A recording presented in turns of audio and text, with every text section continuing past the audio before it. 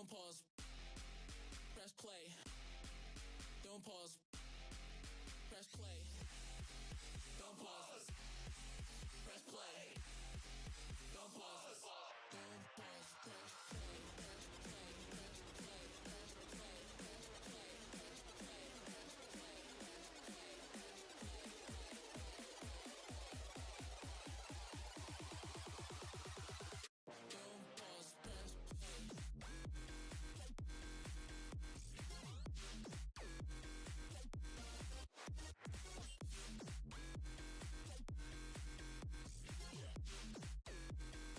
I wanna hear what you got to say.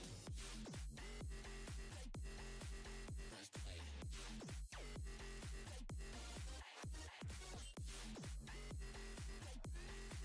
Press play.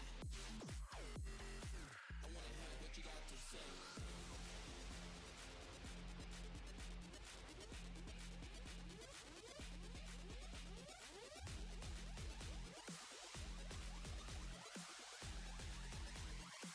Don't pause, press play.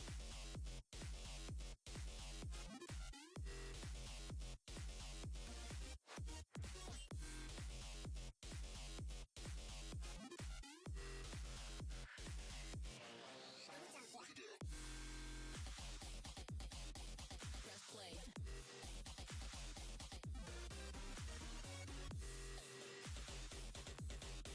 Press play.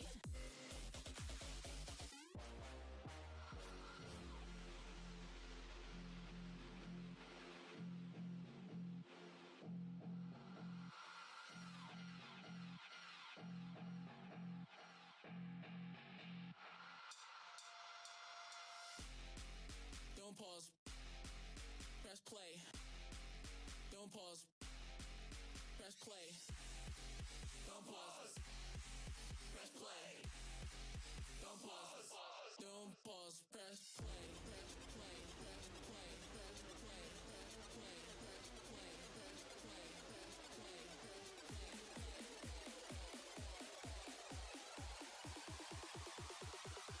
Don't pause. Press play.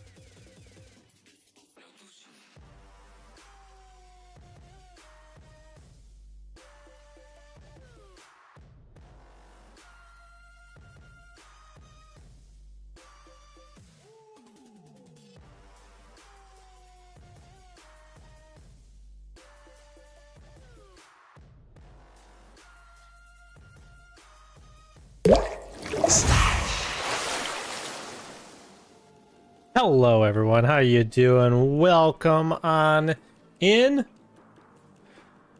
Ghost, thank you for that first. How you doing? How was your weekend?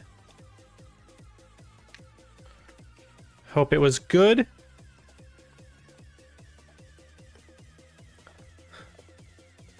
So tonight, we're going to be working on some chat bites. One of the things I want to do is set a configurable repo location.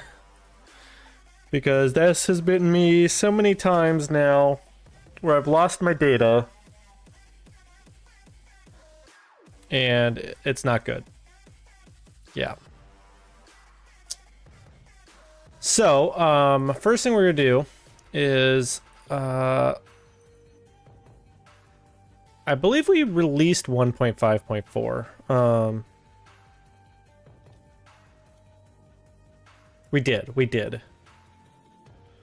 So that means we need to start working on a 1.5.5. Which means changing everything over to 1.5.5.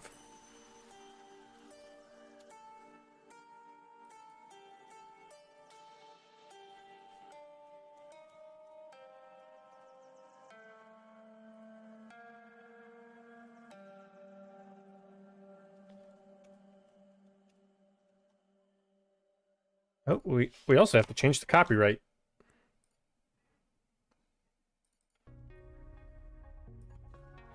Point 5.5.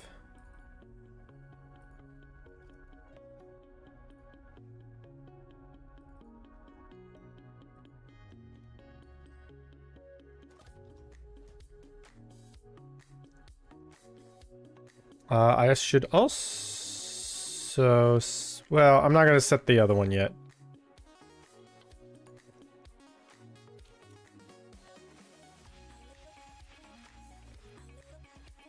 Let's just double check. Yep, so there should only be one reference now. All right. So that means we can start working on a 1.5.5. So let's just close some of the things we don't need right now. We are going to need the config.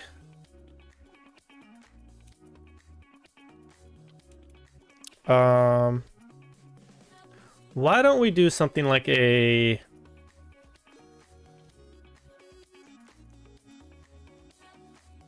What do we want to name this? I guess like repo location.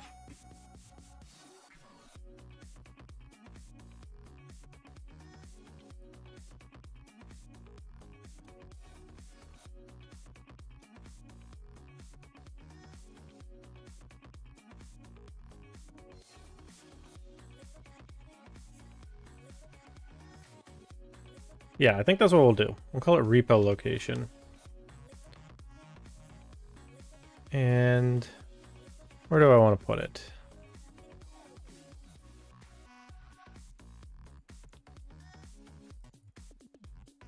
Yeah, actually, you know what? I kind of like the idea of putting it here.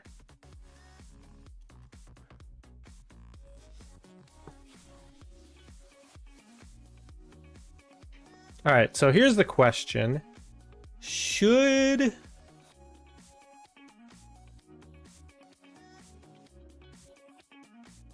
they specify a folder or a file name?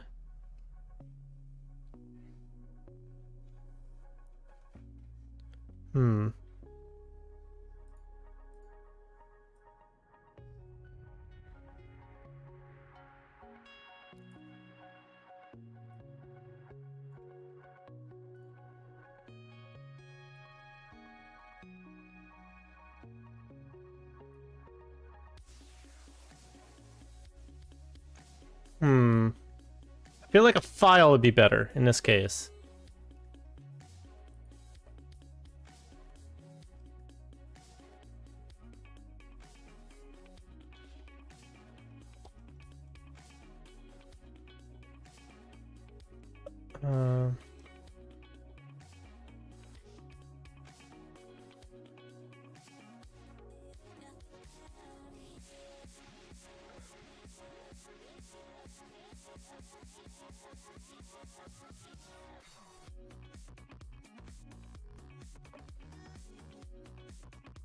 Call it repository file for now.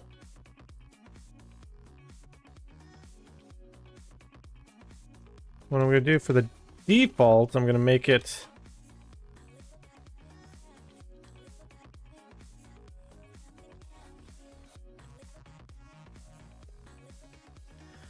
for the default, I'm going to make it like local versus an absolute.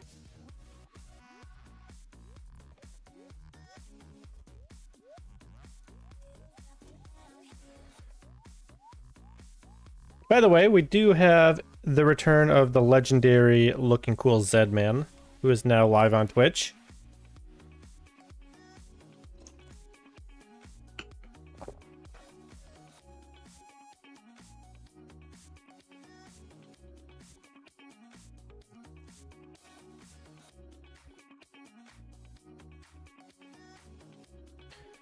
Okay, so now we need to look up the configuration model. Add in our new file.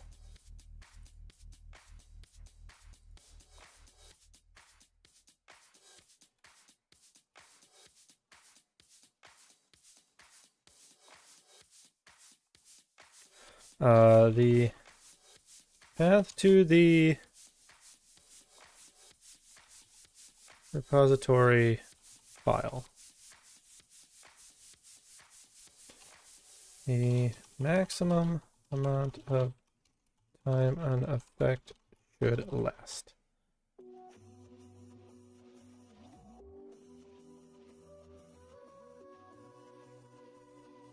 Yeah, I think I've gotten everything there.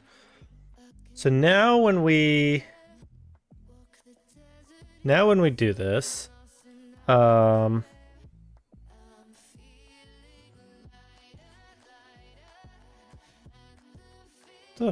fuck?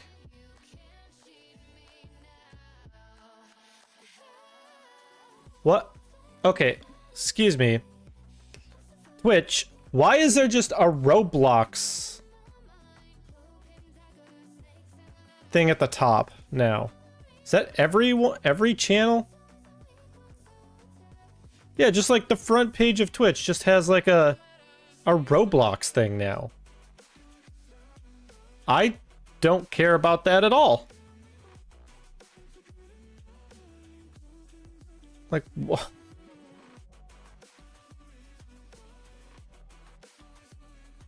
Okay.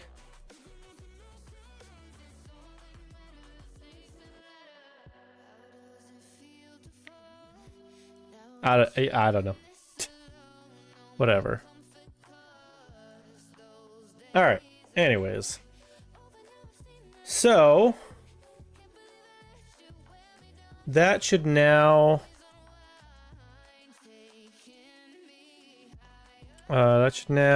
load when we start up.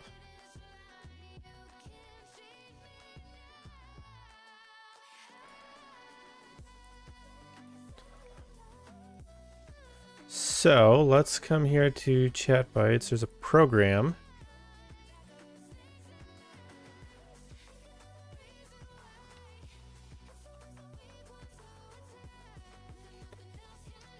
Okay, SQLite repository. So this is where we're having a file name.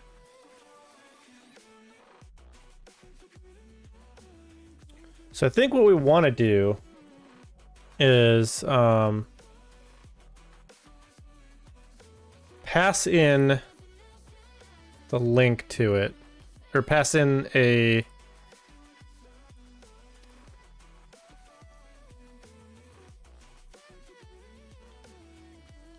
actually wait, do we pass in the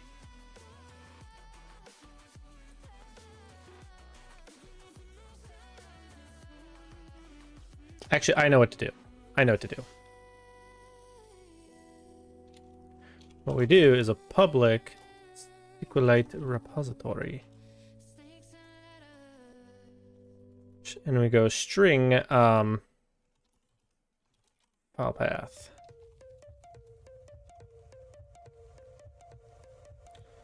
This is no longer going to be a const.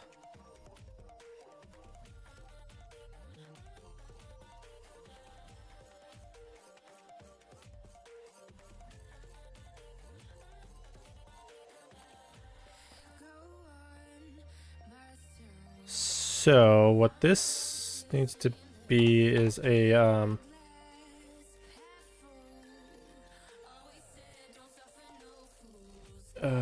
what is it? It's a like a get init or something like that. I forget what it is. It's a new syntax. C# init. Yeah, it's get and then init. Okay. You just don't have this bit at the end.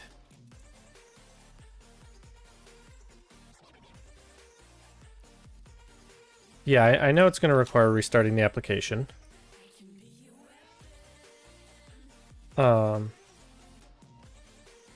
If string that is null or empty, file path equals that. Else, just move that in here.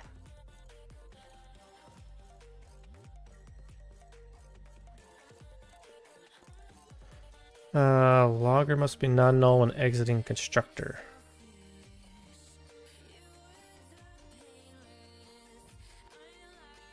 Where do we initialize the logger?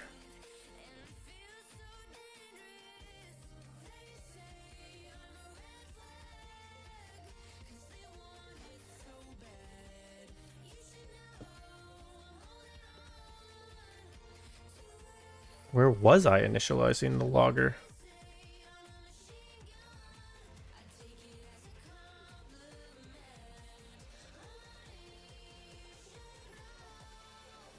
Configuration.repo repository file. So that fixes that.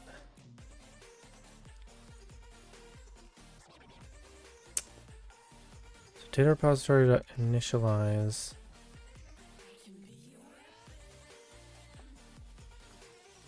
How did it get the logger before?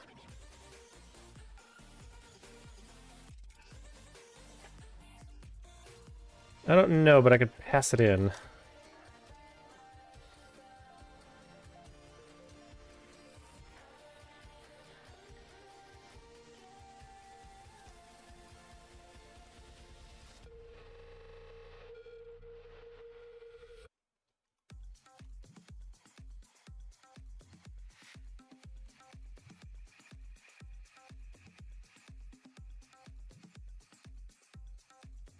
Let's just do this. This will make it easier to understand. Connection I don't care about.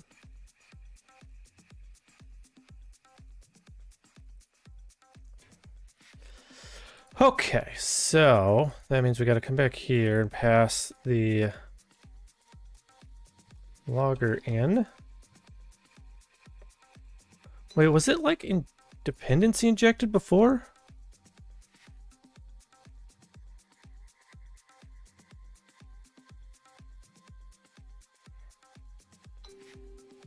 I think it was.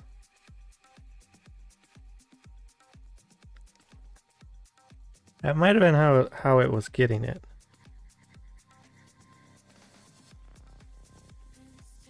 Hold on, let's see if this builds.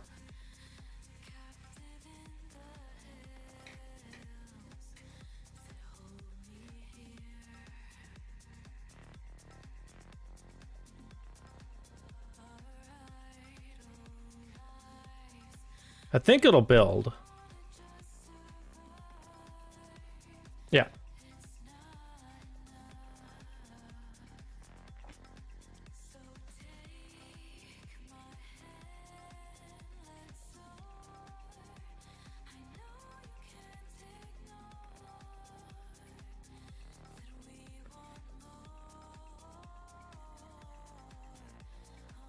Oh, that's how it was getting the logger.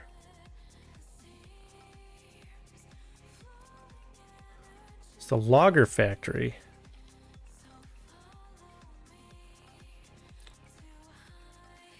I was like, how did this work before? Yeah, it works.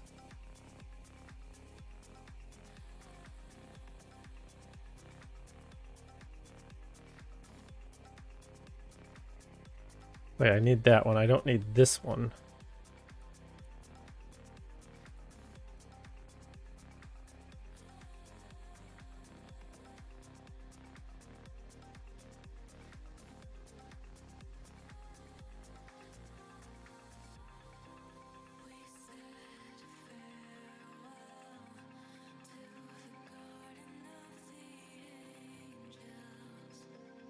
I'm behind on DB upgrades. Not that we're gonna need them.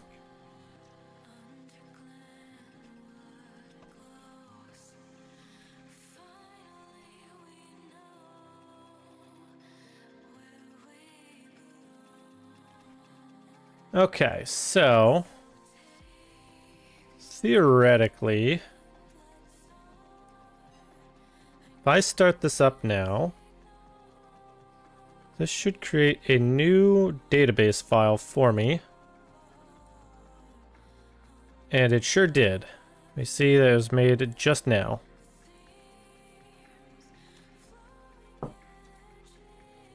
So, what that means is that I can now take the one in my debug folder that actually has data in it. Let's make sure it actually has data. Yeah, it actually has data in it. Even though it's very, very tiny.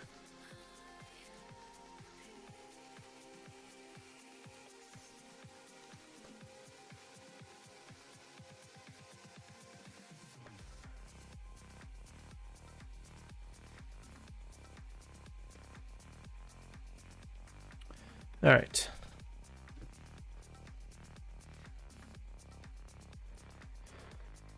So, theoretically, if I come in here and I rename this live to backup, that's fine because we're not actually running that database.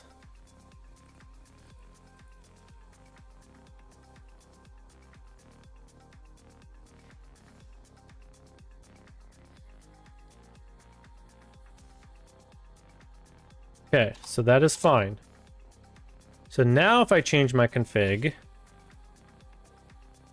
where's the backup? Here's the backup. If I take the default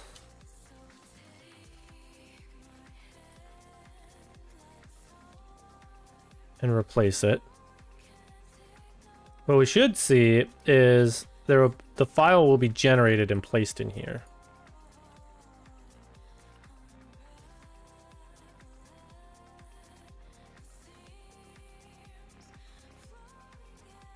Which it is. That is the correct time.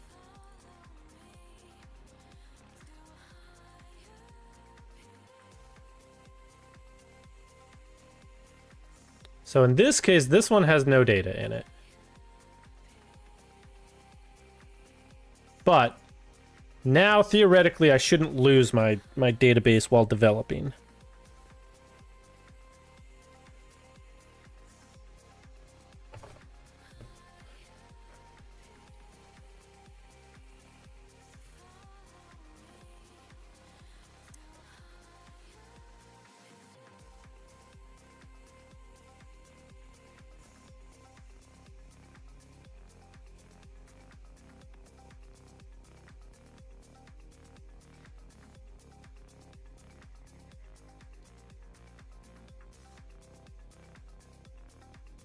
Okay.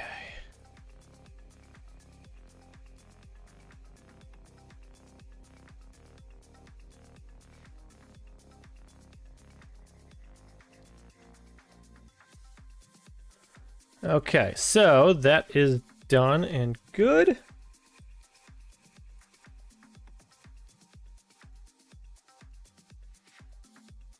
So I think we can mark that off the list because we just kind of tested it and it all seemed to work fine.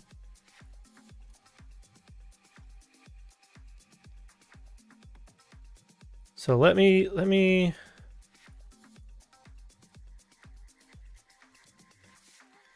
take my config, put it back in here.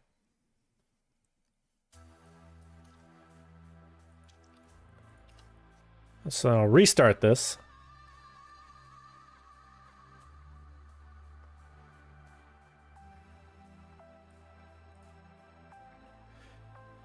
Okay, so now we can go to the changelog. Configurable database file path.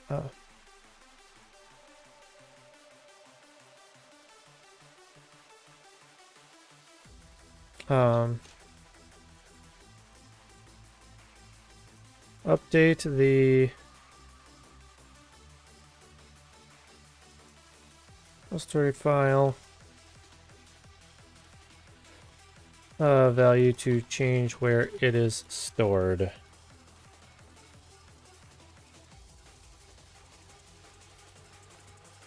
Actually, while we're doing this, I'm just going to update the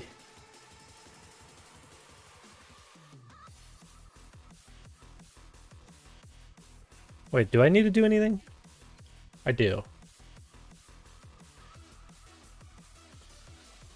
I want to go to the change log and start working on it now.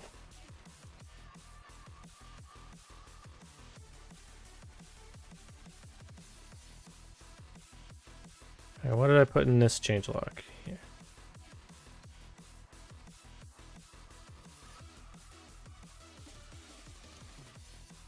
Okay, so that should be done there.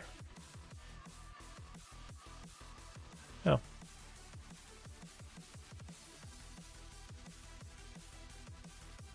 Let's just update everything while we're here.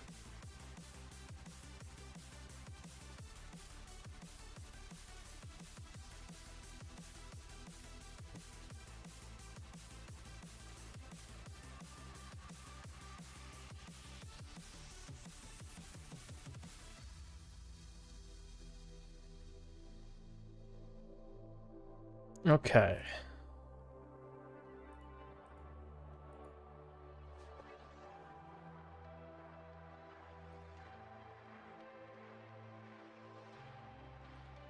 Actually, what I'm going to do is actually save what I have for now. But let me make sure that I have... Okay, I do have a tag for 154.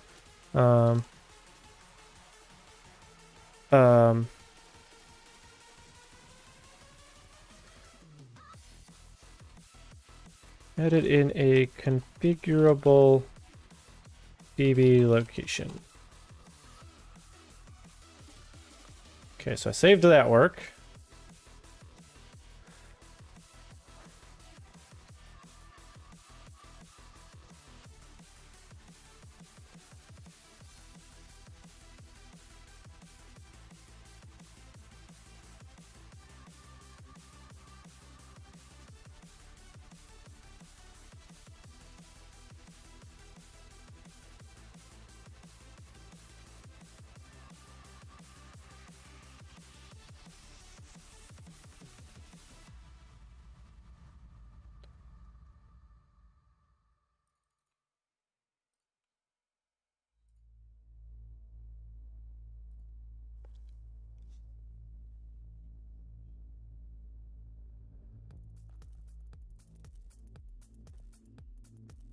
Okay.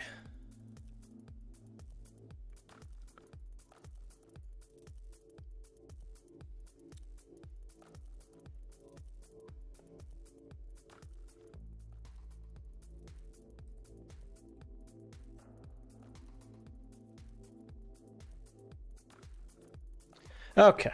Sorry, I had to just do I had to do a thing which you probably can't even see. But I had to do a thing.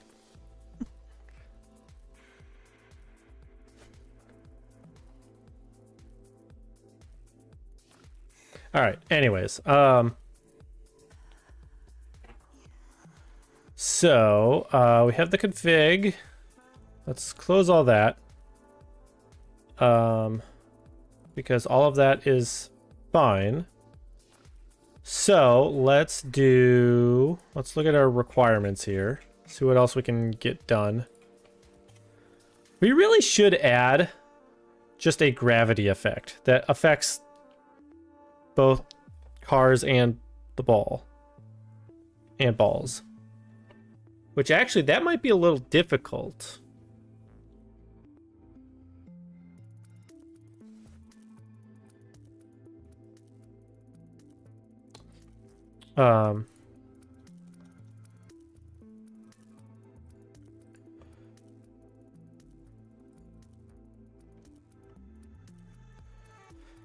But what we actually need to do right now, unfortunately, is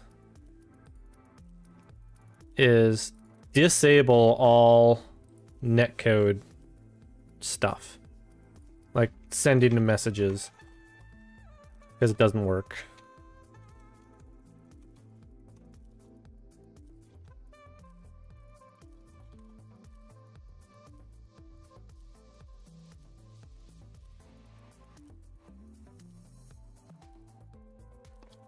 And it just crashes the game, unfortunately.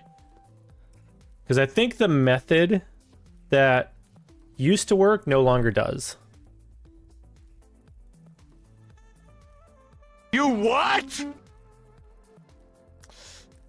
Yeah, I know, Misadventures. It broke. It done broke. But how you doing?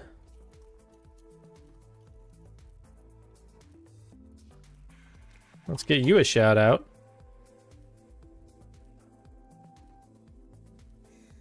How was the rest of your stream last night?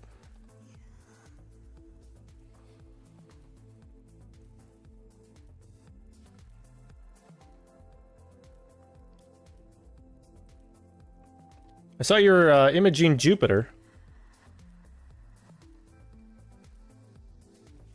How did that go?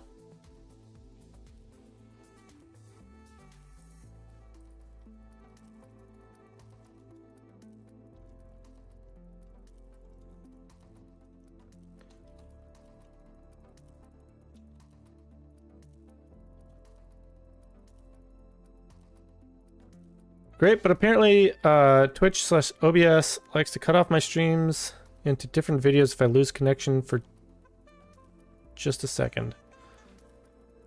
Wait, you lost 60 viewers? What do you mean? Like you had 60 viewers and then it like cut out? Damn, man. That sucks. Like what? I mean, it happens to all of us. I hate to say it. Because, like, you got some followers, oh, nice. Like, there was a time that, the one and only time that Irish John Games rated me, I was on my, like, spare computer because I was doing Unity development, and it crashed my stream.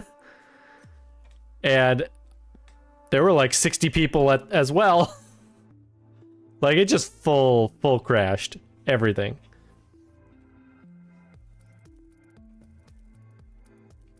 Yeah, that was rough. That was a little rough.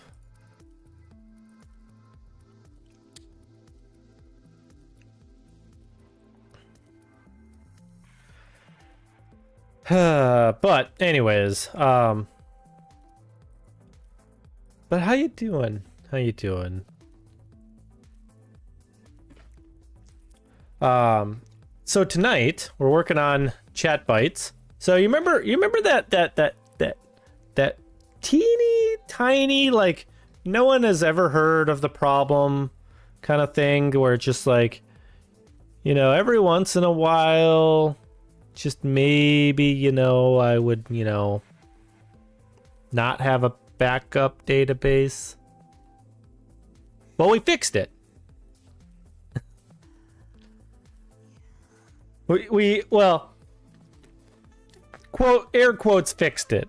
I added in the option to place the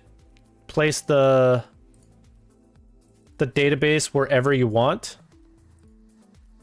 And so what data's in here? Nothing. This is a bad database.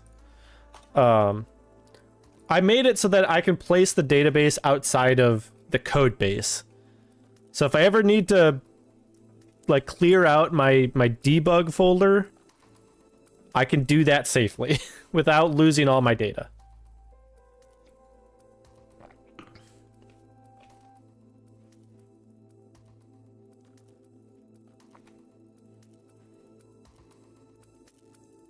Which, now that I think about it, I actually have a better place for where I should put it. I should put it on my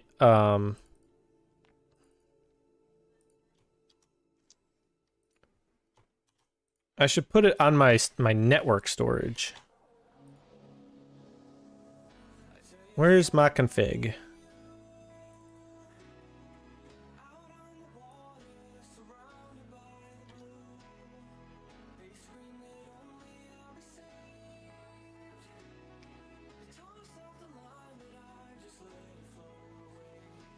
Because, at least now, even if my computer goes down, the storage server won't go down. That's the play. That's the actual play. Mm-hmm. Now we're cooking with gas. Now we're cooking with gas. So, with that being said... Woo! Exactly, woo!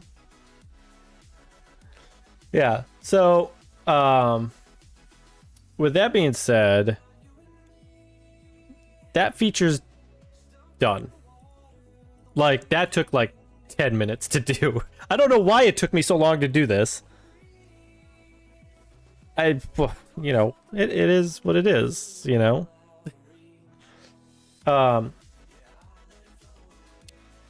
So,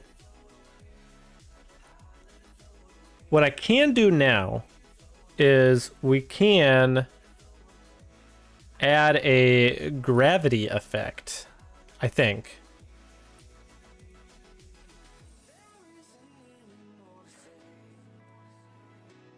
Oh, misadventures, get this. I've come to discover that I need to make a video describing how to convert audio files, because so many people come into my chat, into my Discord for Crossbar Sounds, wondering why it doesn't work when all they did was rename the file.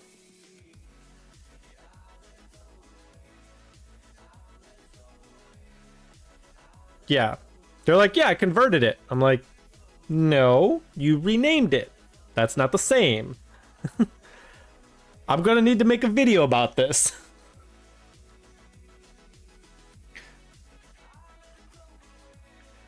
I know, right?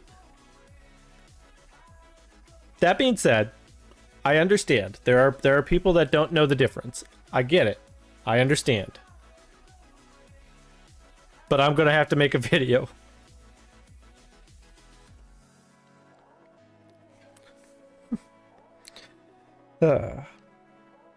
Also, on a side note, I discovered today that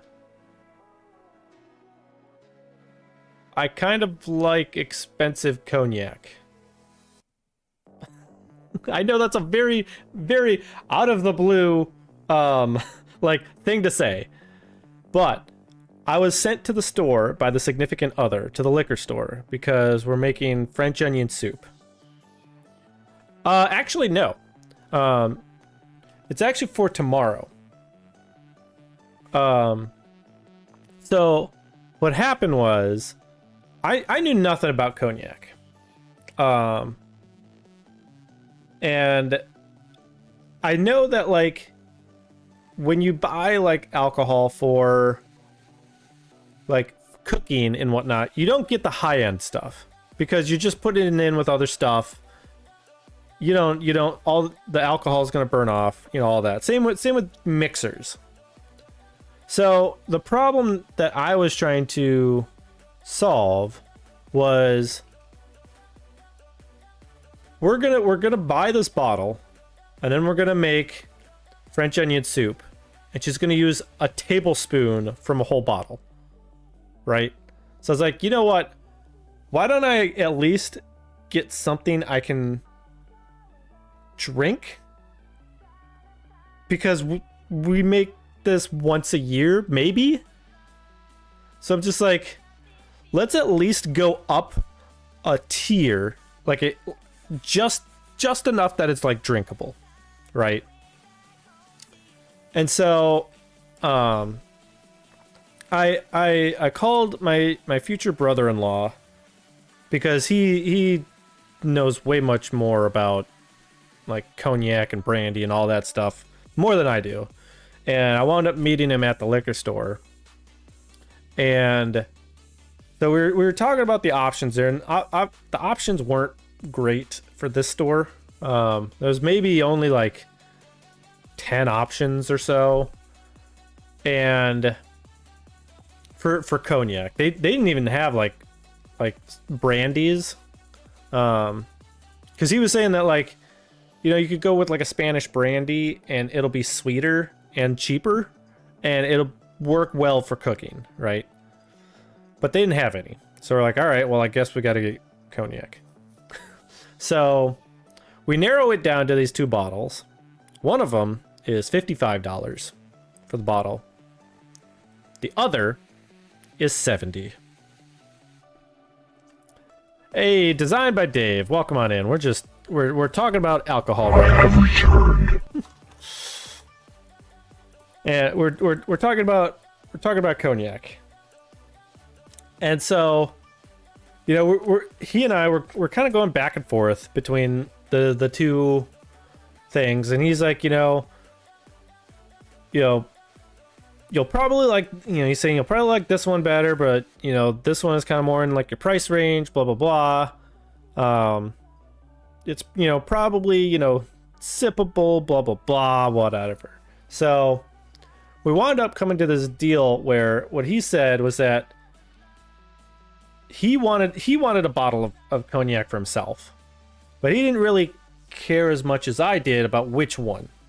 So what he said was that I could take both home with me, try them both, and whichever one I liked best, he would take the other, which is very sweet of him. And it turns out I liked the $70 one more. Of course.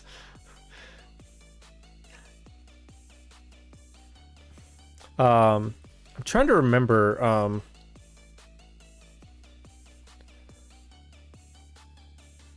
Yeah, so it's this brand called White Cognac or White X Cognac.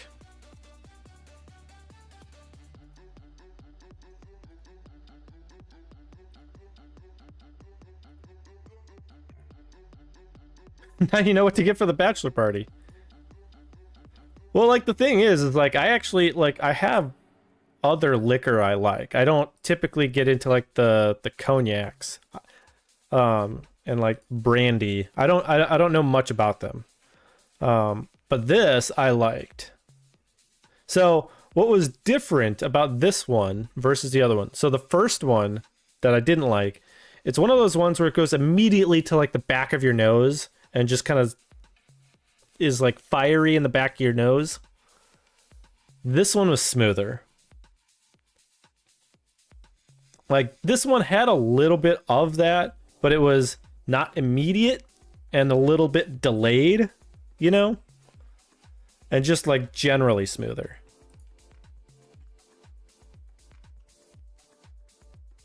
I don't know who the hell this guy is, but I don't like that we're looking at his teeth.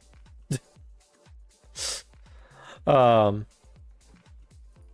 yeah, I wound up liking this.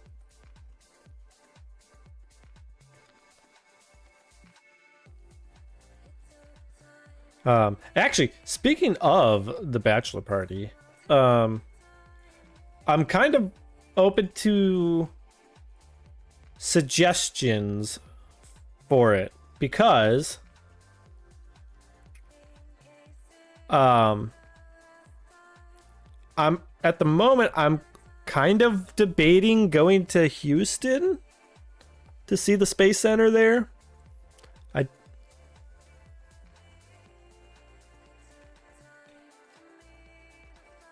But then like also go and like do like Meow Wolf there and you know, a barcade kind of thing.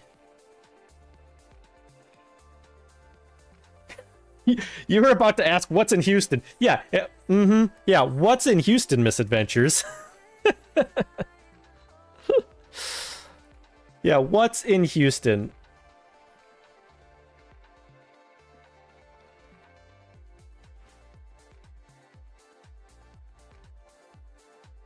You've got a small office there? Okay.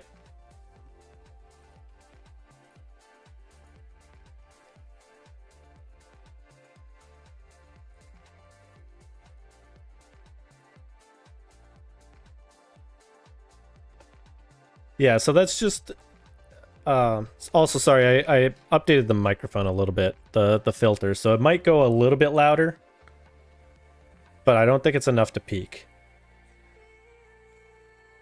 Just so our former astronaut can be close, from what I understand. Interesting. Okay. Yeah. So, like, what I was thinking was, like, doing, like, one of the, like, VIP tours for Houston.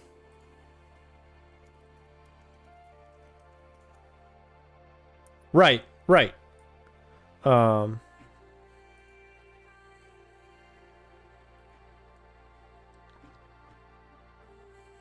Because, like, they have, like, these, like, upgraded visits where you can get, like, VIP tours.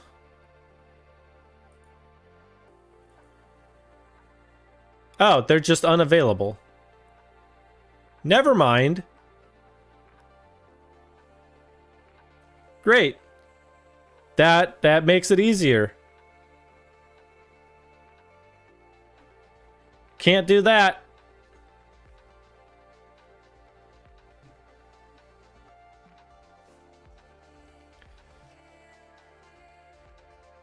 I mean, like, they're like $200 for the VIP tickets. And I figure it's like, that's kind of like a once in a lifetime thing, you know? But you can't do it anyways.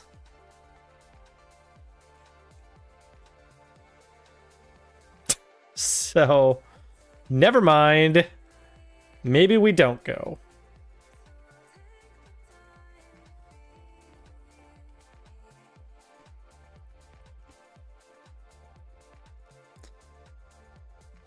I feel like that may have made my,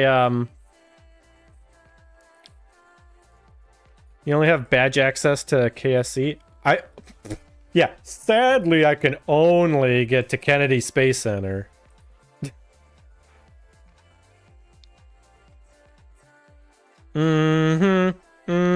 Misadventures.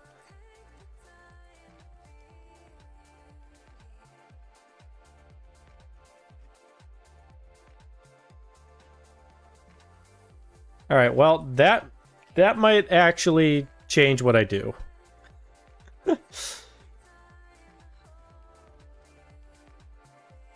Because that's I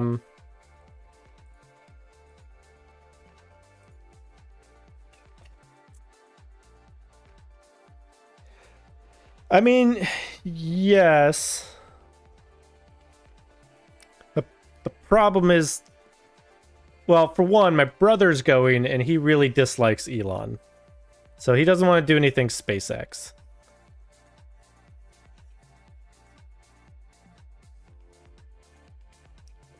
And you got Big Bend in Texas for astrophotography. Yeah, but see, like, the problem... Listen, you can hope for a Rudd. I mean, that's true. That is true. Oh,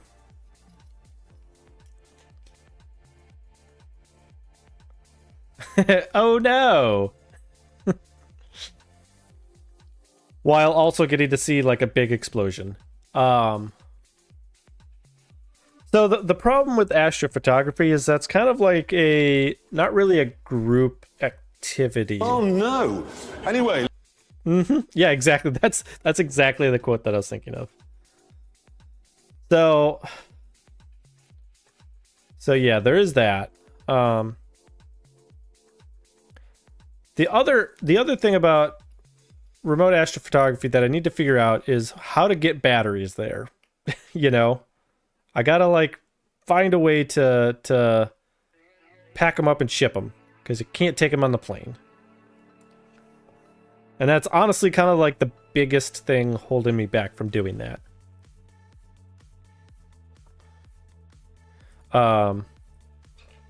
Otherwise, I gotta drive, and I'm not driving from here to Texas.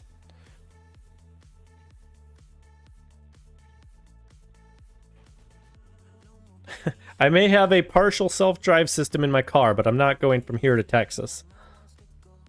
That is way too far.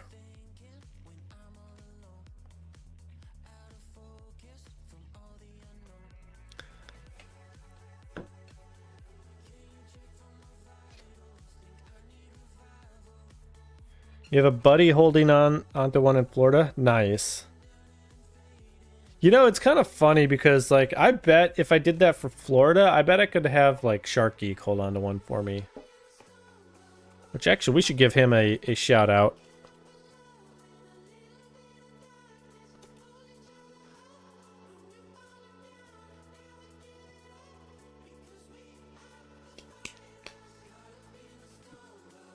Yeah, because I'm pretty sure that he would do that if I asked.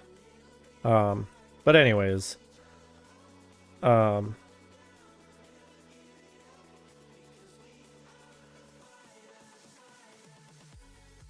was I going to say?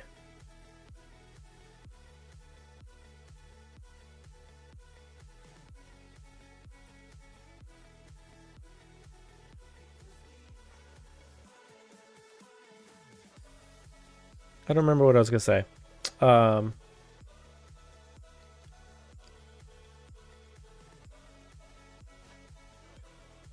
Well, I can't do netcode effects at all because it doesn't work.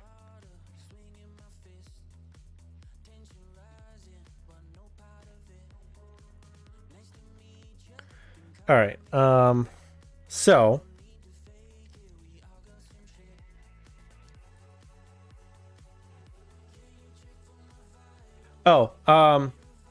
yeah, how was everyone's Valentine's Day? Like, I know you were streaming.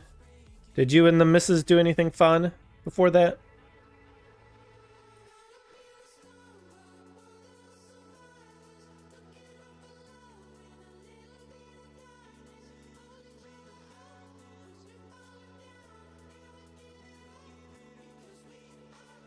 That's gonna have to go into future. Or like can't do.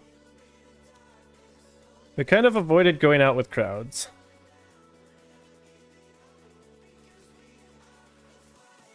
Wait, I have streamed together.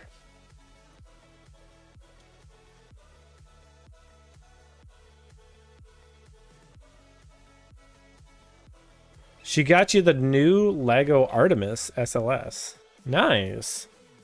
How many pieces is that?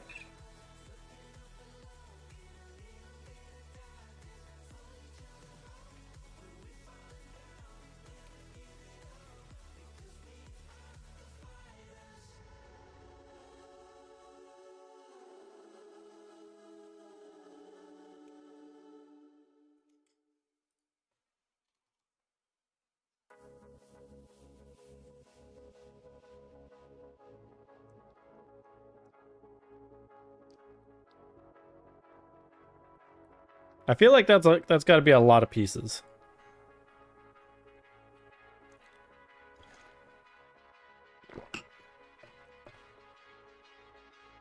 I feel like that's a lot. You have the big version too? Nice.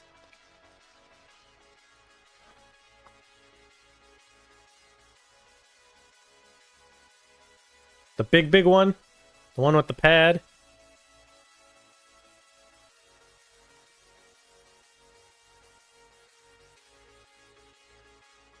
Nice. Oh, and it comes with like a little like SLS too? Or a little like Orion?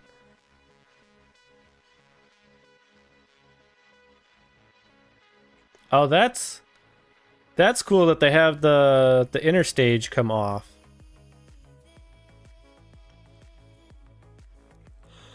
As well as like the SRBs.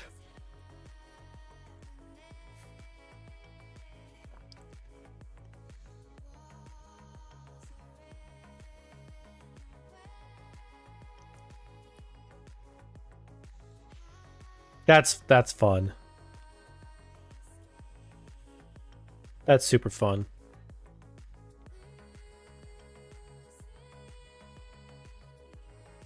Wait, hold on. That you said 635 pieces? You absolute liar. 3,601. Oh, he says no the other one. There's another one? Is it this one? Must be this one. Okay.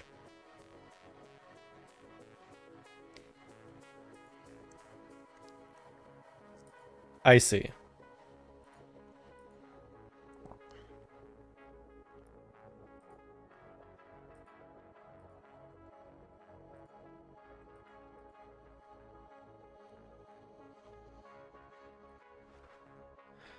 You were maybe gonna build that one last night on stream, but oh, it's kind of cool how it like lifts off and whatnot.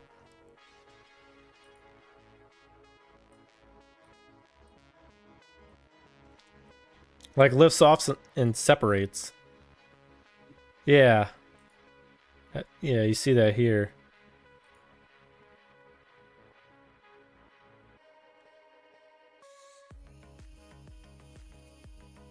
That's pretty cool.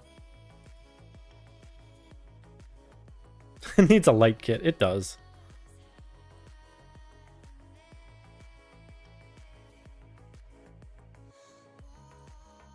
Very nice. I mean, it's cool either way.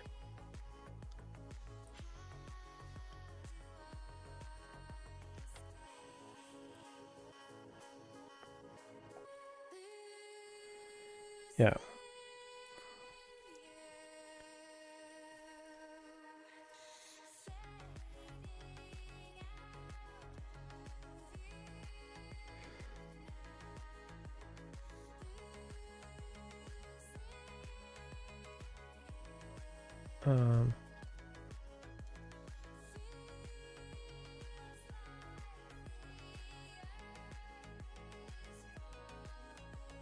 It'd be a ball scale. Wait, did I not do ball scale? Effect?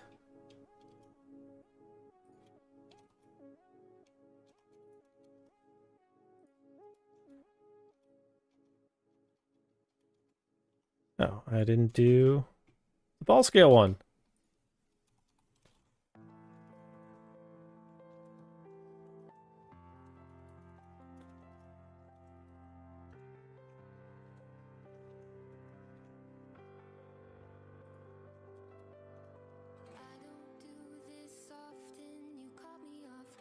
Adding ball scale effect.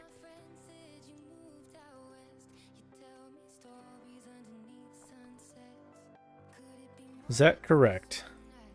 Let's make sure it's actually correct though. Close the netcode stuff because that's not gonna matter.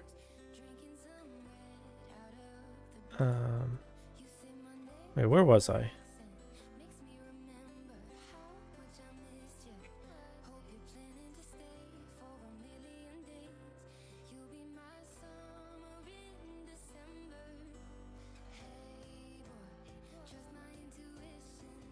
Yeah, I did add ball scale.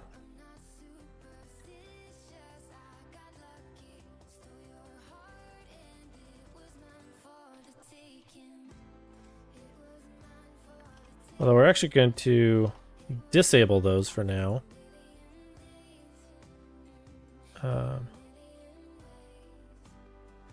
Oh, the Edge 8.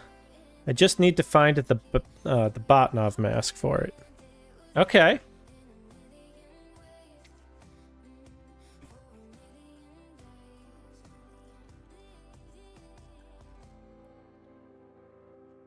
Where's my settings screen?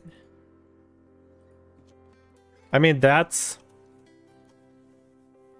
fun. Like, you know, you've had like everything except for like that.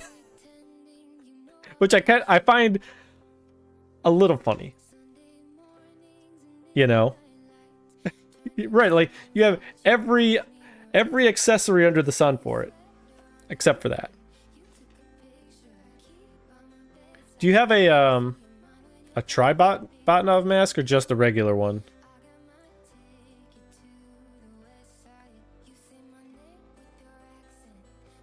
Oh, it is a try. Okay.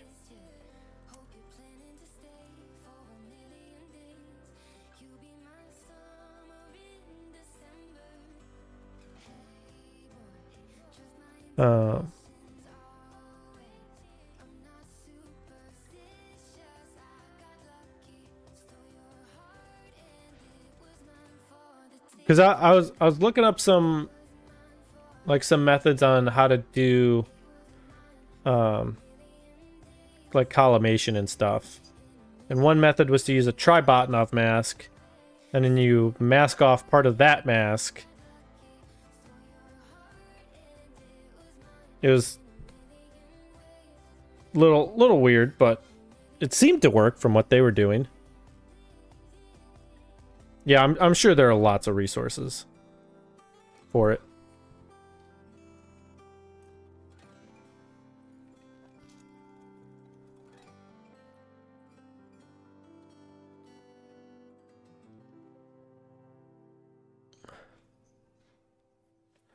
Buddy sent you a link on how to collimate during the day.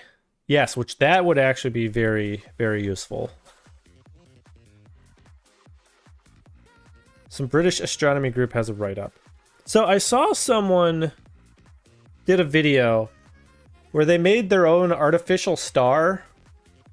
Where they essentially took like a flashlight, put some like tinfoil in front of it and poked a hole in it to make like a pinpoint star point.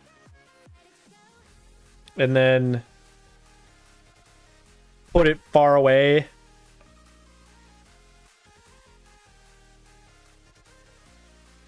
I think that's what they did. I don't remember.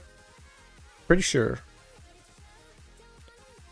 And then, like, with collimation, they were doing, like, a method where they defocus.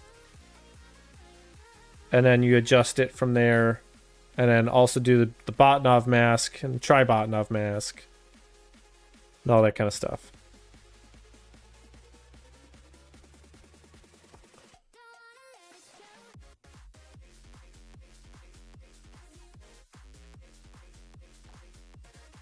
But yeah, being able to do it during the day would be a huge help. Especially like if I know like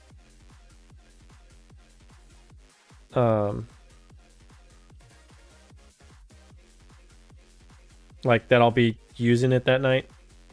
You have an artificial star with fiber optics. But for me I cannot get it far enough, get it away enough in my yard.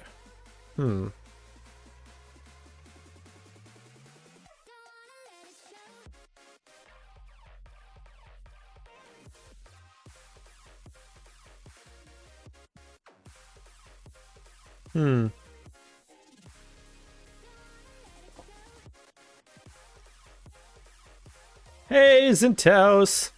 Welcome on in. What's going on? Date seems to be in the past, Gloppy.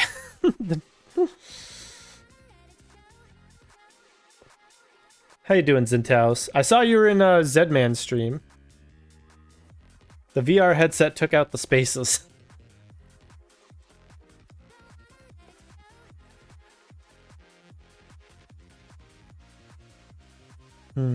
Oh no. My fiance is cooking and I can smell it up here.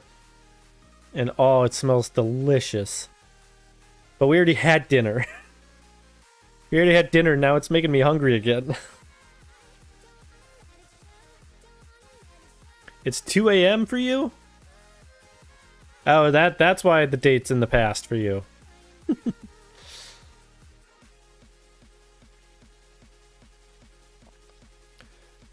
But what's new with you, Zinthouse?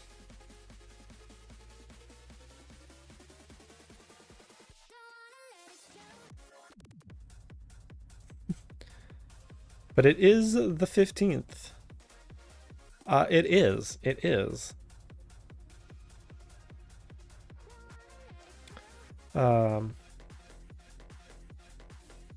Where's the ball scale effect that I had? There it is.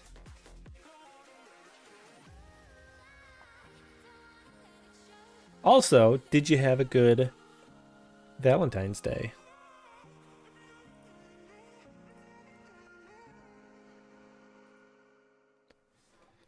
Other than you had to say goodbye to Sanji. Oh no, I'm sorry.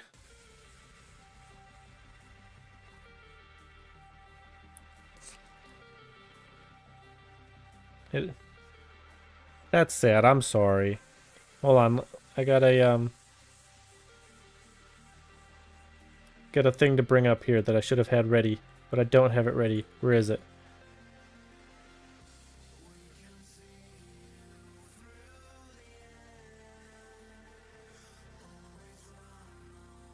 There we go. Little heart nebula for you. But he had a good life. I'm sure he did. I'm sure he did.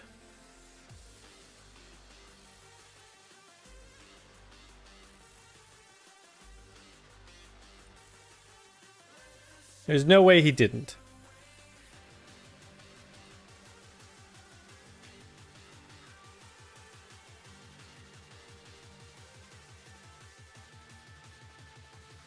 But yeah, little heart for Sanji, and you, and everyone.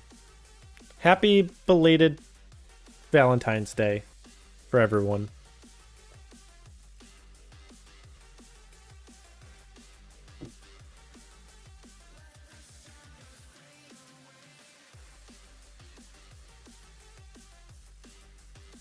You know, for a mini telescope, the detail's pretty good.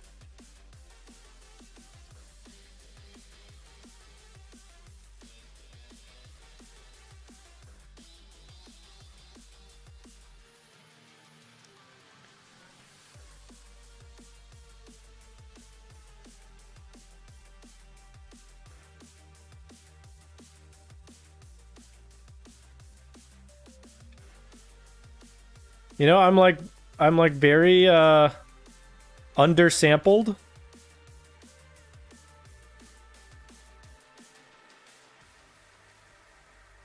But when you drizzle enough, it looks good. And you spend enough time on it. This is 17 hours, by the way.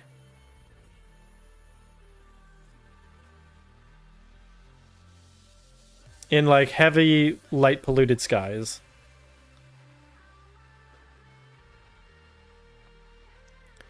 I really want to get this out to a out to like a dark sky, because like even here I can start to see like there's, you know, dark dust and stuff here that like if I spend enough time on this, like it would look really good.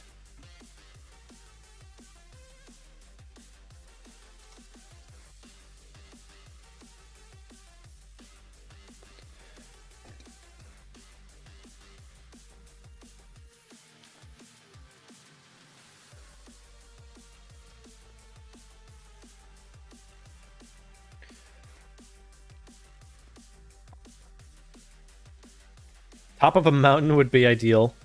I mean, yes. Yes. To get above that inversion layer. But yeah. That would be really cool.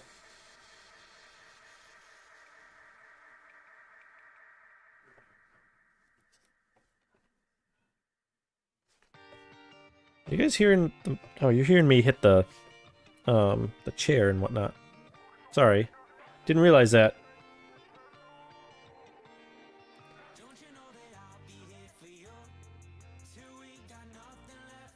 Wait, what are you hearing? There's like little things going in every once in a while.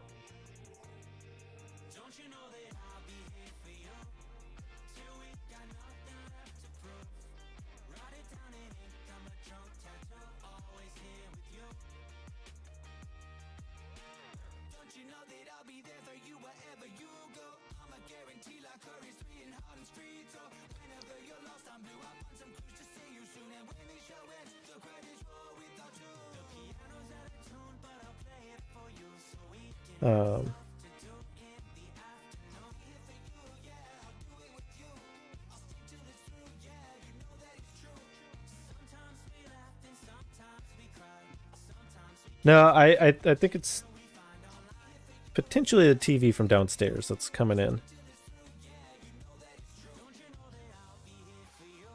I think it's just echoing up here. And because I like upped the microphone volume a little bit, I think it's just being even more sensitive. All right. So the thing that I was looking at next is a gravity effect. So we have a gravity effect for cars and a gravity effect for balls, but maybe just a regular gravity effect that does everything.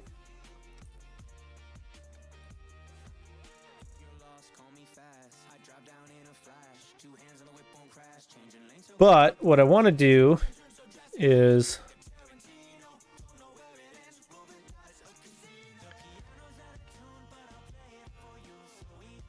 figure out how I'd want to do it. Wait, no, I want to look at ball gravity effect.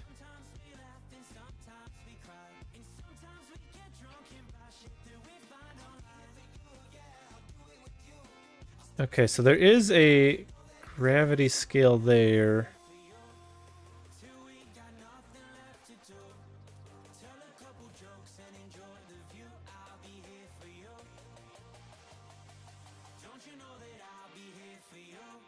So what's kind of weird here is there's a ball gravity scale, but there's not a car gravity scale.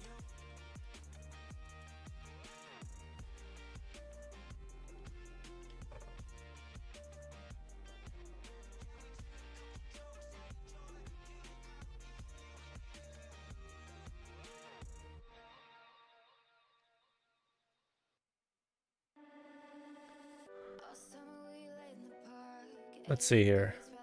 So let's think about this.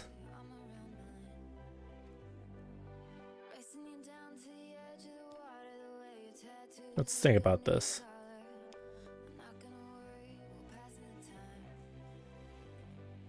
I want to say that the ball gravity is like the same. I think.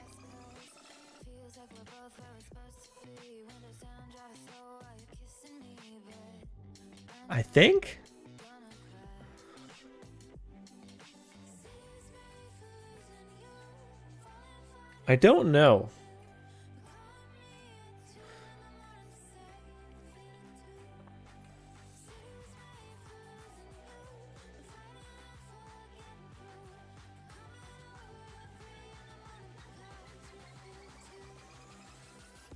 So I'm trying to think of like, how would we do like a gravity effect if we have to do both cars and balls?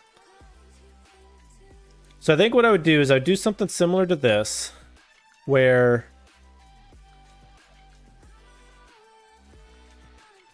I would need to... So the way it works right now is... Actually, maybe this might be different.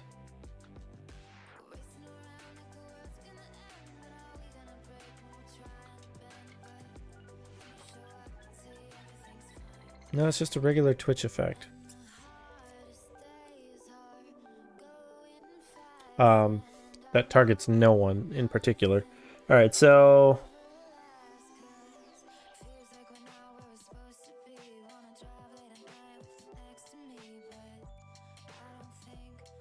this is weird. So the way it works is the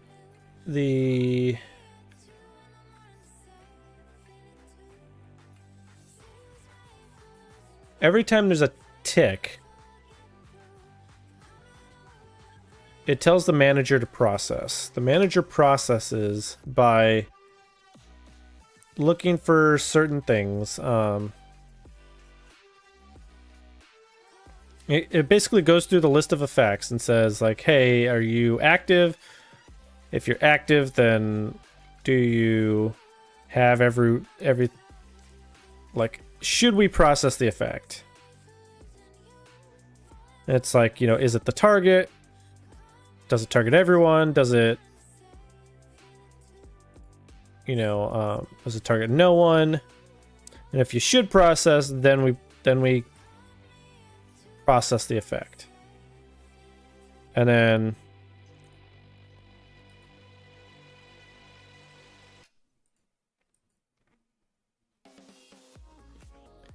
if the queue is enabled, we stop processing on this tick, because we only do one at a time.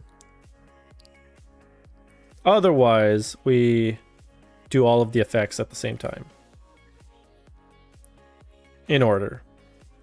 And then any finished effects, we remove them from the queue.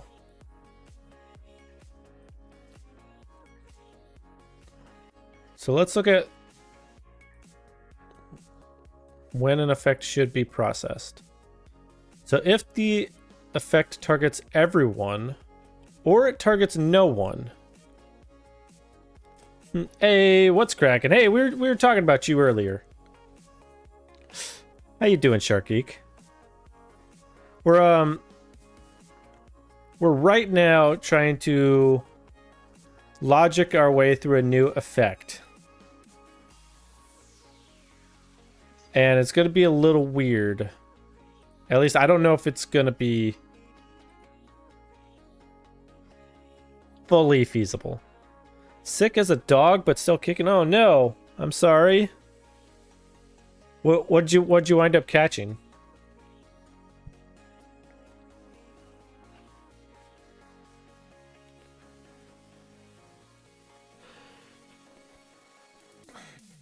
I'm doing pretty well.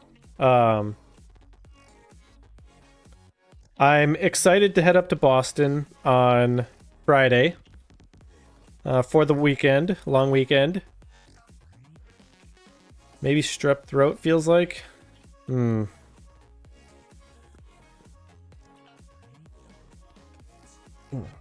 Excuse me.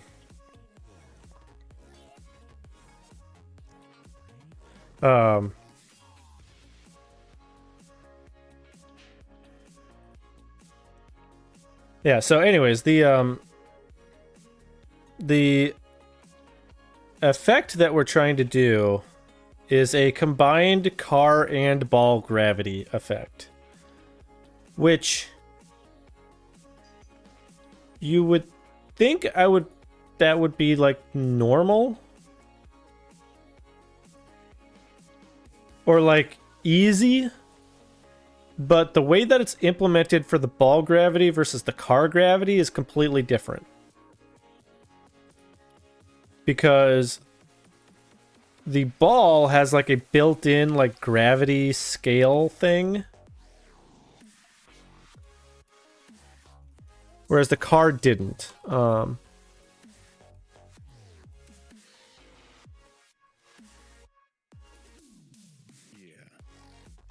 You thought you were going to get off easy and only have to change one number, huh?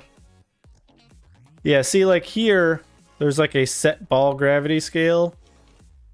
But there's also a get gravity Z. Which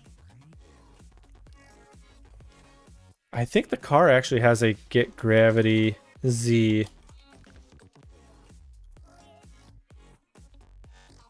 There is. There is one. Actually, I think we can do this. Wait, dang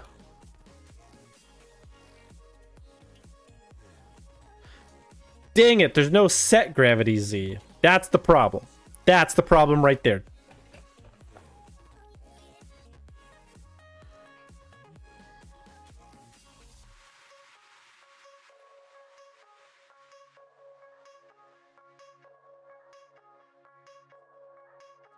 That's the problem. That being said,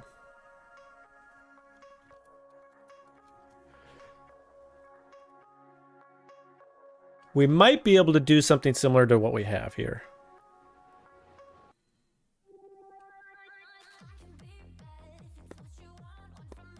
Where we add velocity.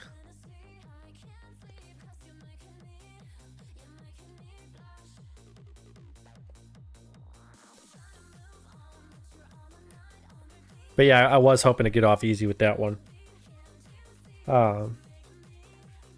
But how was your Valentine's Day? I hope you had a good one. Little heart nebula action for everyone that comes in.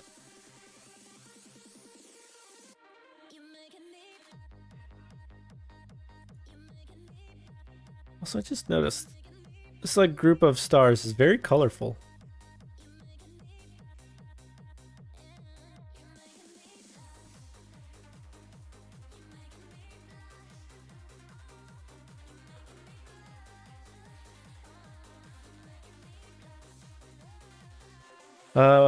Okay.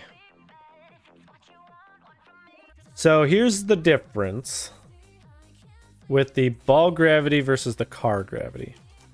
So the ball gravity, I only have to set it once. And it applies every time.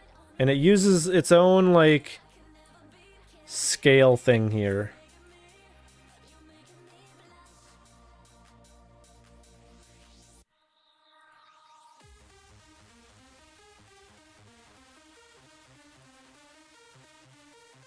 Actually, you know what I could do, though?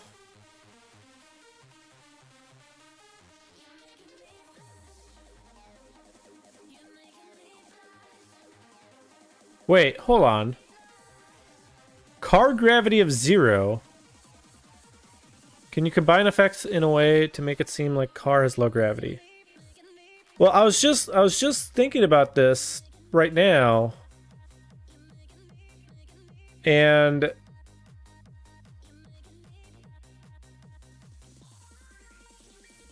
the car gravity,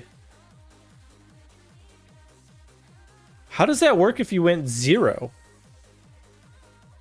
I don't see how that works because this is adding velocity.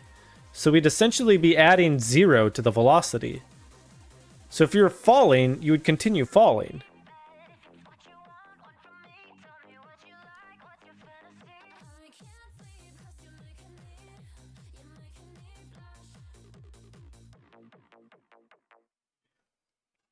I don't know how this would work. You know? Like, this shouldn't actually, like, work. You know?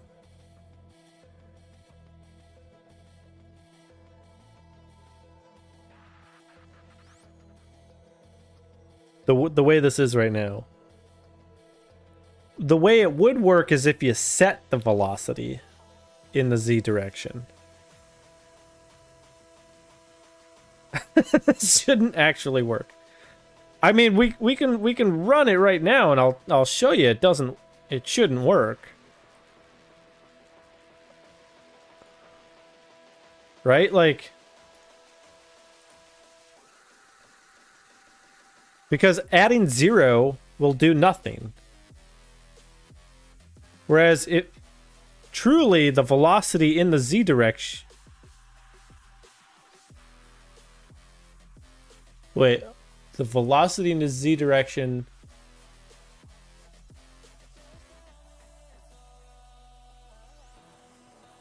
should really not change, is really what it needs to do.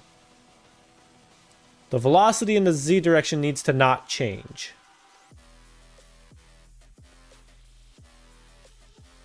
So if you're rising and it goes to and gravity is applied, then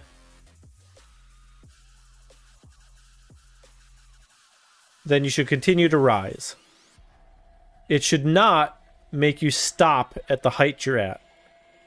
That is not what that's not what should happen.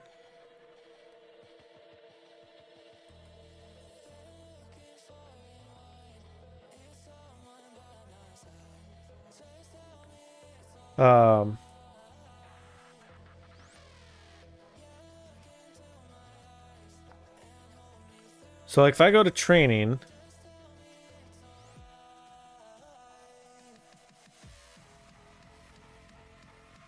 okay, I'm in borderless. Okay.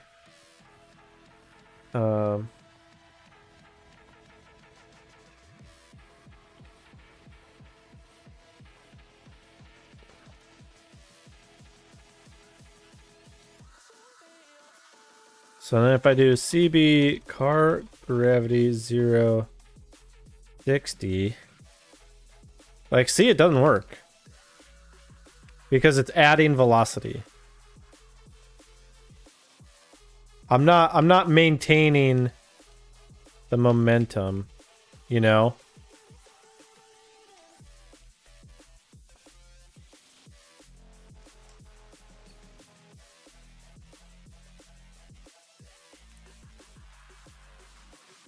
What I think I need to do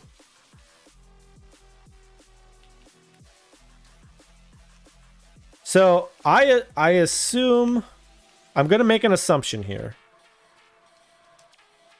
and say that car gravity is probably the same as ball gravity. And if that is true, then what I can do is I can modify the gravity in such a way, or not the gravity, the acceleration. Hold on, let me go back to the code here.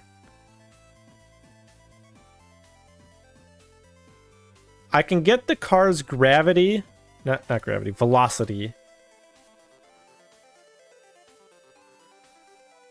The gravity in Z.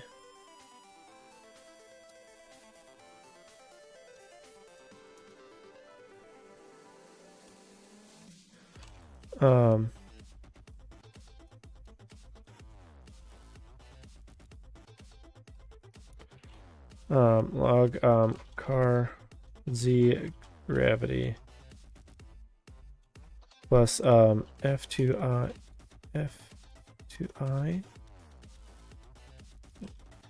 Oh no, it was 2 string.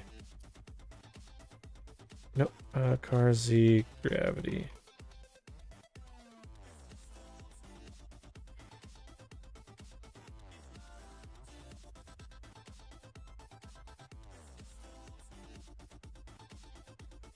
Let's just see if this matters, because I can set velocity.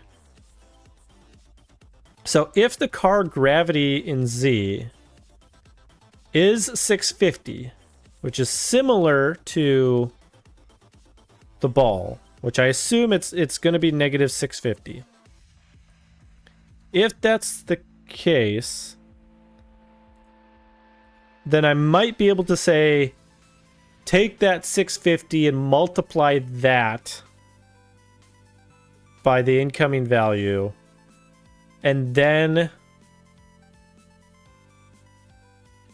add the Z velocity to the car. You know what I'm saying?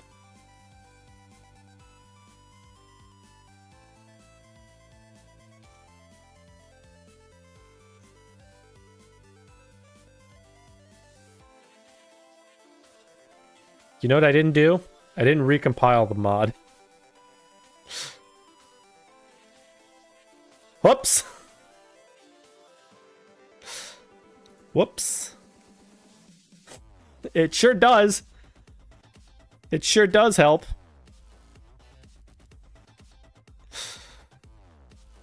Boy, I'm great at this, aren't I? See, look at that compilation. Look at that compilation go. That would have been finished already, saying you're done.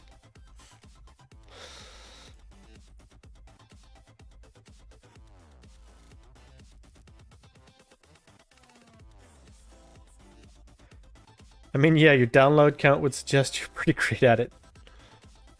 Mm-hmm. Mm-hmm.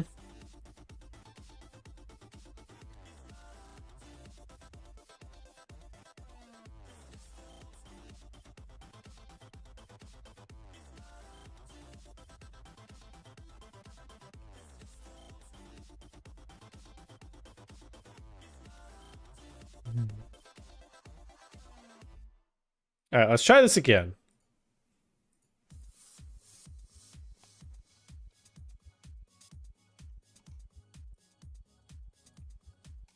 All right. Okay, so the car gravity is the same as the ball gravity. My assumption there was correct.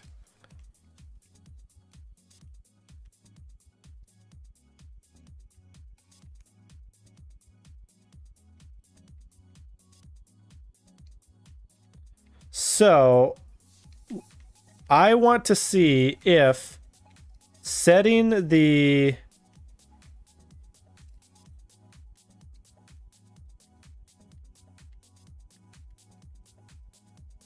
If setting the velocity... Do I want to set velocity or add velocity? I think I want to set velocity.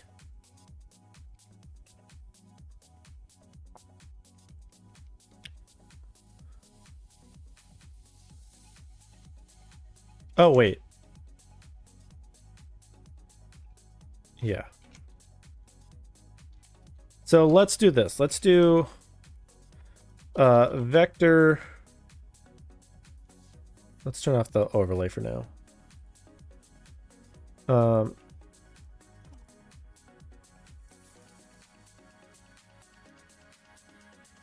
We're going to get the velocity. So we know the gravity in Z.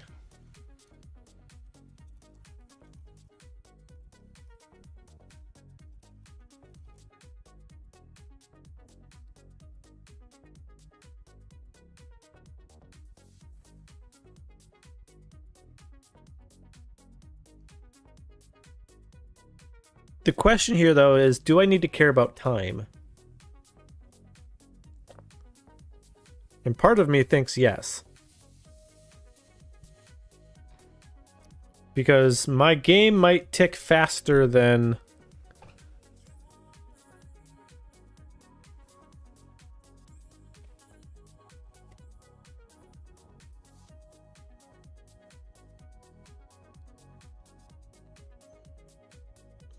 might tick faster than other people that connect.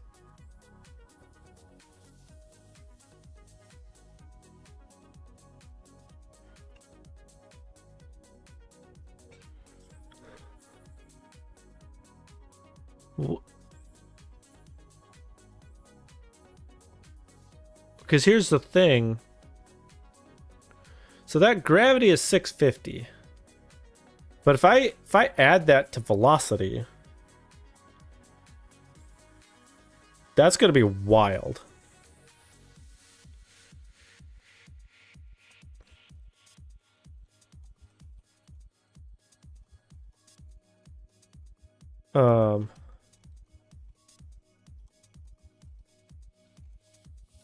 Velocity.z.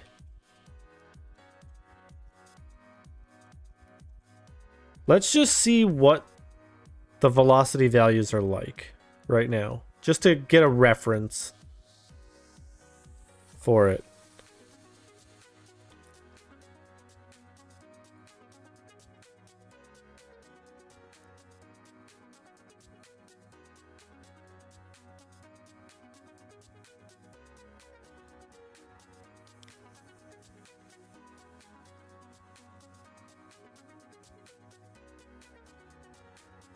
I don't know why it does this. Like, sometimes it crashes on startup, sometimes it doesn't.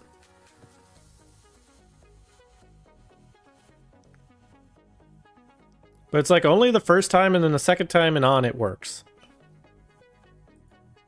It's like only after like a new build.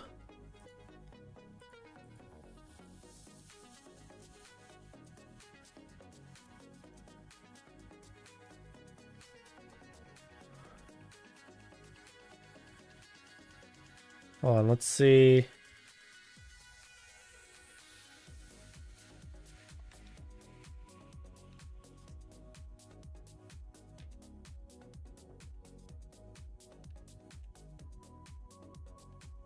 I mean, maybe.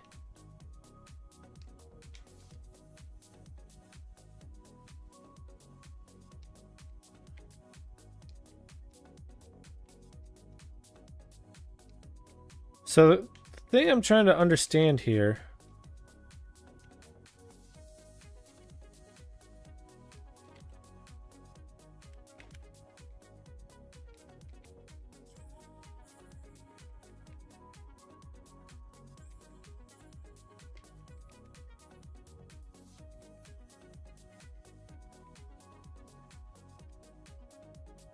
The thing I'm trying to understand here is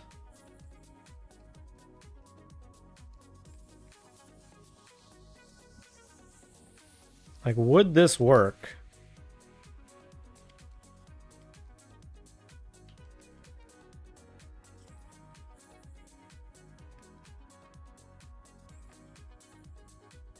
I'm not sure that it does. I don't. So the thing is, like, I could do like a gravity thing where like I'm adding velocity, like how it works now, but it's not true gravity, right?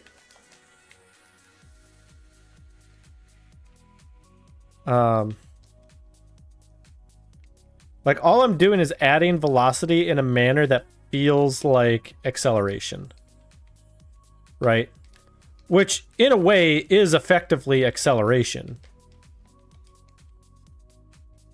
Like it's the that's how I get my my sharks swimming to work, by adding velocity to them. Technically, yes, this is Unreal Engine.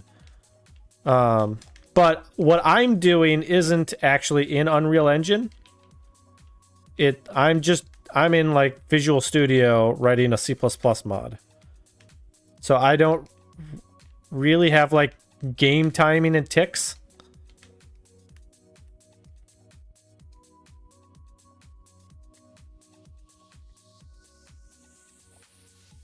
Yes. Yes.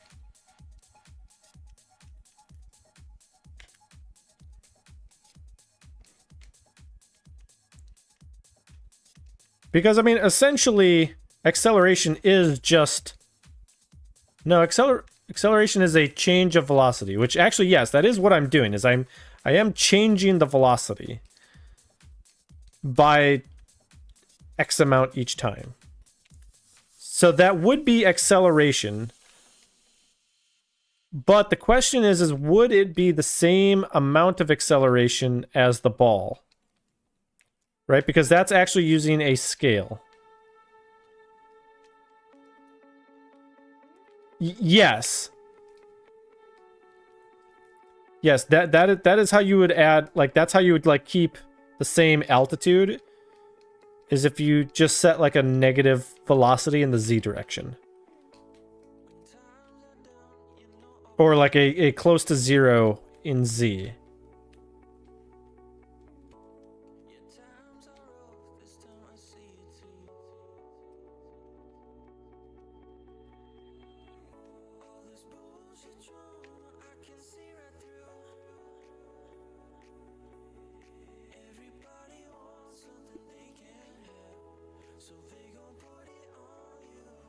So the thing for me to try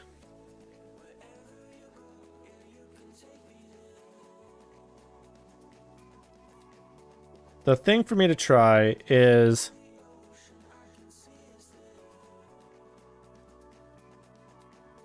actually I have an idea.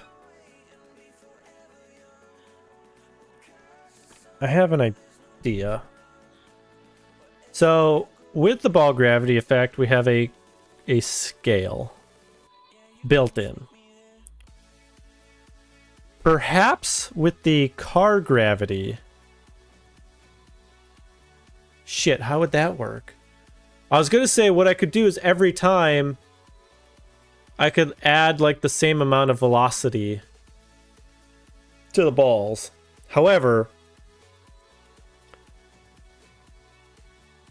this processes during a when a player does input, not when the server ticks. If that makes sense. So I don't know how to keep track of players versus the ball. Like I'd have to like create like a queue of players, and each time it goes through the queue, know that I've come back to the next player.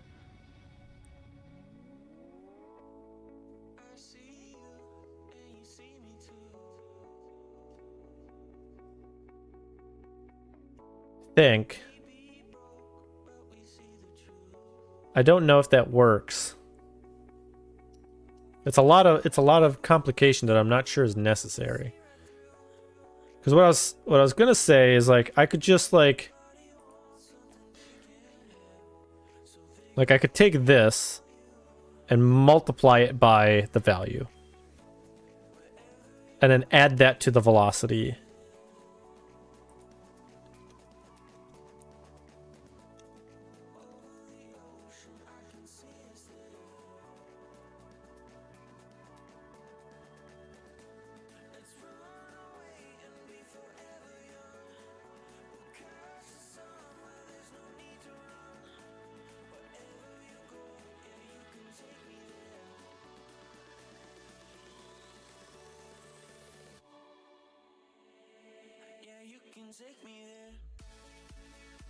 Well, So here's what I'm trying to figure out.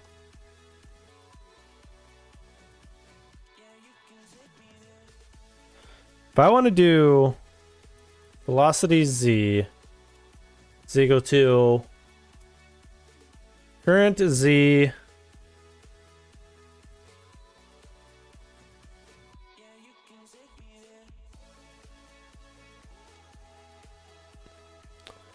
Yeah, but see, I don't have blueprints here, Shark Geek.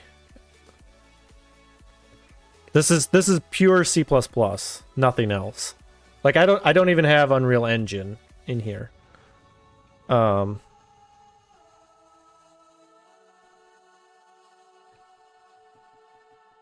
I'm purely just doing a library. So if I want velocity z to be the current z minus 650. In other words, hell if I know. So theoretically, a normal tick would be this, right? It'd be the velocity, the current z minus 650.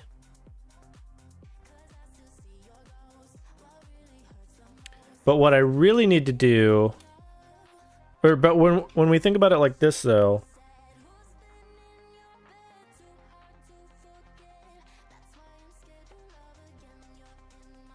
wait.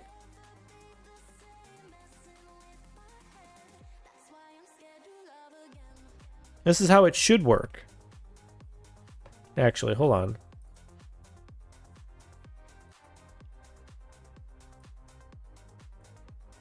It's already how it should work. No, it's not. No, it's not. And here's why. I think. This should be the car gravity value.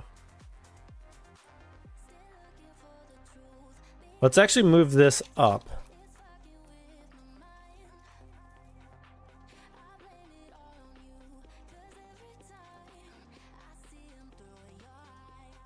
You know what? Let's just make this 650. Because that's what it is all the time.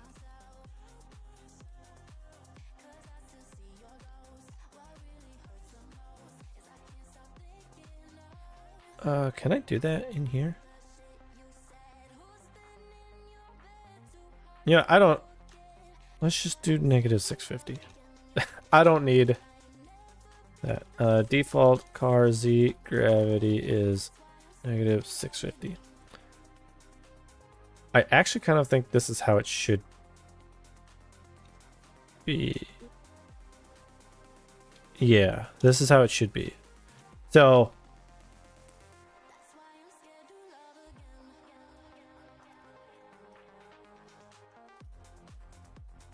it should be this.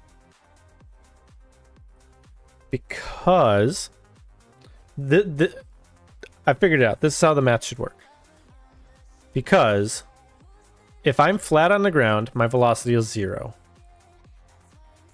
Right? So this would essentially be 0 times, and let's say we did 1x multiplier normal gameplay. It'd be that minus 650 times the multiplier.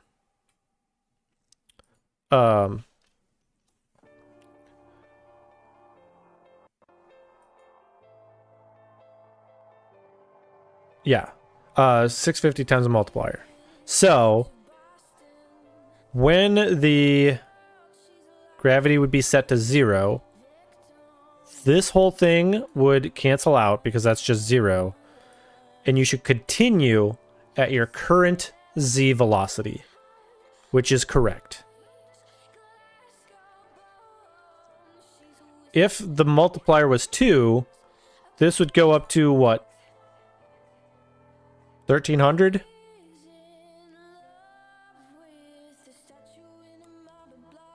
I believe. I think I figured it out. I think this is what it should be.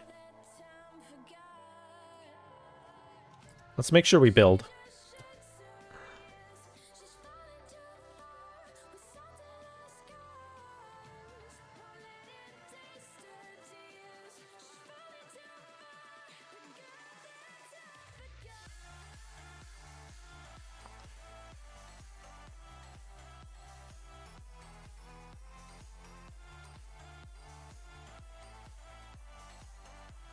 Now, the only thing is making sure that it works with 1.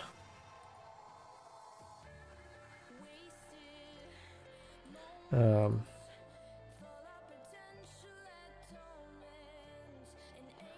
if I do 0...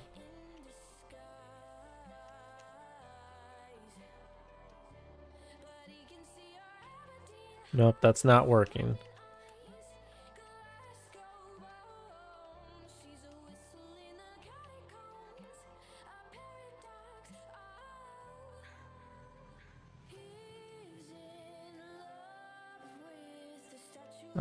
Okay, so that did not work.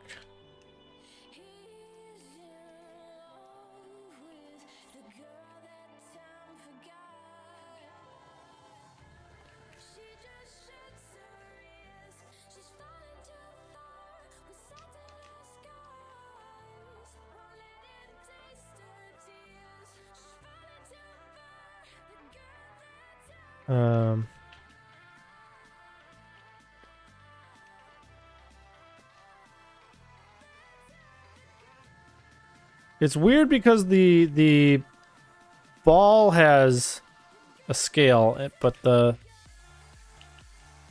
car does not. So if I change this and I do like a 5, well, hey Juicebox, welcome on in. We're we've messed up Rocket League.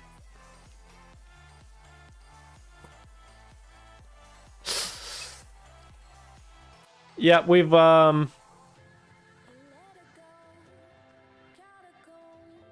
yep.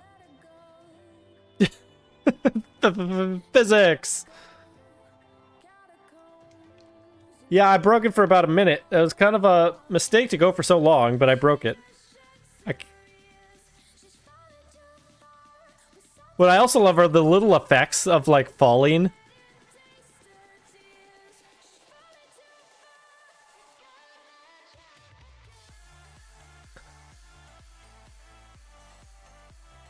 Yeah, Turns out the gravity on the cars is much different than the ball. So ultimately, I'm gonna have to like... I don't know what I do.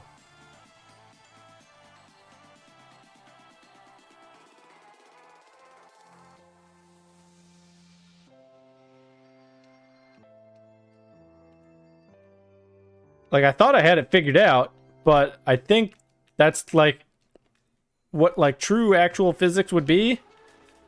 But I don't know if that's the case here because we're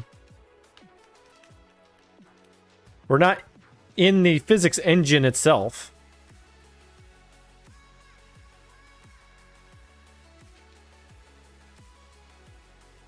You know?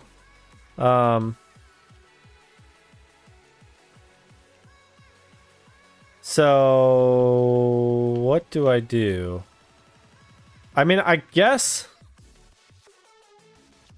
what I do is I set the ball scale gravity and I guess I just do both working logics.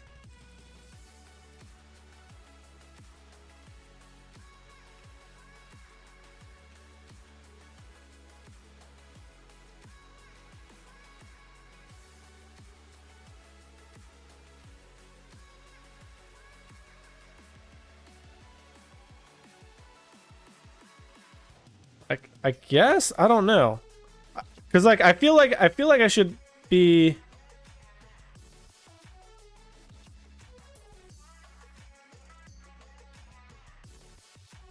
like doing it based on like frame rate or like tick rate. But then like if a tick is missed, the physics is off. I think.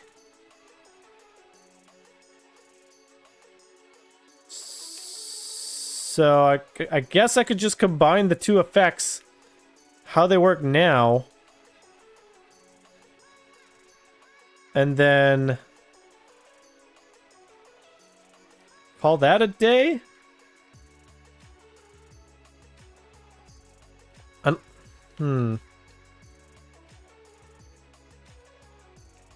Ball gravity comes for us all.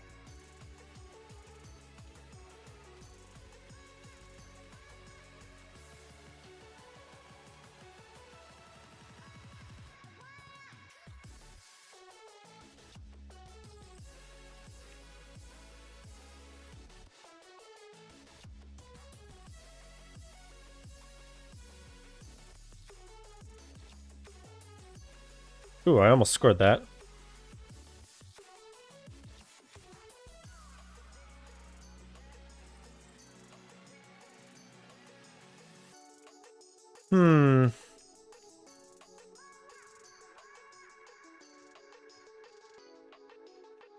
That's a goal. Oh, it's not! I was a little too sharp there. Okay, so I don't know if this is gonna work.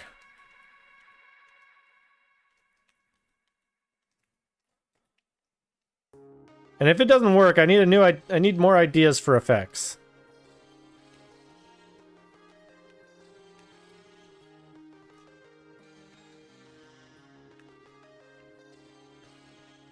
What can we do? What can we do that we haven't already done?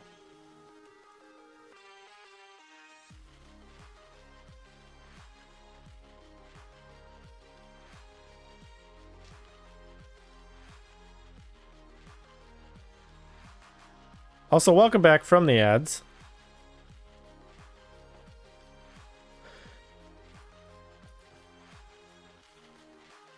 Man, it's kind of a bummer. Let's just revert all this.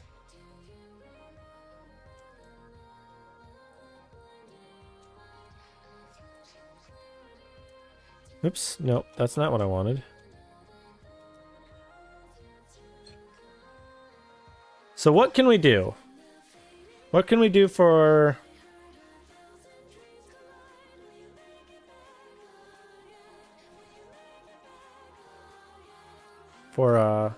this? Also, Juicebox, how was your Valentine's Day? I hope it was good.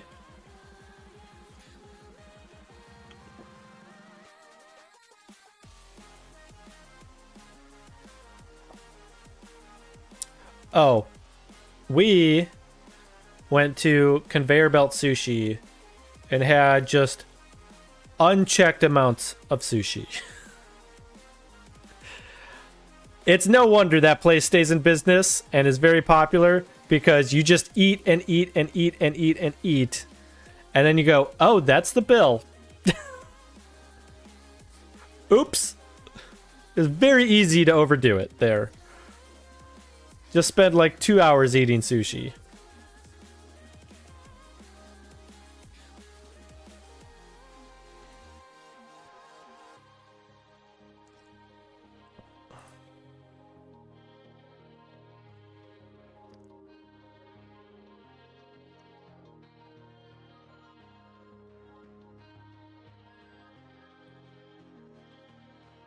Can we mess with goals?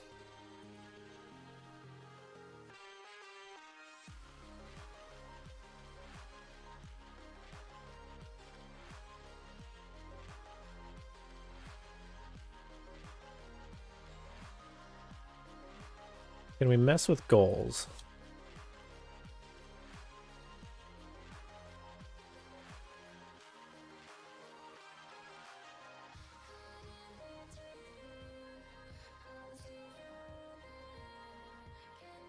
Enable goal reset.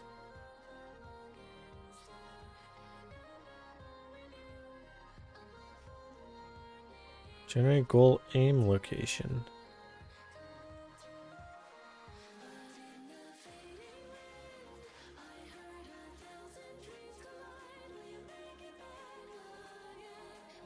Hit goal.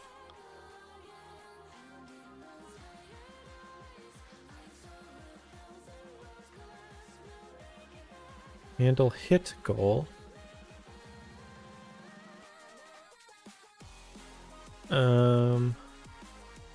This ball is in goal. That's a bull.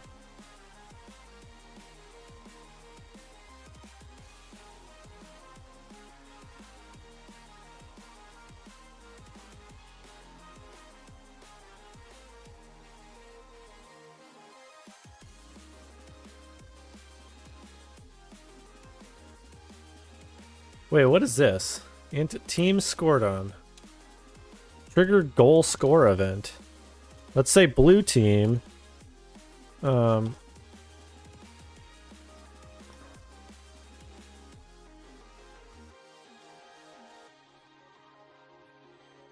wait, I should do like a this dot is finished equals true. Let's just trigger this once.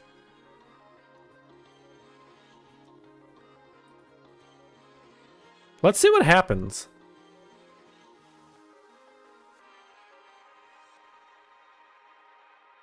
Maybe we can like modify goals or like give goals.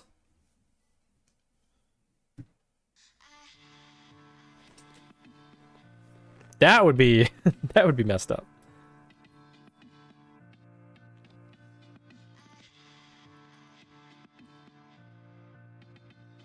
Actually, let's also do this. 6. Toggle menu dev tools. Function scanner. Apply that. Let's do a LAN match. The beginner bot.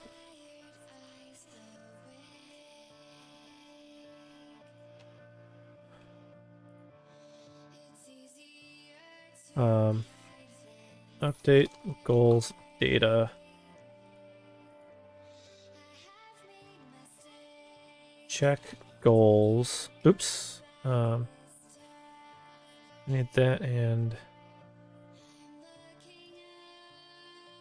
update shot goal.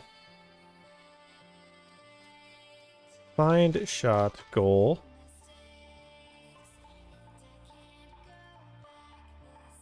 Update goals.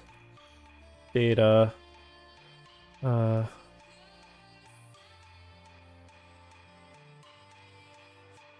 Save, check direction.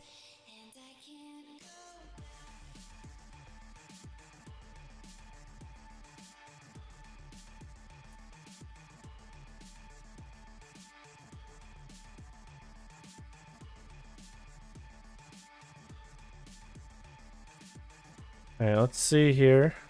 Let's take this. I can't see with the menu. Oh wait, no, I don't want to do this. I want to trigger the event. So this is a car gravity.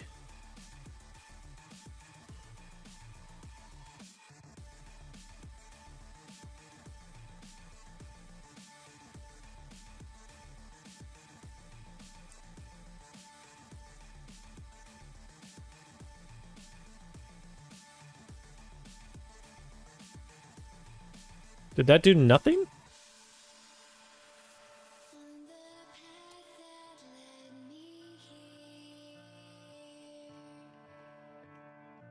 I mean, we know it ran.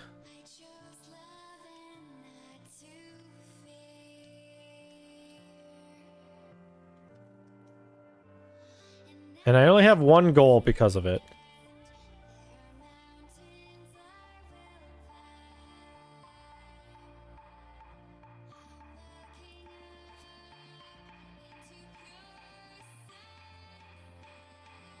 No, I don't want update goals data. That's blacklist.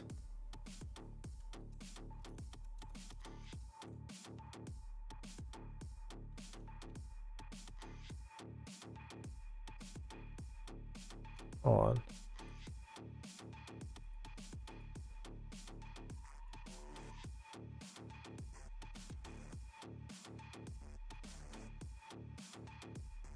Get, save, check direction.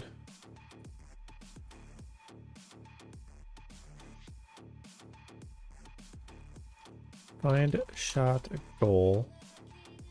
Is ball behind goal?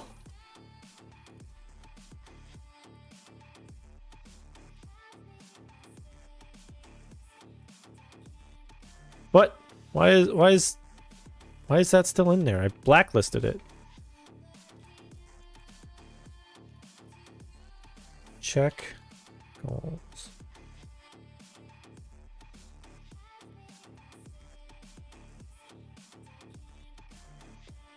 All right, clearly that's not working.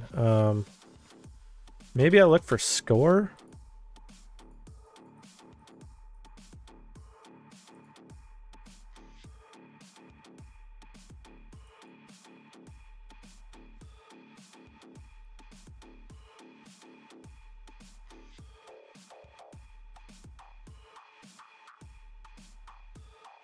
Get score separation.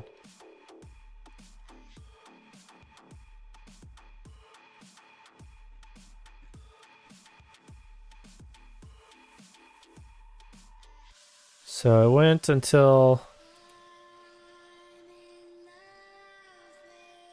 here.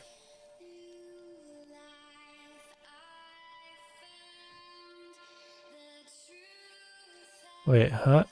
What?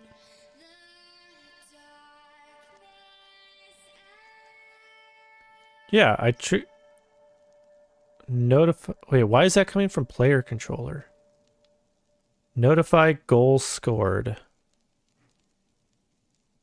Hold on. Function TA game. Player replication info TA give score. Event. Hey, I gotta save. Determine score, touch index. Game metrics. Get goal score points. Ball get goal score points. Metrics record goal scored.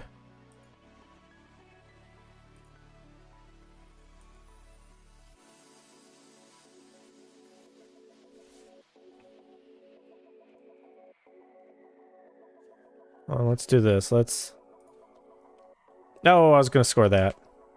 You jerk.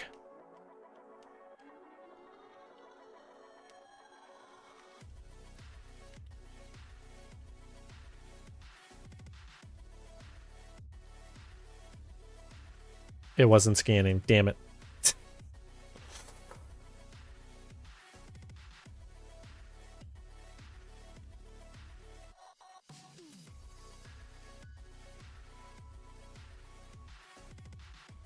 All right.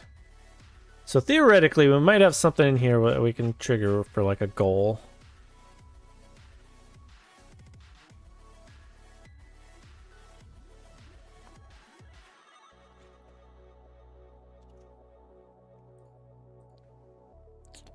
So let's see here. Bacchus mod.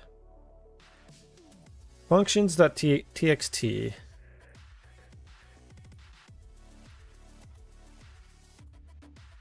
Update shot goal, check goals. Score.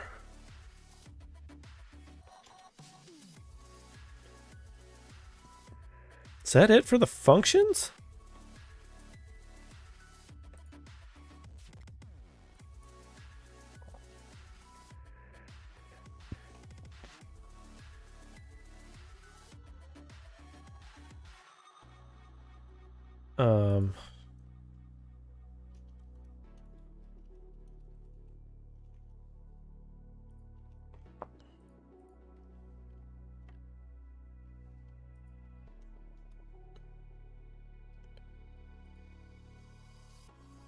Oh, it's a call stack.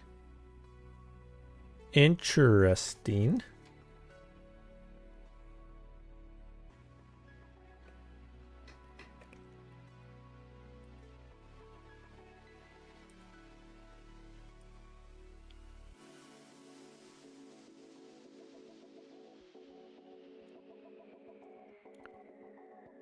Record goal score touch, goal score hit. But there should be like a game event. Handle score updated. Okay, so it looks like a team has to score a point, and then they call a function handle score updated.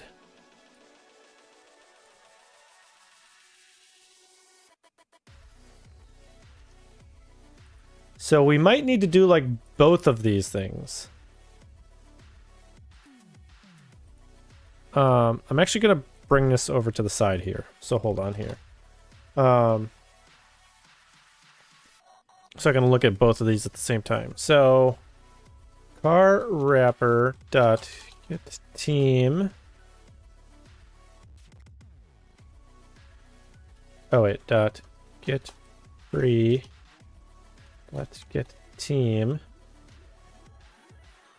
So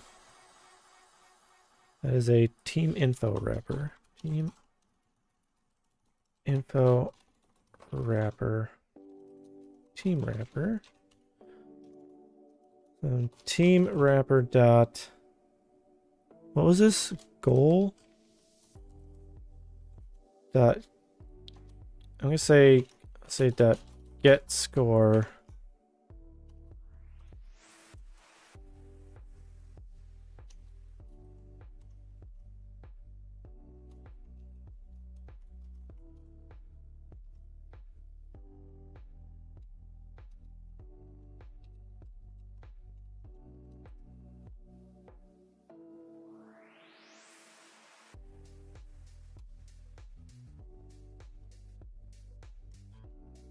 All right, so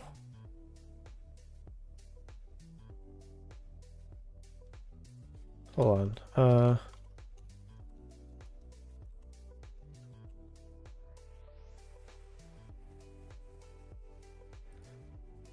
So there's also a way to like run like Unreal Engine commands. And And I want to see if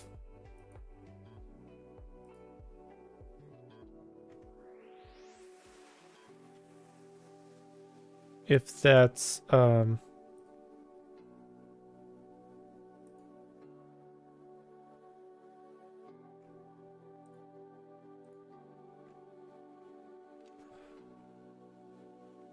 easy.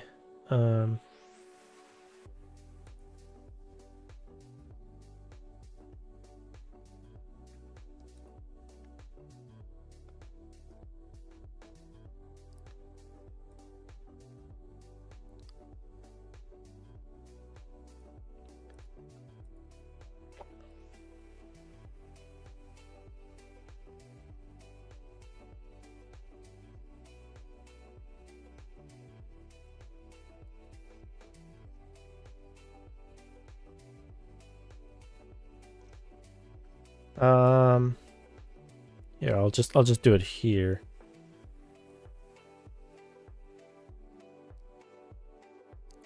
Hold on, I gotta bring up Discord real quick.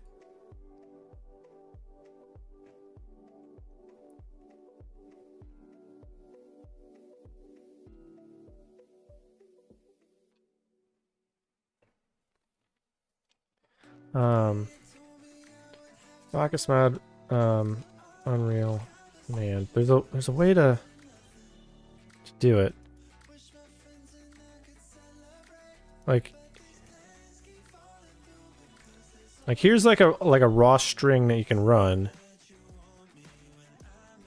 But I'm pretty sure there's a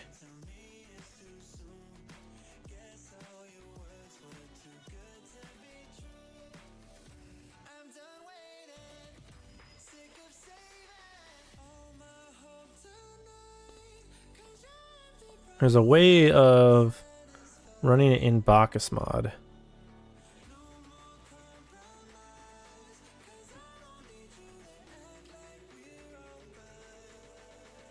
I think it's this. Unreal command. Wait, is that just for here? Okay, so that's that.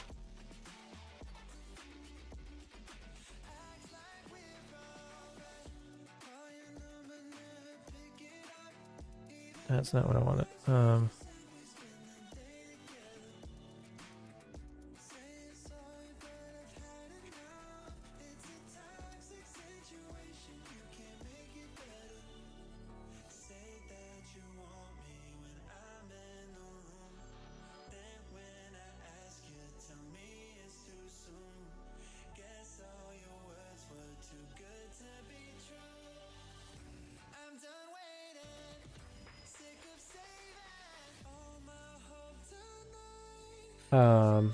Let me look through the programming Discord server.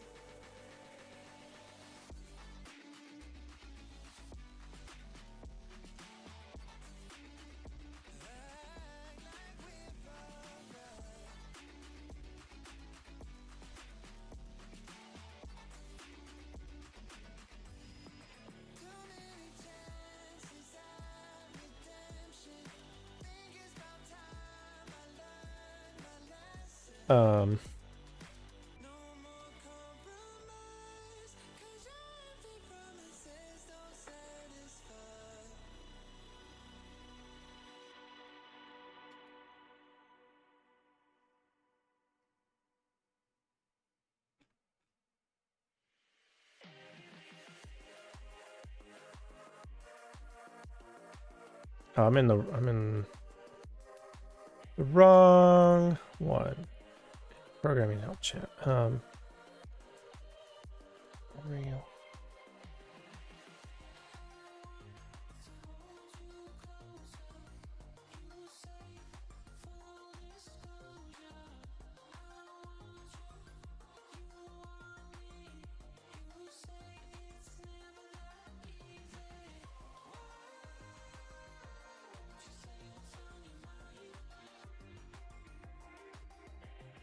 All right, let's go back to not here. Here. Nope, I was right. Yeah, here. Huh? Oh, I forgot to put it on the other screen. I'm like, what? It made no sense to me. All right, now this makes sense. Okay, so game wrapper execute Unreal command. That's what I'm thinking of. I knew there was a way.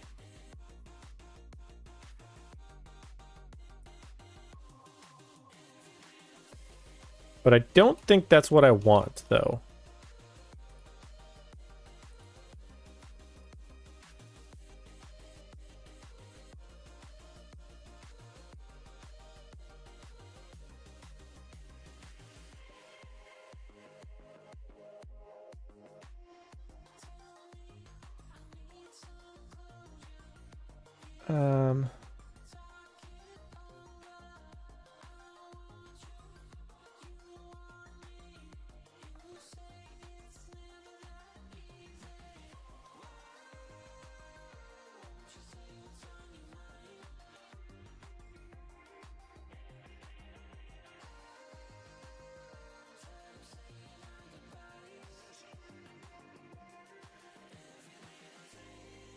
Huh.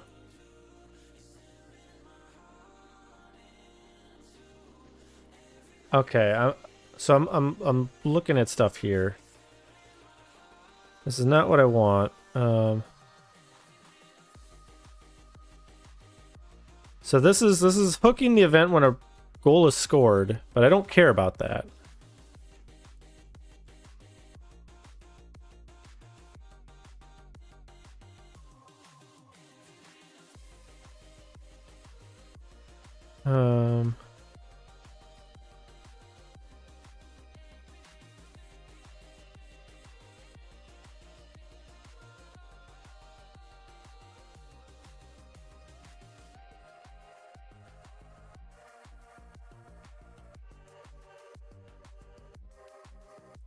That's not what I want. Don't care about that.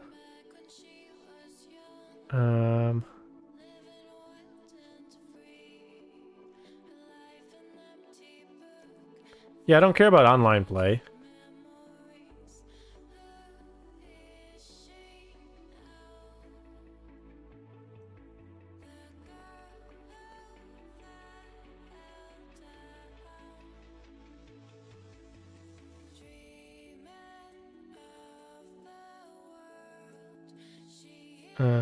So this is getting the teams.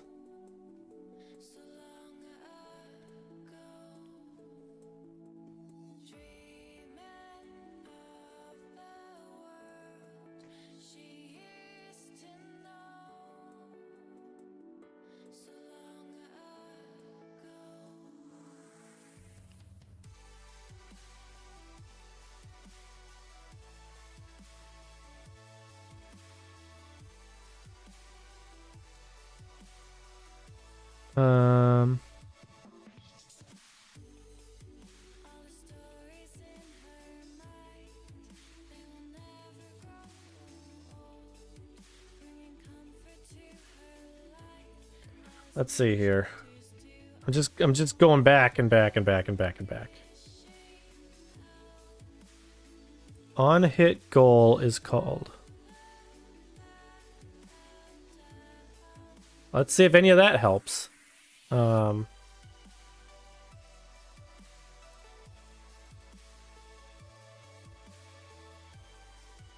No. Probably want the server. Let's just come here. There's server wrapper. What'd they call it? On hit goal? On ball has been hit. No, I don't care about that. On team forfeited.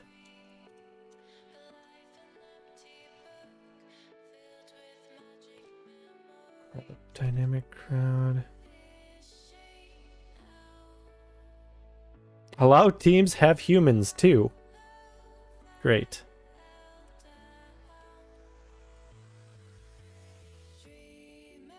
Broadcast go message? Wait, what is that? I gotta see what this is. I gotta see what that is.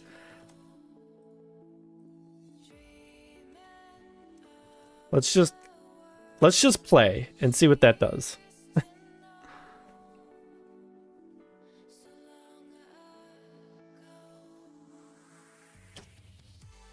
Oh, right, the game's still running.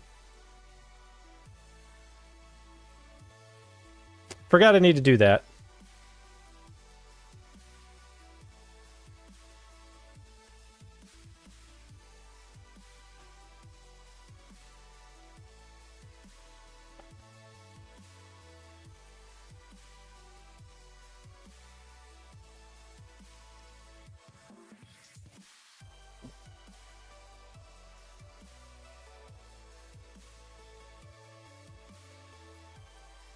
All right.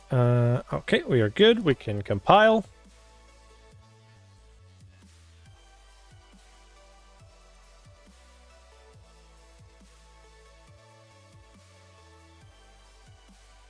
So let's. I want to see what broadcast go message means.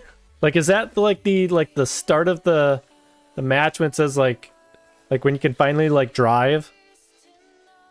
Because that would be wild if I could just like broadcast that at a random time.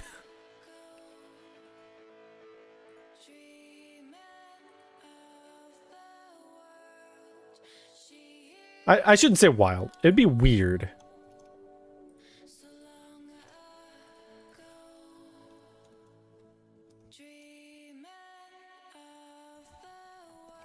Okay, that did nothing. But it could be because I'm in free play. So let's see what happens if I go into a LAN match.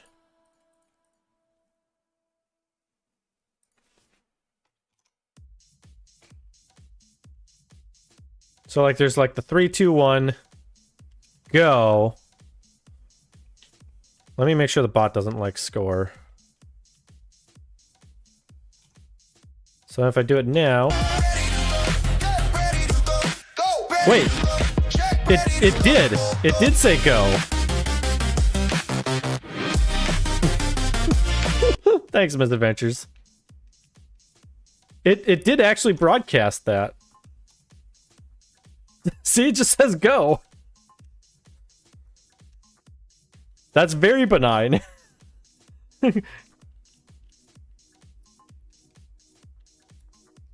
I wonder what happens if we spam it.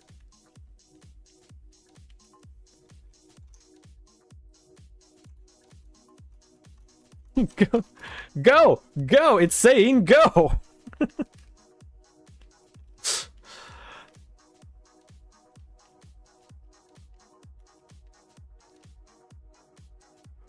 Which actually, I wonder if you could like redo like the countdown.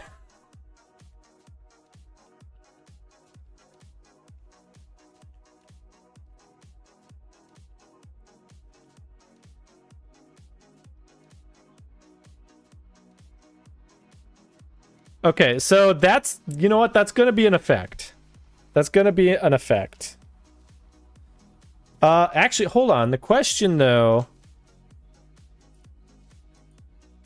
that I don't know is, does that matter for everyone else in the lobby?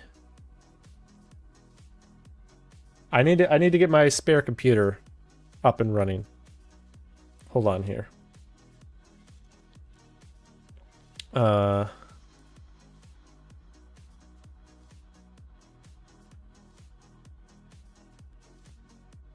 Where is it? Console.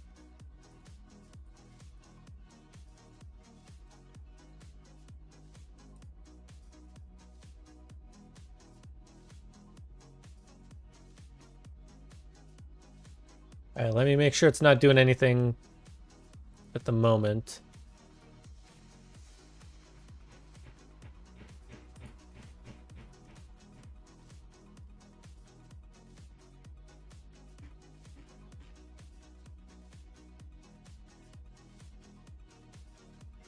I mean, it's kind of doing stuff at the moment, but I'm just gonna stop it.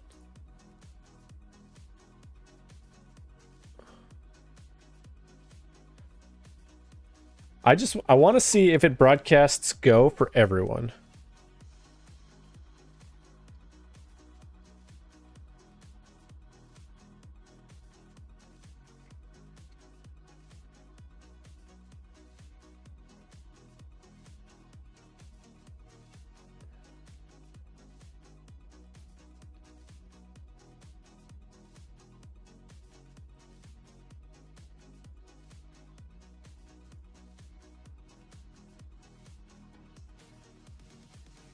Now, let me get this keyboard out of the way here.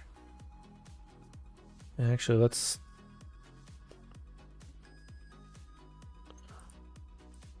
I'm gonna create a LAN match with no bots.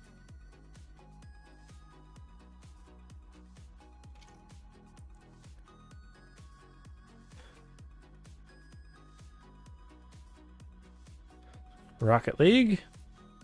Actually, let's do this. I actually want to see what happens if I do this now. Yeah, nothing happens. The game's not actually, like, going.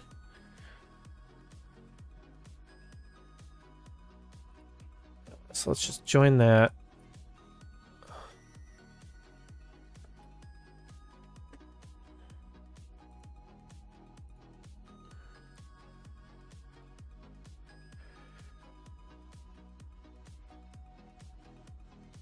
Okay, so if we go to private match, join LAN match. Now this is the spare computer.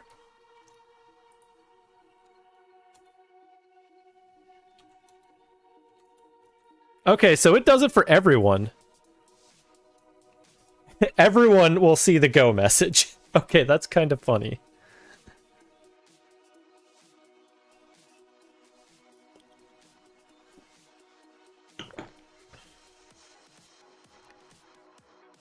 Like, well, let's, I mean, I don't know. So the thing is that we used a built-in method. Or a built-in function. Wait. We might be able to send... We might be able to broadcast a countdown. Hold on. Hold on. We're about to get a little weird here. Hold on. Server wrapper. No. Server wrapper. Broadcast countdown message. Right, that's what I'm thinking. Like, can we do like 30-second countdowns? Actually, let's do a 69-second countdown.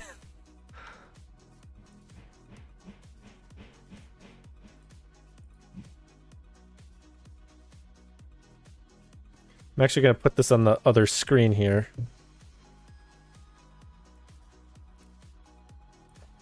Let's undo that one. Like, it's so benign just saying go, you know?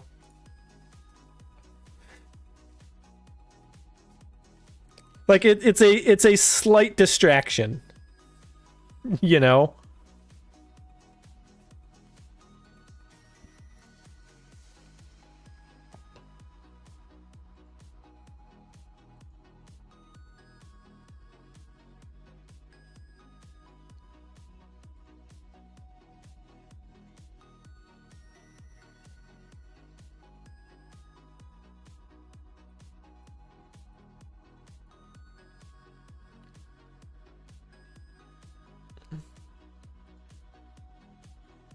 All right, I've got both computers here.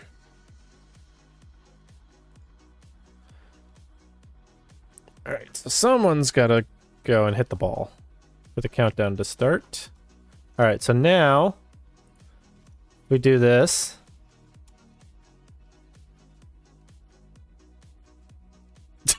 Okay. Why?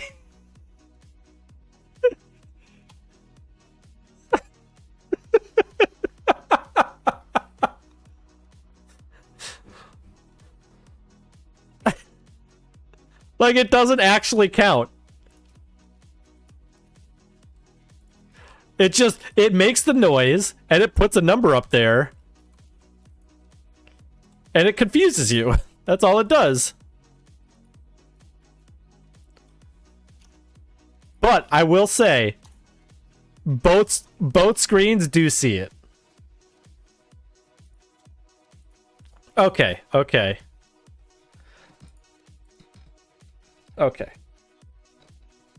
So we need to make that well, let's come to the requirements here. Do a go effect and a countdown effect.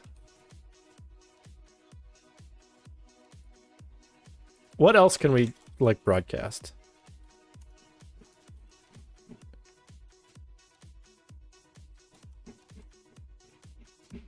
Add player chat message. I don't know if I want to do that. That's a good question.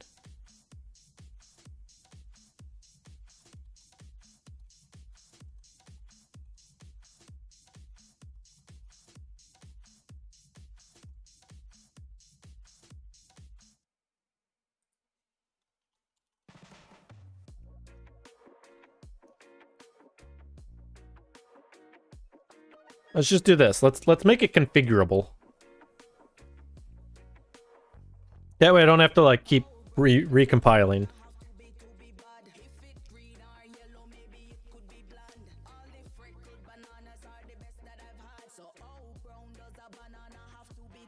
I just gotta like do everything we possibly can, you know?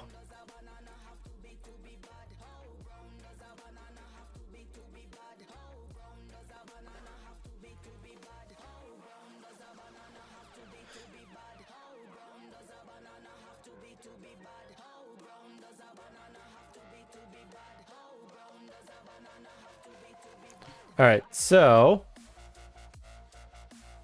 if I do -5, that does not work.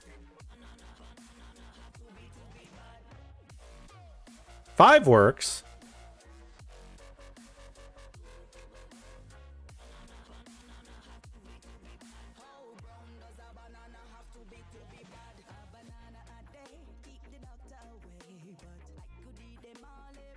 Okay, hold on here.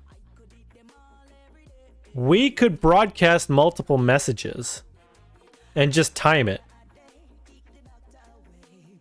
So just basically say like, hey, what's the last time we broadcast a message? We could actually count up and down.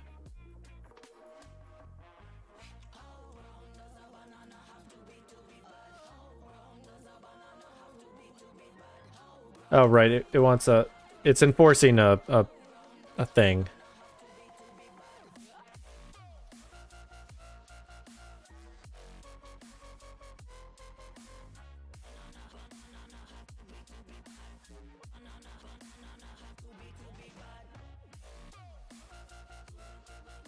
Yeah, it won't broadcast negative.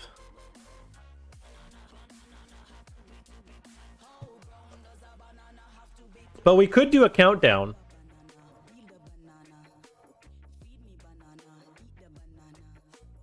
We can do a countdown and we can do a count up if we time it.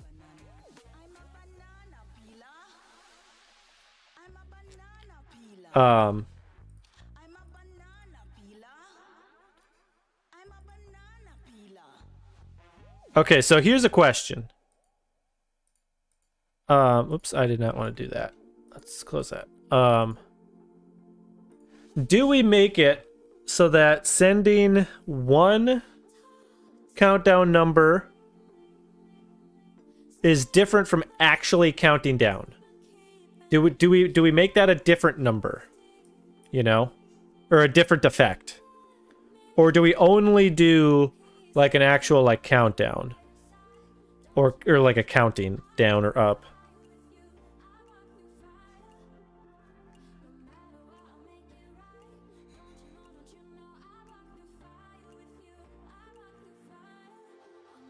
Like we could make it count down to make them think like the game's about to end. You know?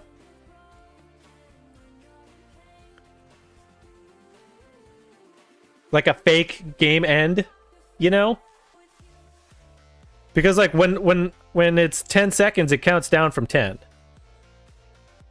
So we could do like a countdown from 10. I mean, really, you should do like a countdown from 5 because that goes on for a long time.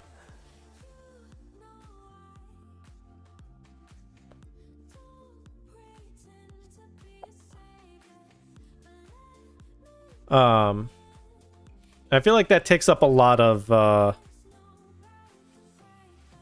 time, you know. But let's do this. Let's do it as just a countdown effect.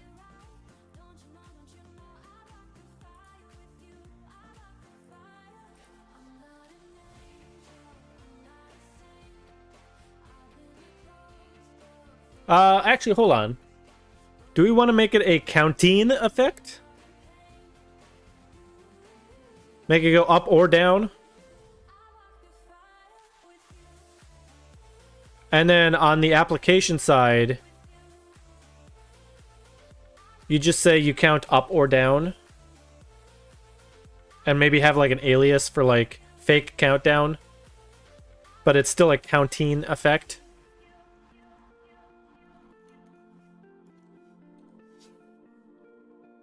I think that's the way to do it, because then you just have one.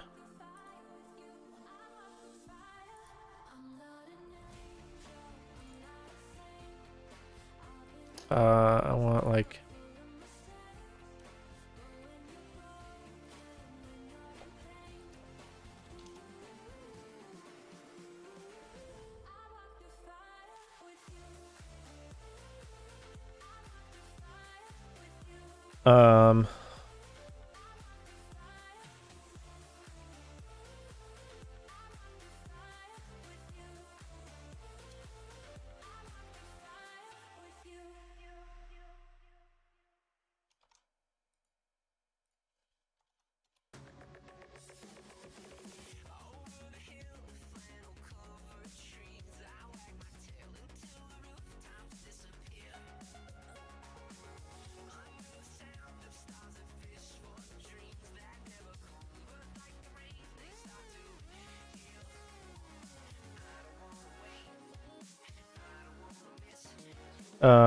okay.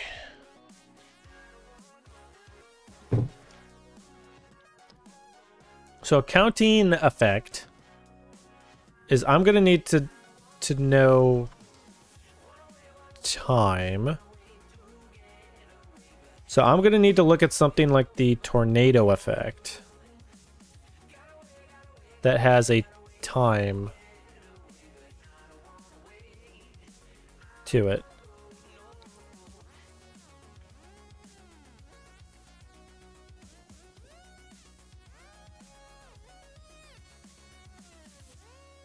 Okay, so this is how I do the time delta.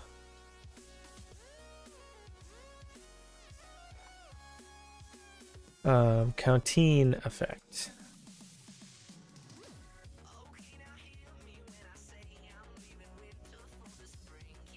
I guess I just need this.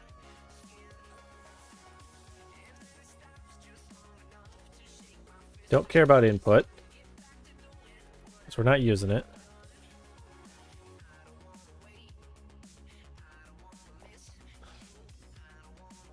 So time delta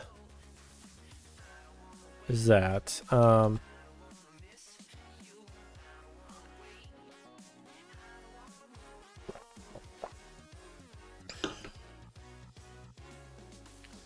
there's going to be duration. I don't know yet how I'm going to do the direction, but what I want to do is server wrapper dot broadcast countdown message. It's going to be a number in seconds. That's going to go way too quickly if we do this.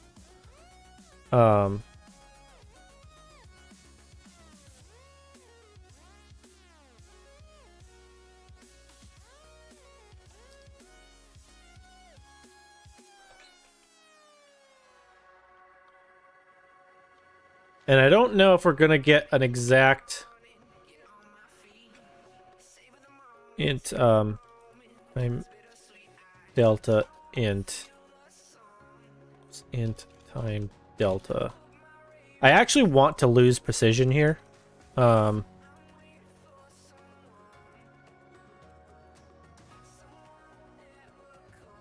truncate. Because what I can do is, like, if the time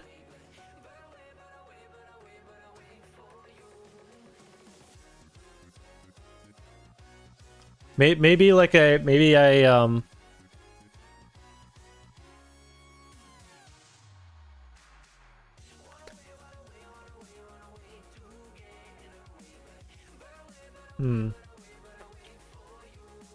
actually, let's do this.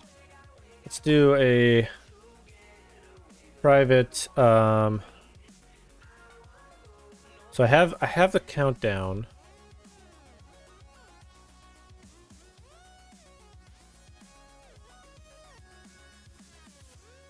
Actually, what I want to do actually is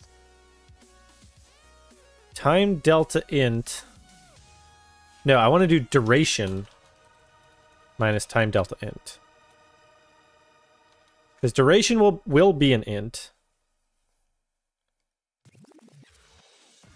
Oh, you know what I just realized though? Well, okay, I guess to be fair, we're limiting this to 10 seconds. But for right now it's set to like 60.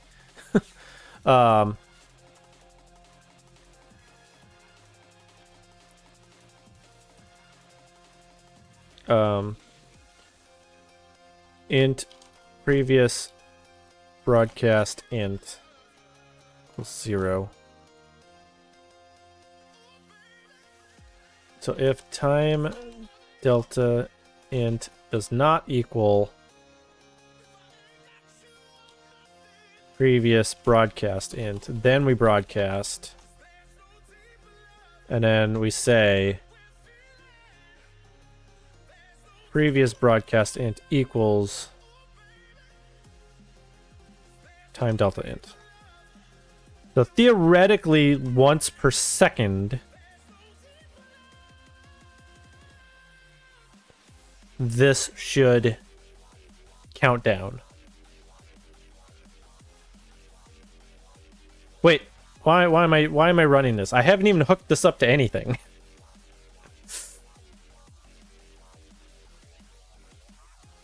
Like, I've made the effect, but I didn't hook it up to anything.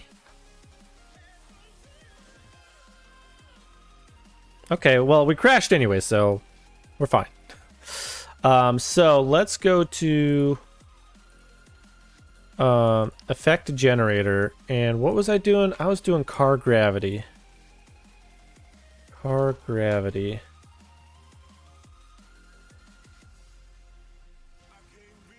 Let's do a counting effect.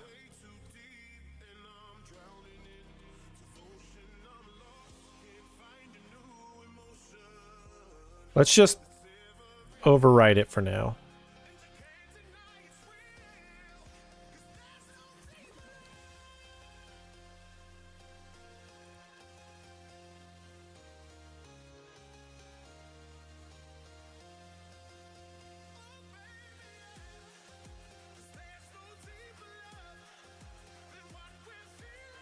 ID duration target.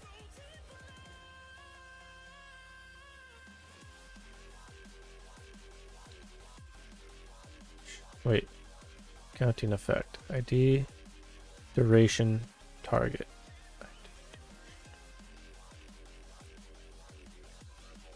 No, I want... I guess it doesn't matter. Actually, I don't even need a target.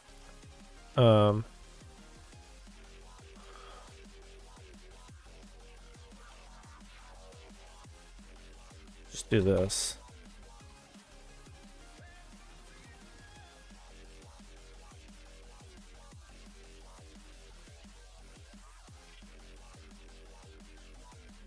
All right, build succeeded.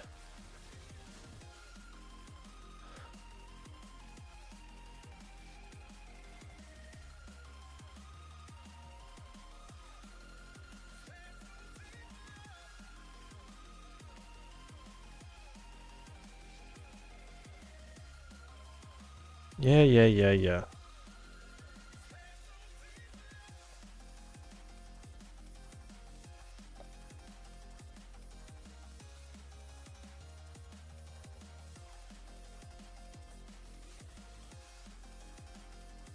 Wait, I just thought of an effect.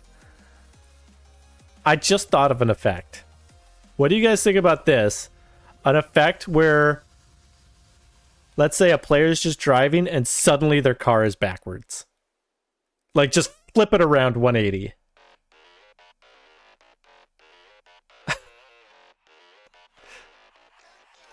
Right? Like, that would be wild. Car rotation effect. Flip them 180.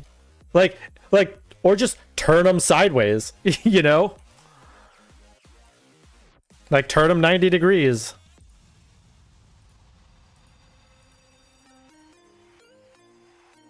Or make them upside down.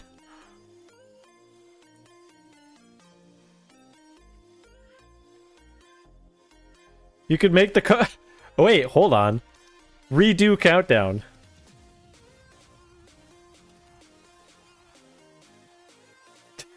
That's actually not bad. And then say go! Alright. So let's do this. So let's do like a 5-second countdown.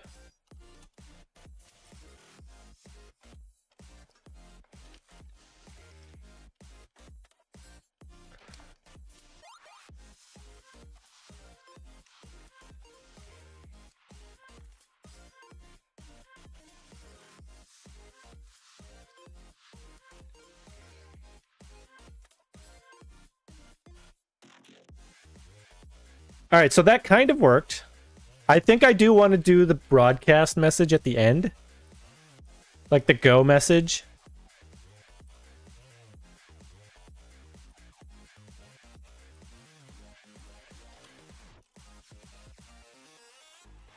Server app broadcast go message. So that worked perfectly.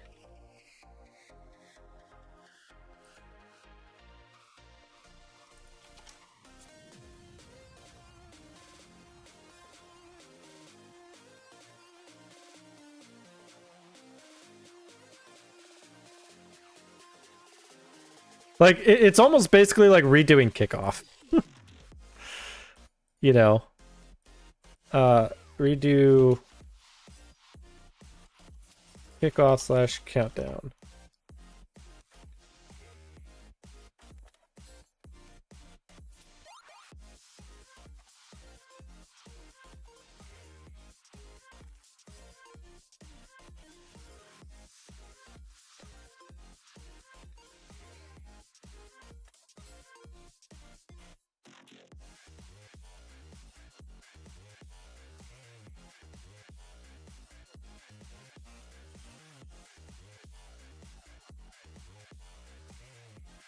All right, let's see this work here.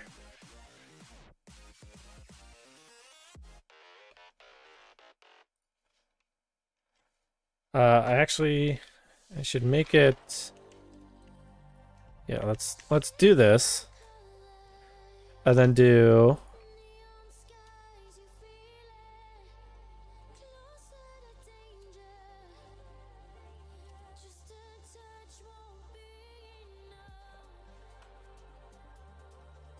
Yeah, there we go. That's like a kickoff. But just from like 5.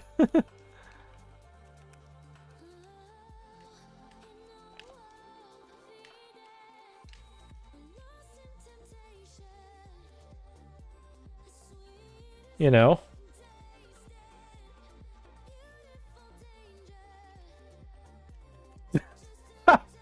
Okay, that's kind of funny. The dunk dunk dunk dunk dunk dunk dunk dunk.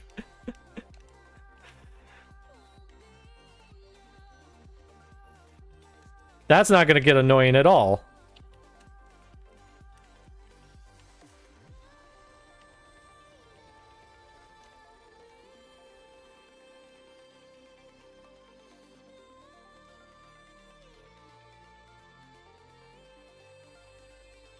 Okay.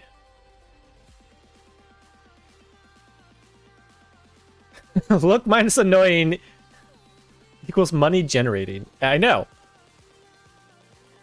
Annoying equals money generating. It sure does. Let's also try the count up and see how that looks. Like, just imagine it, instead of going like 5, 4, 3, 2, 1, just going 1, 2, 3, 4, go! Like, they're not gonna know when is go if it's counting up.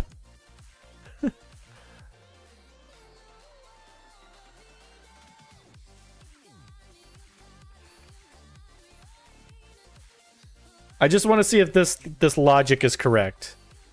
3, 2, 1, 1, 5, 2, 3, 1, go!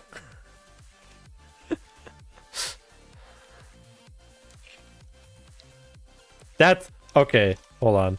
We actually have to put that down. Full kickoff. 3, 2, 1, 4, 1, 2, 3, 2, 1, 1, 1, 1. Go!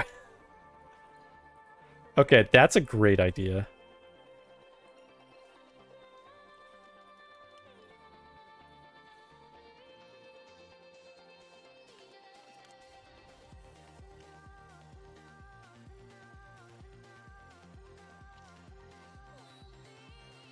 All right.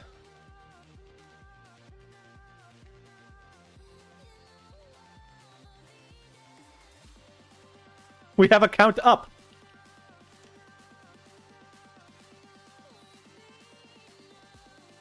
And the kind of the cool thing is that it works for everyone, you know? Well, can we do 10?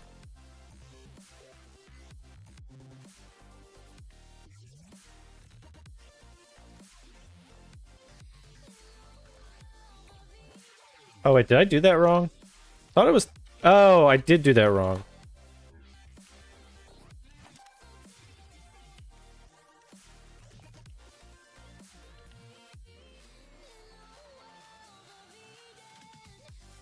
Oh, I need to do like a... I think I have an off by 1 error there. Let's see how far it'll count, though.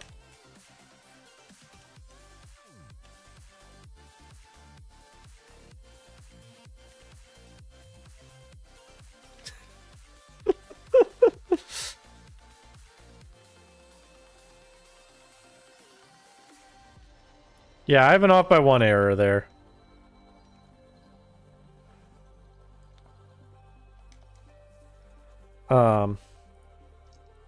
Sort of. Actually, I should make this -1.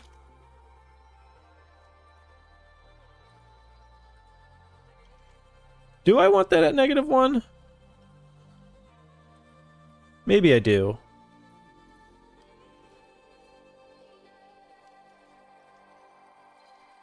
I think on the count up I do. I don't think I do on the count down. But let's... Because this might start from 0 and still go to 19.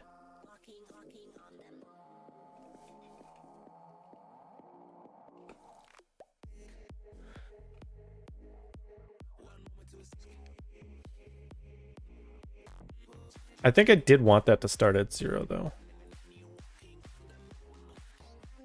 Right, that's what I was saying, like a troll number. 1, 5, 3, 2, 1, go.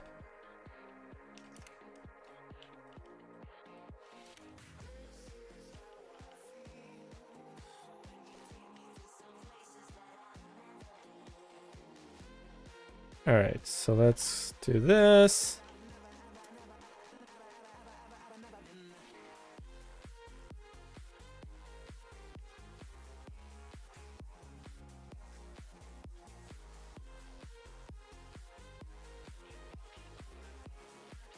Wait, what's gonna happen now? Oh, it's gonna still count.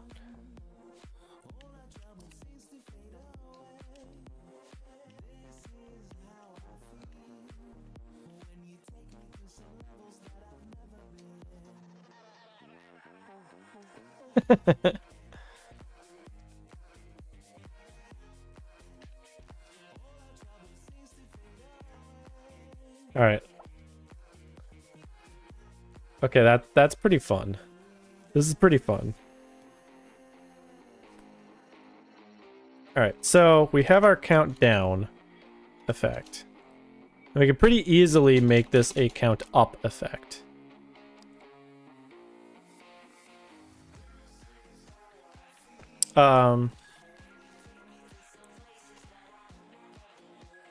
Else, oh wait.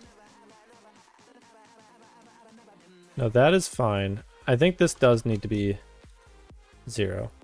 Okay, so if, what was it? What did I say it was in here? There's like an additional data. I think, oh, miscellaneous data.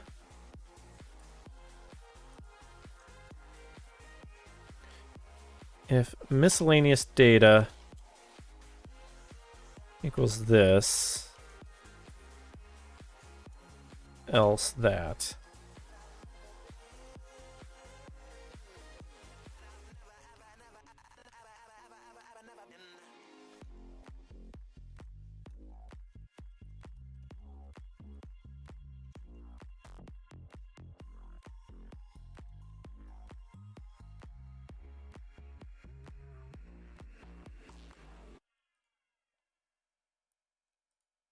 Effect generator. Do I have the miscellaneous data here? I do. In fact, why don't I make that part of the std string miss data.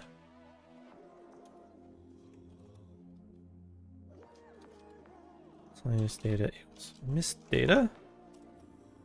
So then in the effect generator, we do miscellaneous data.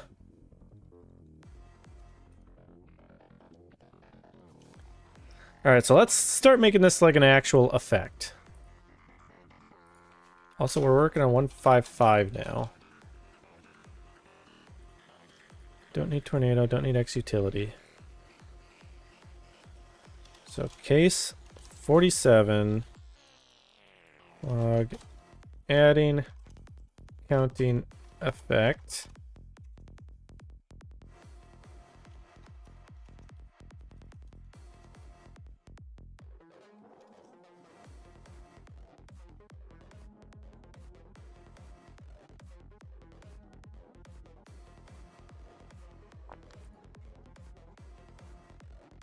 So let's come here, do counting.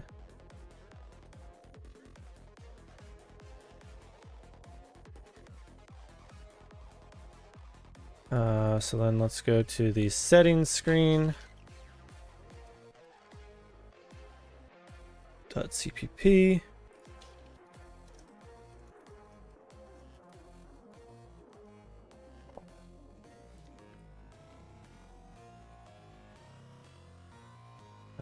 The effect generator. Yep.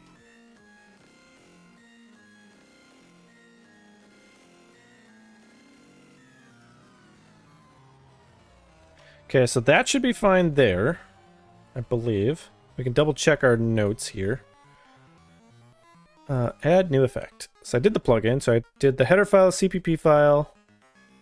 I added the include to the effect generator. That needs to change now. Update parse JSON to create effect. Is that true?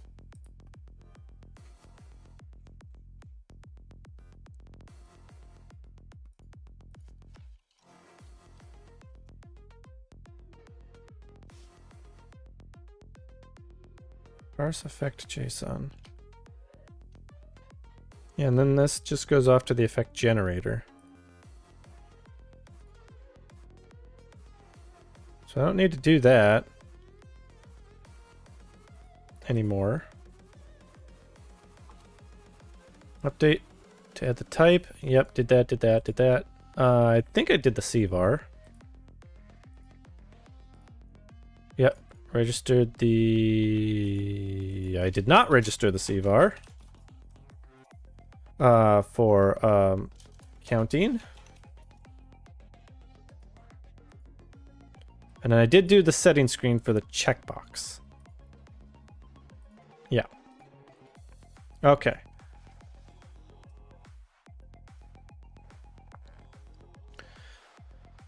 So that means that we need to go into the config and add a new thing in here.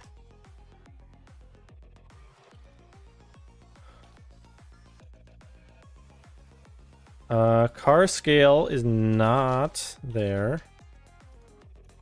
Ball scale is not.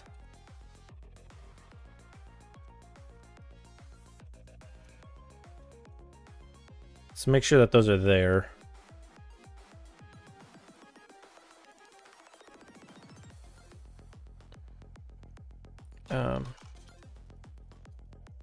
Counting effect. Config. This will be a counting effect. Since this is relatively benign, like what, 10 coins?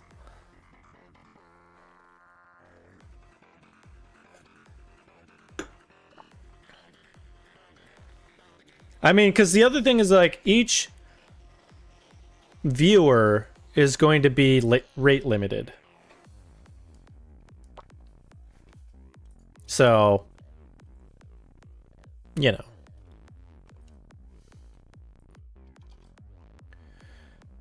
All right, so let me copy those to the other configs. Backup. Car scale. Default.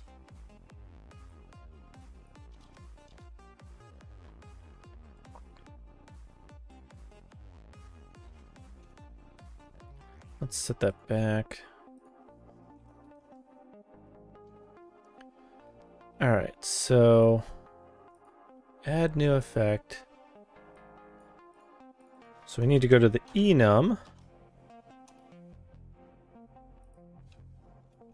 Oh, I didn't add it here.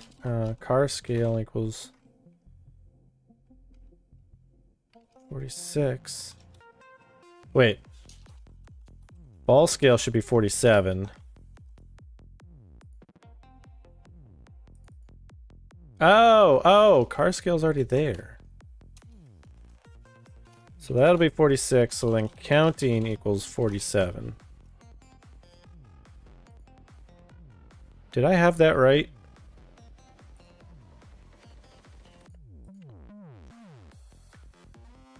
In here? Ball scale 46. Yeah, ball scale 46, and then counting 47. Yeah, that's right.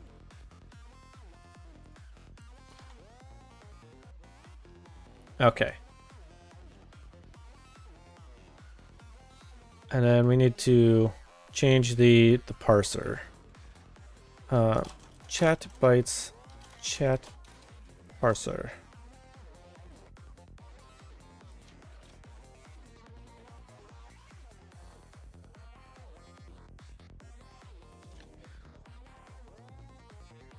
So this will be counting, the parse counting.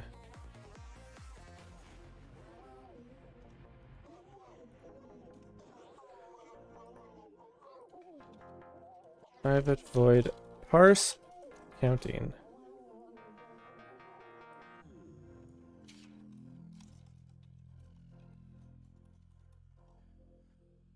Okay, so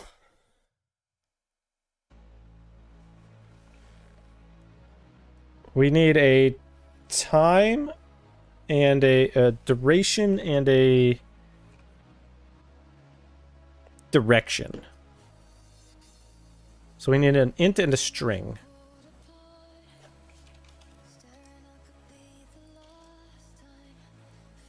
Duration and direction. I guess direction can be optional.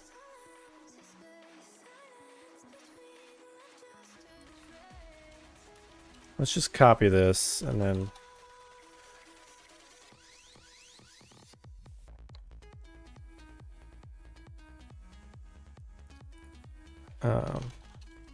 that counting.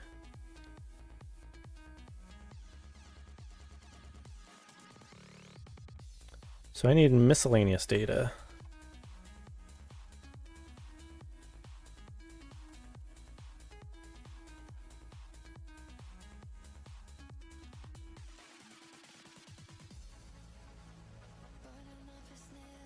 So we have the miscellaneous data. Target is going to be that empty.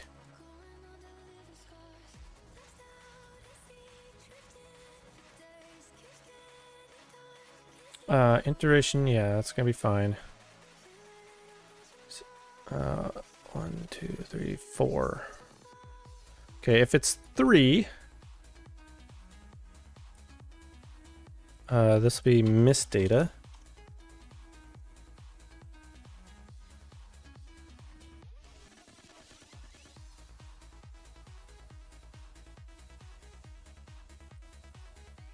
Start, no. Nope, that's not. Duration is not optional this time. We don't care about target.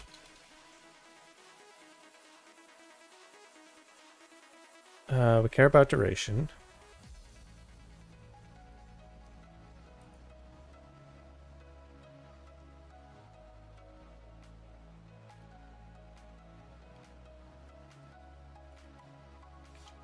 Split value. Wait.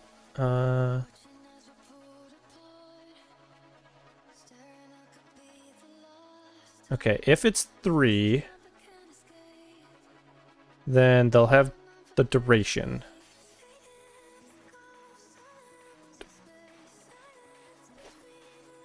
Which should be this. Because we want to oops, that's not what I meant to do.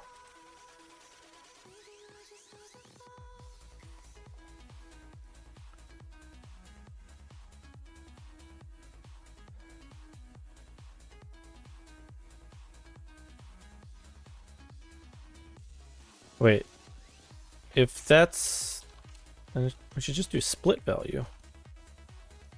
So try parse, we'll get it out of,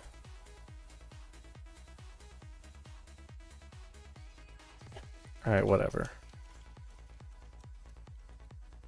Validate time end.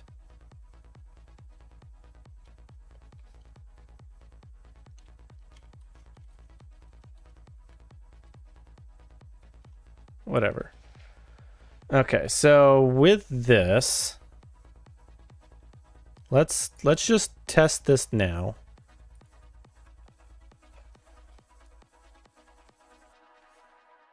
Without the game.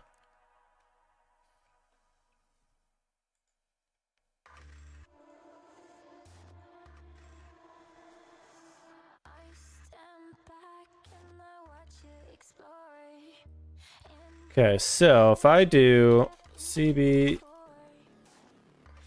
counting, I do 5 and up.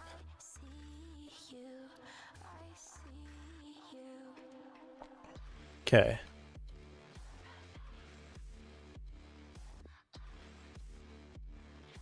So duration should be 5. Right?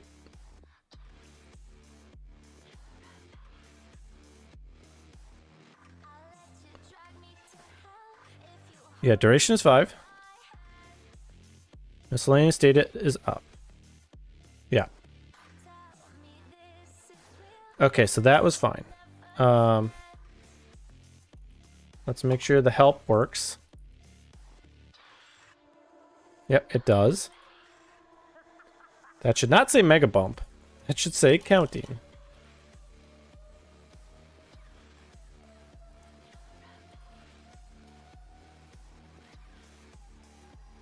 Oh, I have to recompile.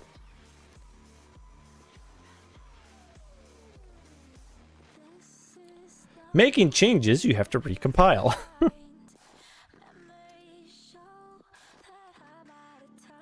Counting duration, direction. Direction should only be up, down. If miss data does not equal up and miss data does not equal down. That's an or. Right? Is that what I want for the logic? It's if it doesn't equal this or it does.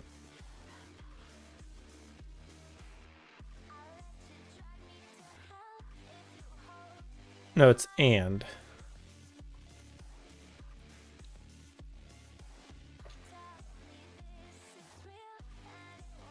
Then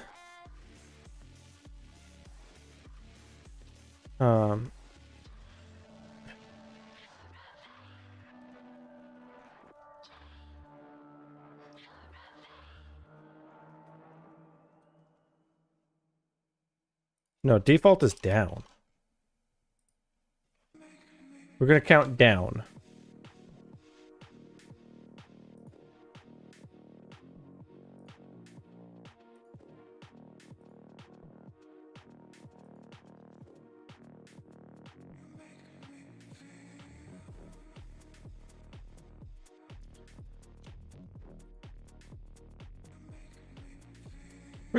We're just gonna test it and make sure that it works.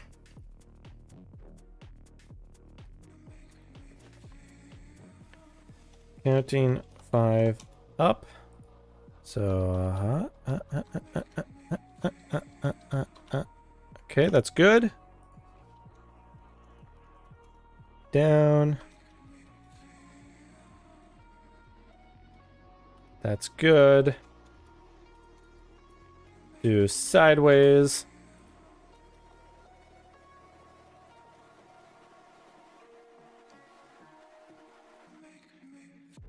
Oh, you know what? I need to return so that it doesn't then generate the effect.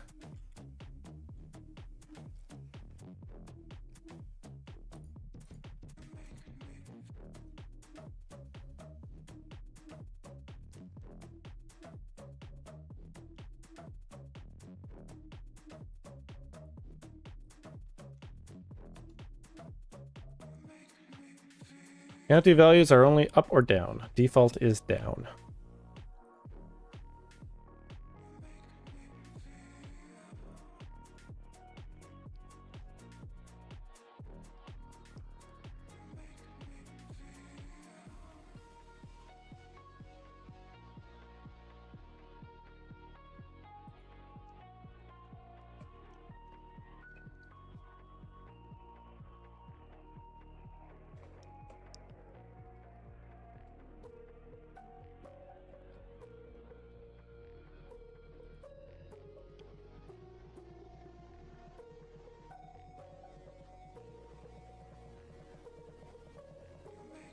Okay, so this should be fine now.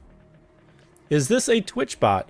Yes. Essentially, what we are doing is we are building a.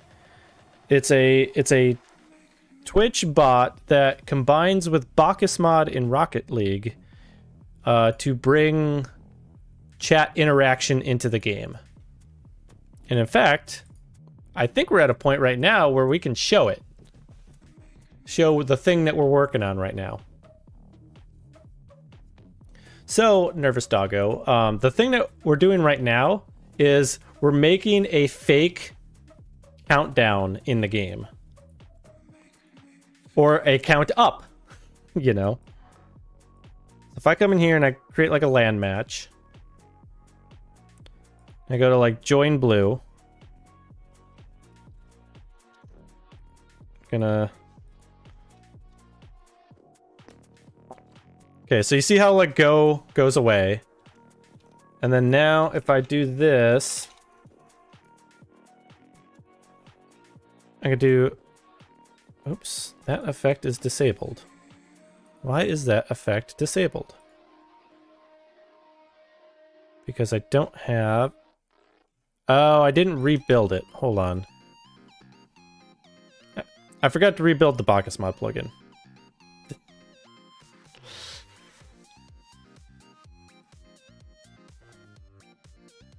After we made all these changes.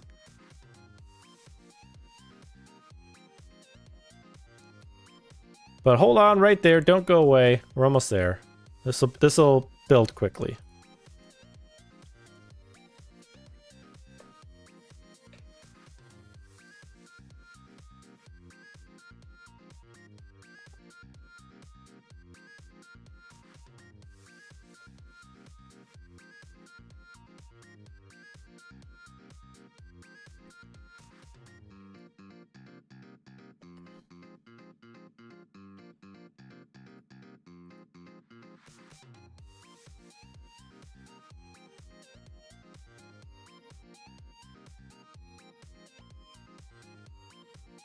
Alright, let's create a land match. That's pretty cool. I've never messed with any modding before. Yeah, so this framework that I've built has right now 45 different effects built into it. Which I'll kind of show you in a moment here. So you can see now, we have a count up timer. And if I want to count down timer,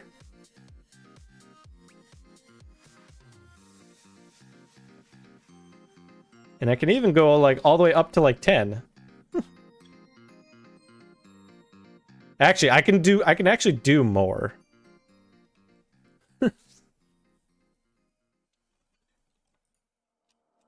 So this is what we've been adding today.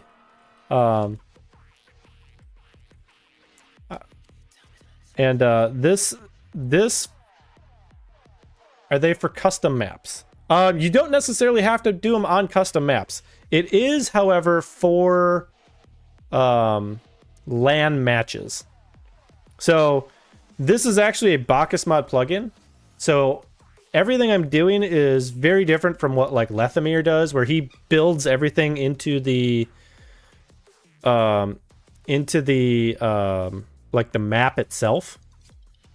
Whereas everything I'm doing is based on just raw code, you know? But like if I wanted to do something like, you know, CB ball gravity and make that, I don't know, -1 for 10 seconds, we see that the ball now suddenly has negative gravity.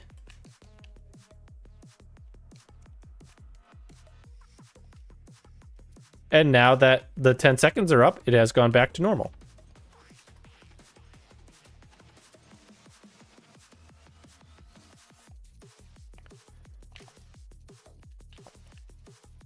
But there's so much crazy stuff that can be done. Like, for example, and all of this right now is through Twitch, so I understand that you're on YouTube and whatnot. So like there's like a tornado effect where, you know, it takes players and pulls them around, you know. Or a boost mod. If I want to like 10x my boost for, you know, 10 seconds, you see I go super fast.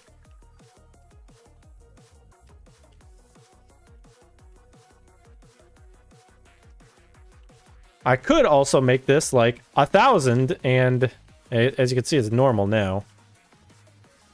If I make it 1,000,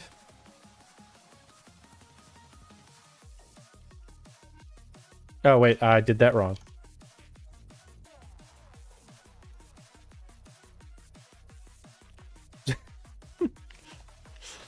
You can see it's just like boosh, whoosh, whoosh. Is this just a passion project? Yes, sort of. So, being a Twitch streamer, I wanted to do stuff that can both bring something fresh and fun to the game, as well as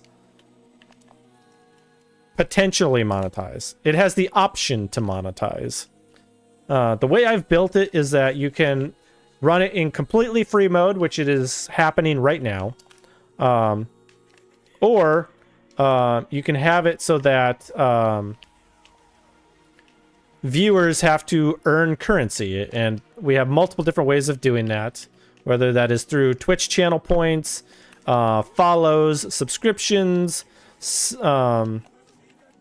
bits, charity donations. We did an entire charity stream with this last year, where we raised $1,000 for cancer.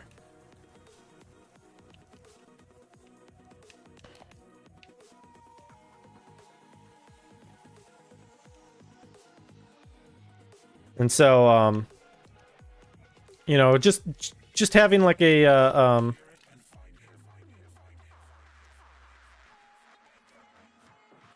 you know, having a I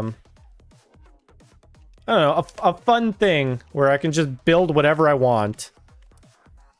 You know, essentially a framework, and then be able to give this to other Twitch streamers and see them enjoy it, you know?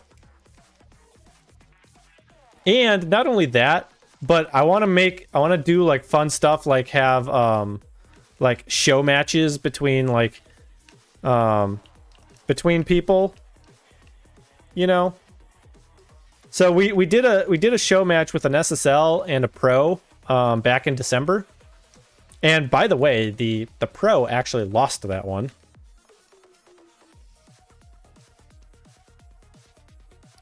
So that was fun.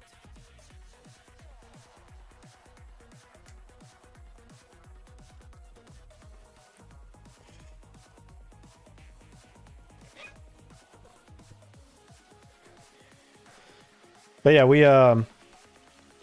we had Fishy Dolphin, the SSL, and he faced off against Azapatos. Yeah, show matches are fun. Yeah, it was against Zap, the creator of the Zap Dash. Although actually, I think he's now an ex-pro. I think he just retired like today or something. That he said he was going to step away from the game.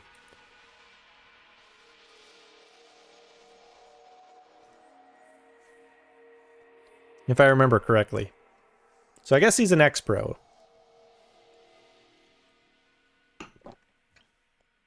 I know, right? And actually, on my YouTube channel there, I do have the full VOD up there if you want to, you know, go back and watch it. Also, make sure you subscribe so that you don't miss a stream as we work on this more. Yes, I believe Mexico, but I think he lives in California.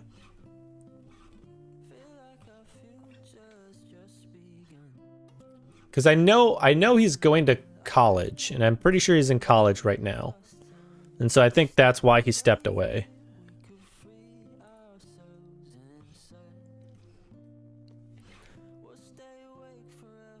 Yeah.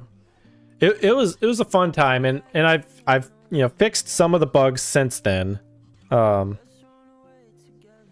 there was a bug where, and you'll see this all the time, where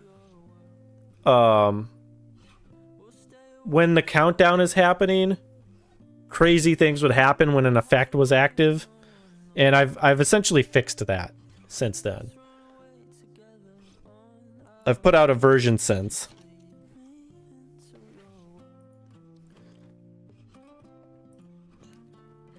But do you play Rocket League at all? I'm guessing you do if you're here on a Rocket League stream. And you know of Zap.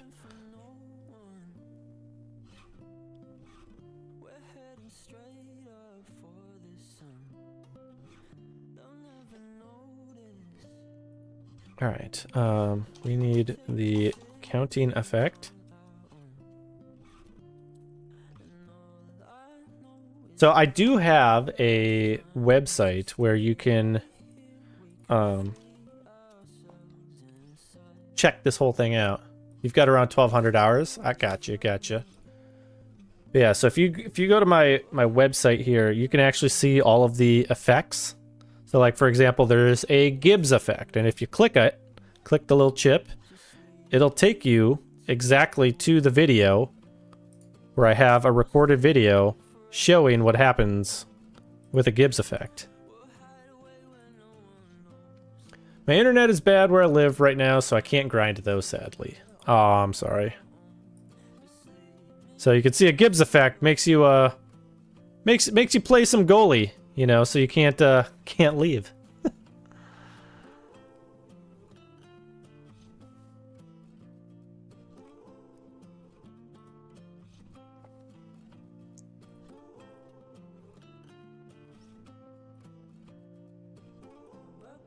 Yeah, you know, go, like I said, go and check that out if you want to know more about it. And so I'm right now working on adding in this effect. Yeah, the Gibbs effect. Right, it's great. I love it.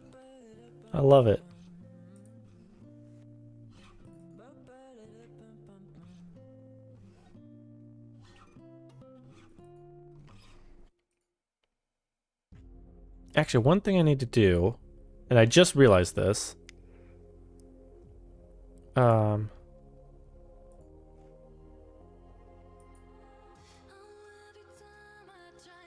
is I need to get the effect list.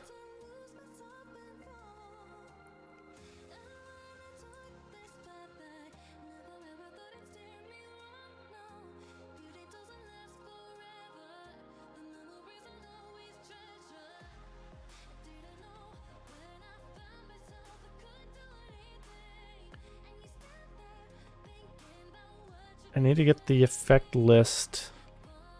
Oh, I see. Okay, so I need to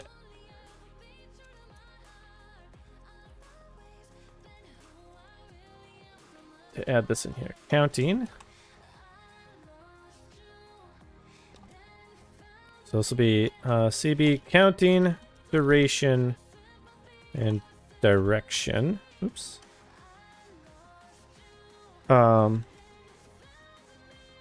So what this will be is a what's the description for this?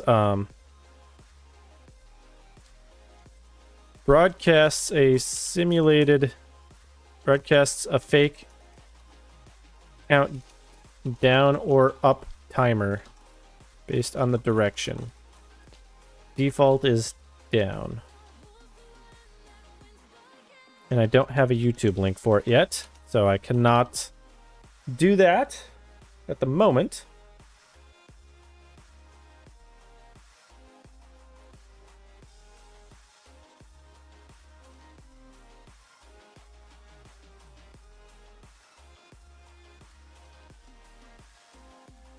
Config effect.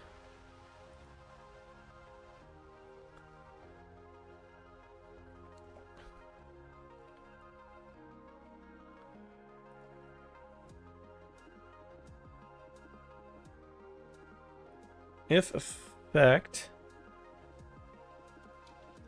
and config effect what enabled. Meant to add that in. Is enabled.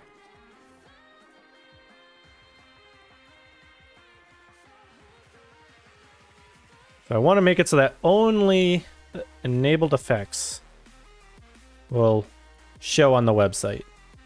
Oh, by the way, Nervous Doggo, if you didn't know, I mostly focus on Rocket League as a primary subject, but I also occasionally do astrophotography.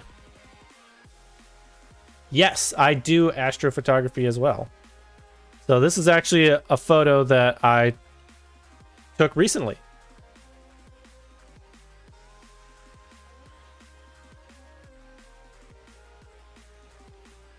So this is the Heart Nebula. And this is about 17 hours worth of data.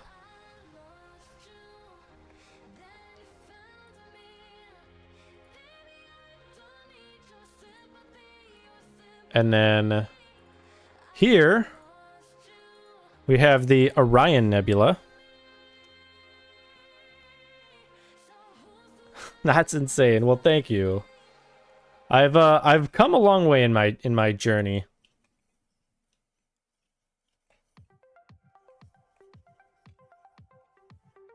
So, yes, but it's also multiple long exposures. So, we do something called stacking photos, where let's say we take 10 photos and we stack them together, and then in that stack you will get more information out of the photo. So when the more photos that you stack together, the more detail and the better the photo gets. So for example, this photo we're looking at here was 48 hours in total.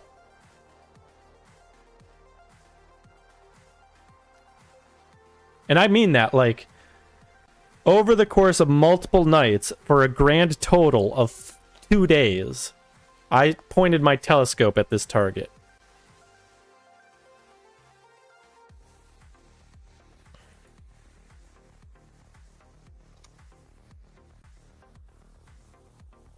Like a lot of these things that I'm like imaging, I'm doing over many hours. Are pictures taken continuously over the 48 hours? Mostly what it is I'll take pictures in like 5-minute exposures and then just take thousands of those, you know?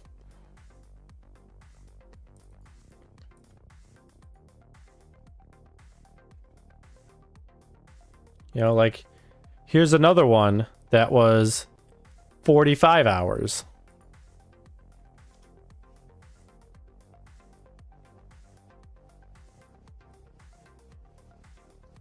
And this is the North America Nebula. Because as you can see, it kind of looks like North America. Like here would be Florida. Here's like Texas and Mexico and Central America. Going all the way up to Canada.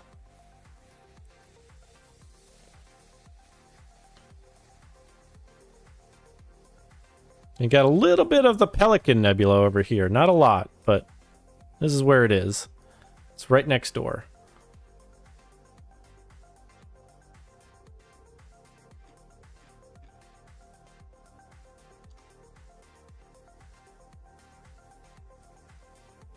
Let's see, what else do we have?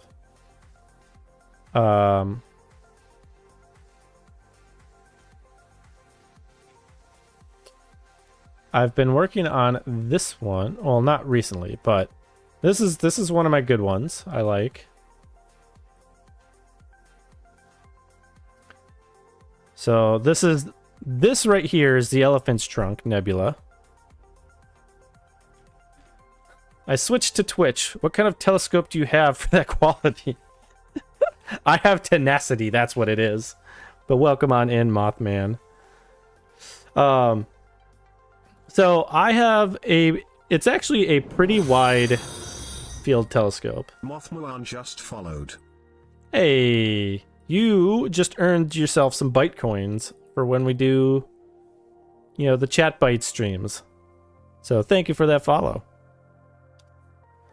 So I actually have a telescope that roughly the focal length is about 330 millimeters. It's 336, but like there are some camera lenses that are the same amount of focal length. The difference is that I'm running a dedicated cooled astronomy camera along with some expensive ass filters that target very specific wavelengths of light. So then when I take those photos, I take them in monochrome, actually. It's all black and white. And then I assign them to the various color channels to actually get color back out.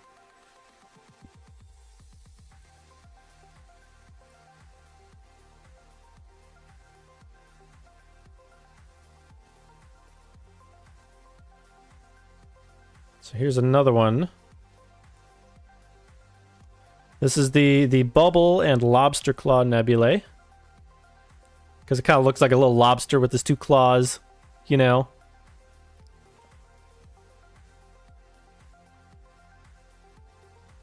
That's insanely cool. I live near a city and get zero night sky. Well, here's the thing. So, I live near a city as well. In fact, near a pretty populated city, in fact. You can actually do astrophotography and even general astronomy, like visual astronomy, from the city. Now, granted, it's going to get better if you go out into dark skies, but you can do it.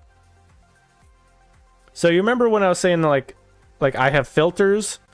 Those filters do a lot of work for me here. Like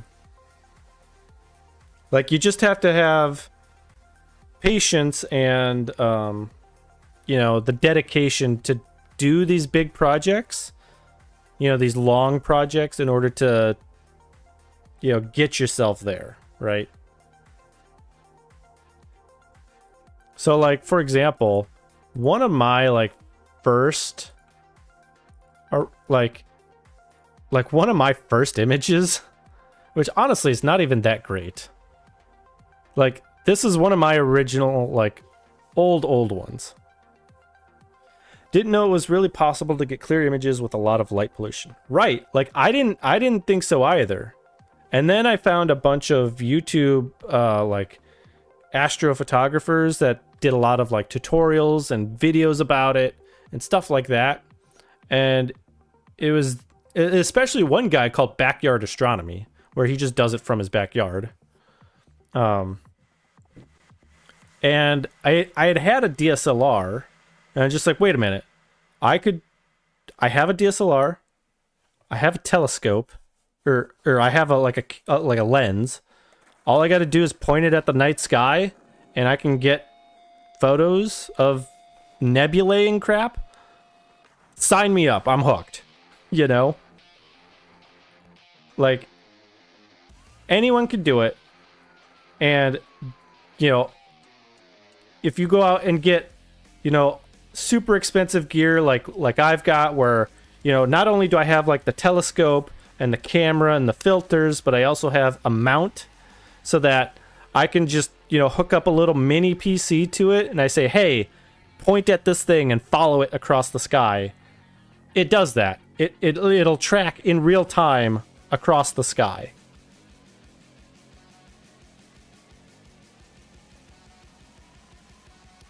I know it's ridiculously cool, but we saw, this was my original attempt at it, and then here is 2 years later. It's the same target. It's literally the same target.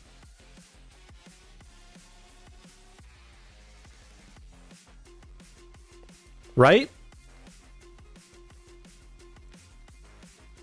But just the fact that I was able to start seeing some of these cool structures and stuff like that. Even with just a DSLR and a basic mount. And then go from that to this in 2 years. So much different.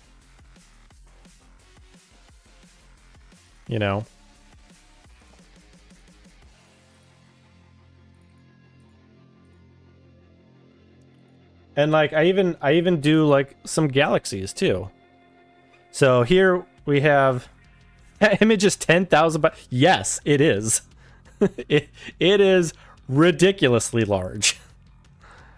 This one's 7.5 by 7.5.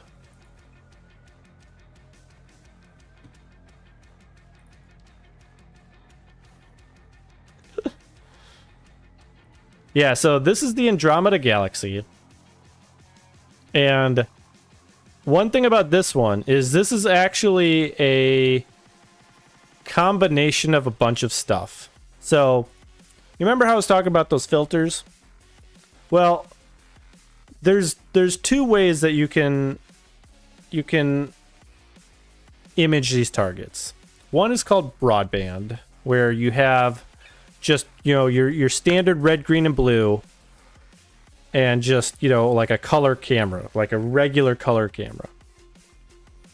The other thing is you can do narrowband, where you do, things like sulfur 2 that like emits a very specific wavelength of light, right?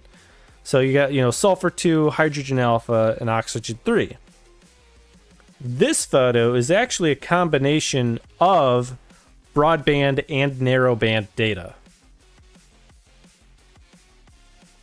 So I took that narrowband data where you have like the hydrogen alpha and all that stuff that's like harder to see without those filters, and then combined it with the true color data. So do you usually filter for one specific kind of data? Typically you filter for, so if you're doing filters, for narrowband, you typically are filtering for specific wavelengths of light. So for example, with hydrogen alpha, that lies around 656.3 nanometers on the light spectrum. And so you use a filter that has like a bandwidth of like 3 nanometers, 7 nanometers, whatever, and you target just around that section there. And the thinner your band is, the more precise you get, right? So like if you wanted to see this in true color, I can actually show you that.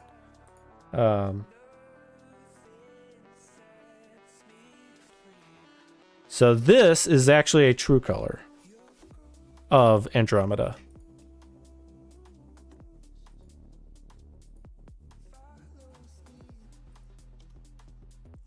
So if I do this, we have true color on the left, and then that combination of true color plus that narrowband data. So for example, one of the big things that you can see, or one of the big differences, is all of this red dusty gas on the left side that just isn't present here. Now granted, this photo here has a lot more data put into it, a lot more time, but it's so much easier to pull that data out when you use those filters. Does that make sense?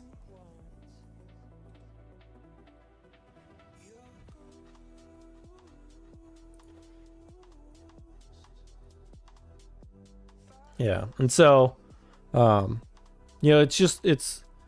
was one of those things where when I started, it kind of became like this like discovery of the cosmos for me, like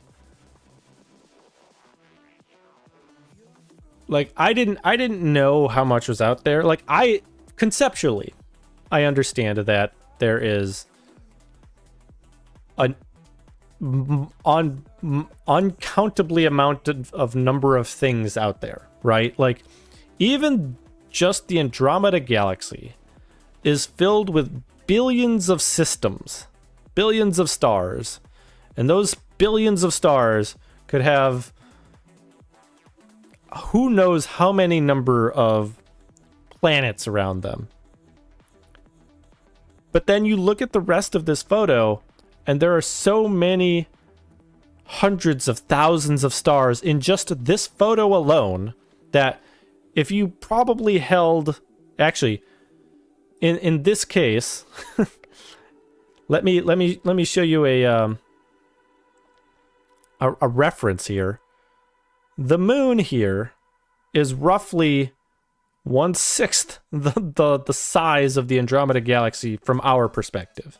Now, granted, it's much larger, but it's just that far away that it appears to be like 6 times larger. Or the Andromeda is like 6 times larger than the moon. So like if I put this here and just went 1, 2, 3, 4, 5, 6, you would span 6 moons for the Andromeda Galaxy. So like the next time you look up at the sky and you see the moon, yes, that is correct. So the next time you look up at the sky and you see the moon, kind of, count out 6 of them and then go, if I could see the Andromeda Galaxy, that's how big it would be, Like, you can see it with telescopes and stuff, but like, if you could see it like this in the night sky, that's how big it would be, is what I'm getting at.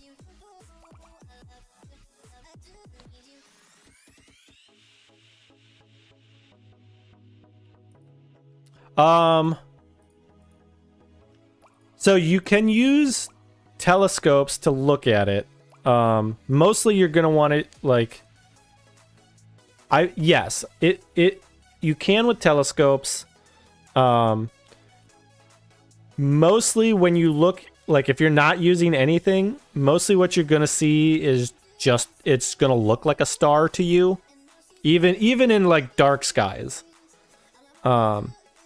Like you really need that telescope to bring lots of light in and focus it down.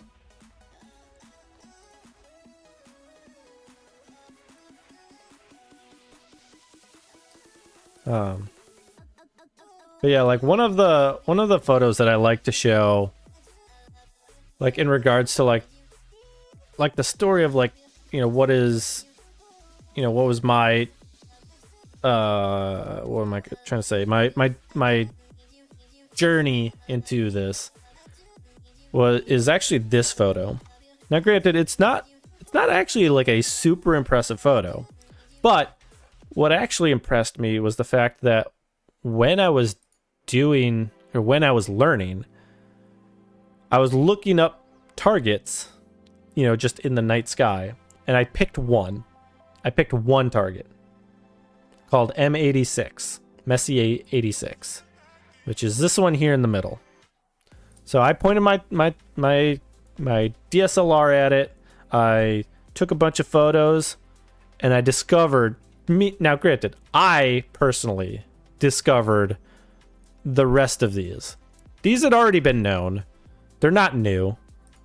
Hey, that's your final winter target for the Red Cat. Yes, do it. Do it, Misadventures.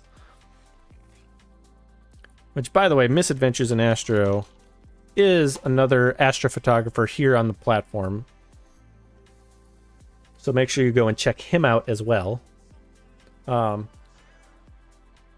Doing some SHO2 just to see what's there. Nice.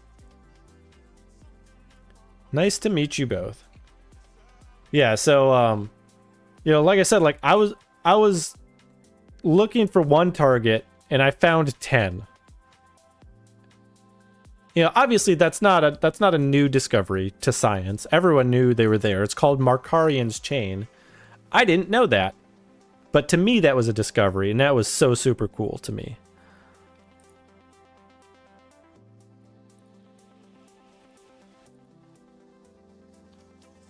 So like it was like that like relearning that lesson that space is so big and so huge and there's just so much out there to explore,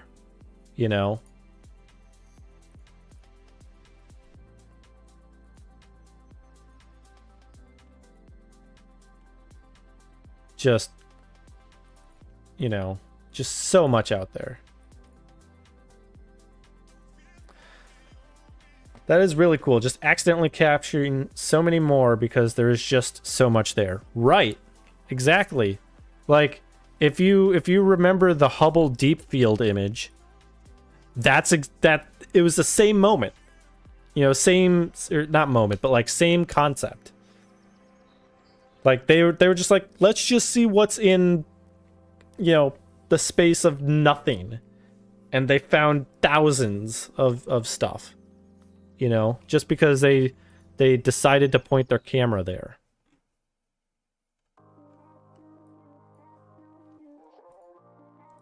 So it's just like, it's just so cool.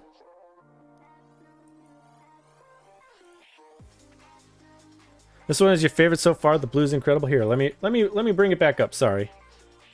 So this is the Eagle Nebula, and if you've ever heard of the Pillars of Creation, that is what this is right here.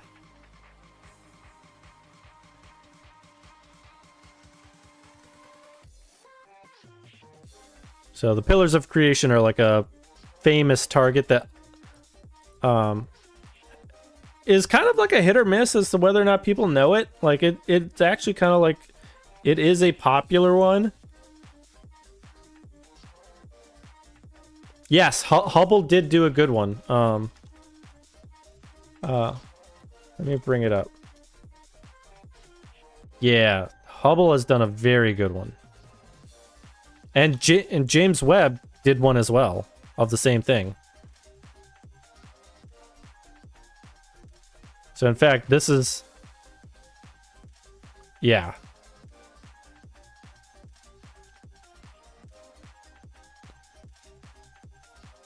Absolutely wild.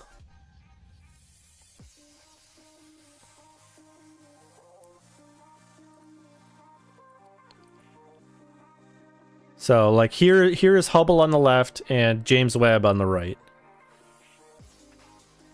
Which is, it's interesting to see because, you know, James Webb is doing stuff in infrared as well that Hubble isn't doing.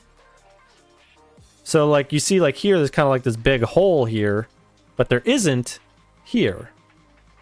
But then there's so much more detail in some of this other stuff, you know, versus like over here. So that's where like those filters and, you know, targeting different wavelengths of light really makes a difference here, because that infrared will travel through stuff like this dust and gas much more easily than like the visible light.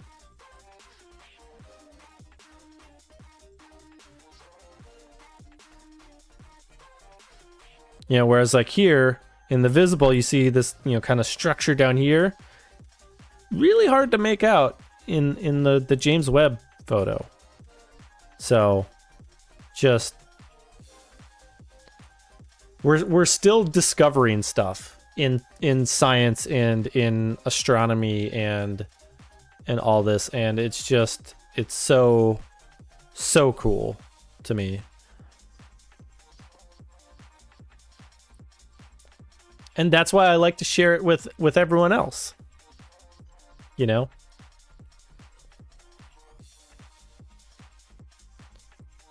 You'd love to get into astronomy? Well, nothing is stopping you.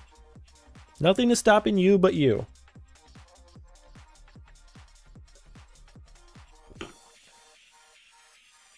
Like, like what really, like I said, what got me into it is doing the photography side of it, you know? And learning how to go from taking a whole bunch of raw photos on a DSLR to processing them with software to then going into, you know, kind of artistry, you know, software, things like, you know, like Photoshop and your photo editing, and creating something on the backside of that, you know?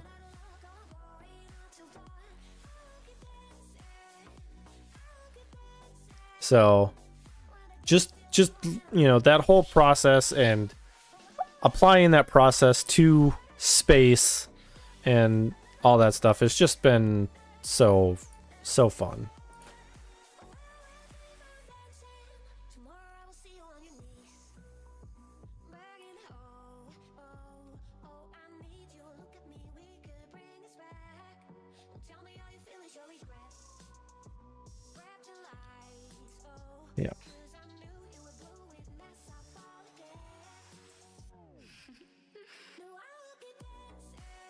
All right. So,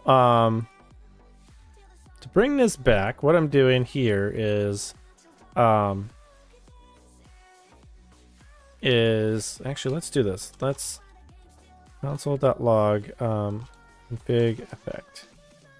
I just want to make sure I have that right, so that when I load this,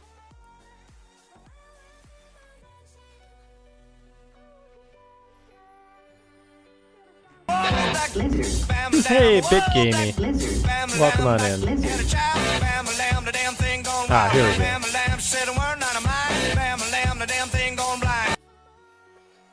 So, by the way, if you've not seen BitGamey before, future partner BitGamey. Yes, BitGamey is doing a partner push on Twitch.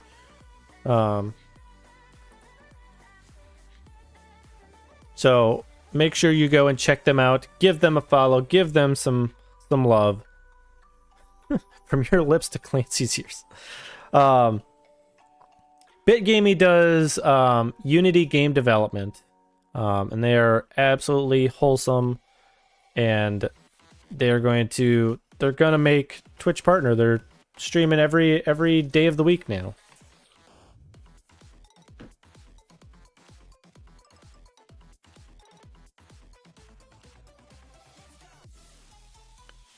All right, so let's take our config.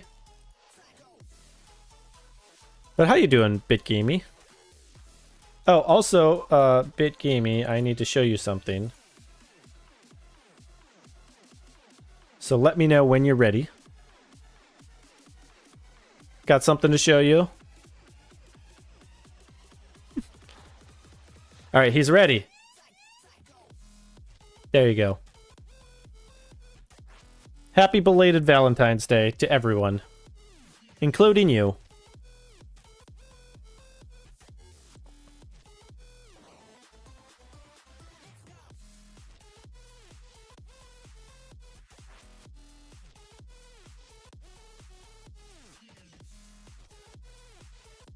Just like all of you. I'm trying not to eat all of these Valentine's M&Ms. Still not as big as your heart, though.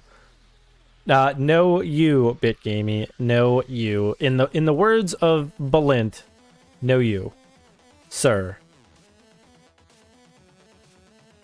Stream is going well. We actually made unexpected progress today. Things took a turn, but in a good way. So the first thing that we did today was I updated the app side to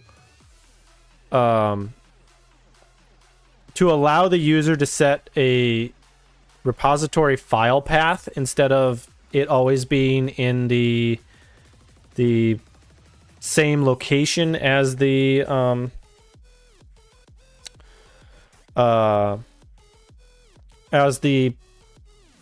app. And the reason why I did this is because I think it's been 3 times now where my debug directory got deleted or something and I lost my database and everyone lost their money. Or I should say their coins. It's not actual money. So now I've decoupled those so that I could store the database file somewhere else and not run into this effect or into this problem. So I fixed that. Was Tyler Durden involved? We don't talk about that. Secondly, we discovered that we can do a fake countdown or count up in Rocket League.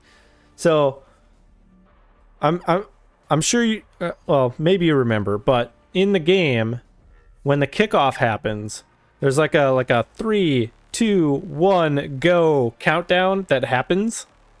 Well, I found a way through code that I can reproduce that as well as count from any number I want. So I could do like a normally it starts at 3, but I could do like a 10, 9, 8, 7, 6. I could do 4, 3, 2, 1. We also have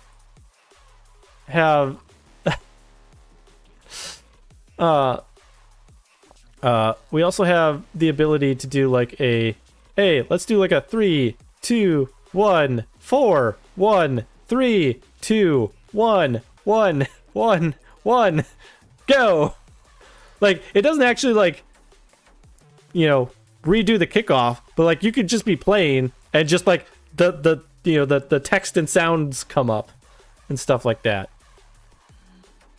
So we're gonna have like a troll kickoff. But like the other thing is that when there's less than 10 seconds, it's also going to do a countdown from 10. So we could make it so that like that countdown is faked when at a random time to make people think that the game's about to end. just to throw them off.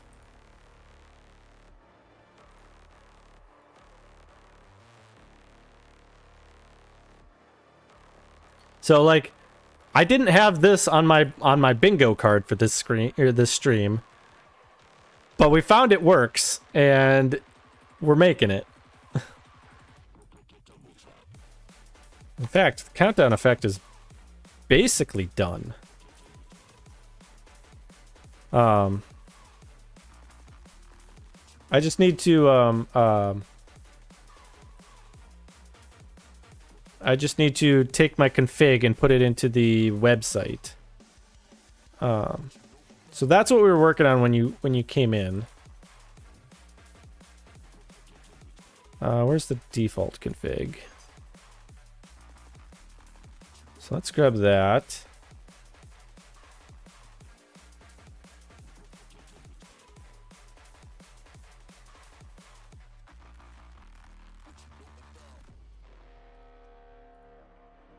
Okay, so now we've got the default config in there. Theoretically, if we go home, we should only see 45. Which is correct, I believe.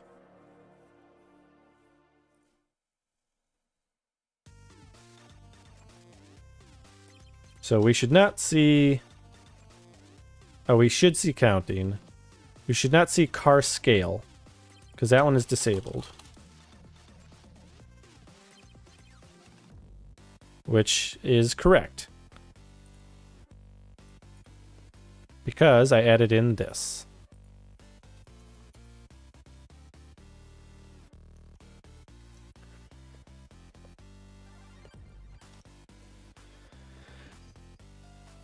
So, I think we're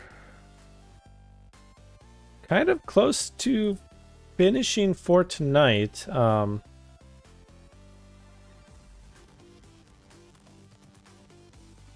also, if you like alcohol and you like high-end stuff, I found that this White X cognac is pretty good. I like it. It's a little pricey, but it's pretty good.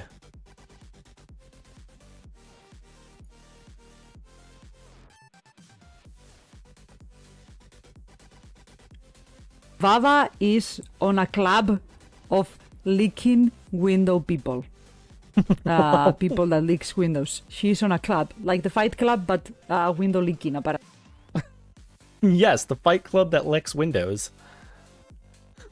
Also, for those of you unaware, if you do subscribe to the channel, you can use Blurp for free, as Misadventures in Astro just showed you. So that is an incentive to subscribe. All right, let me see if there's anything else I need to do for adding a new effect. I did that. I need to create a video.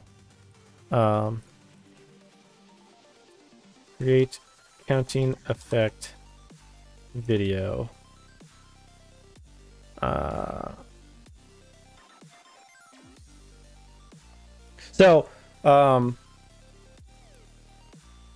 Yeah, we'll have a go effect. It'll just be like go for no reason. So one of the things I want to do is, this isn't exactly like this will be like a fake kickoff where like everyone will freeze and then it'll like re-count down and then go again. Like people won't move from their location, but I'm thinking it'll reset boost. Reset boost plus freeze in place.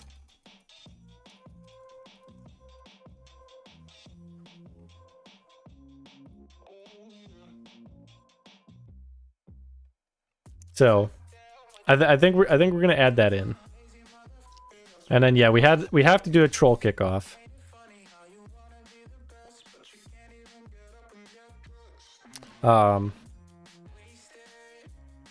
Actually, this should just be like, I gotta start like gotta start like categorizing.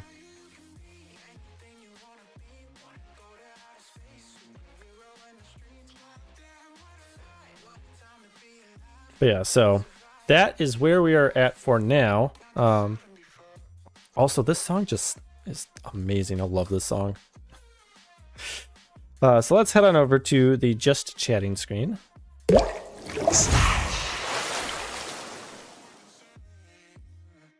Alright. Do we still have the music? We do still have the music. Excellent. So the first thing we're going to do is say goodbye to the YouTube stream because we are done for tonight. So goodbye, YouTube. Thanks for playing or hanging out. You didn't really play anything.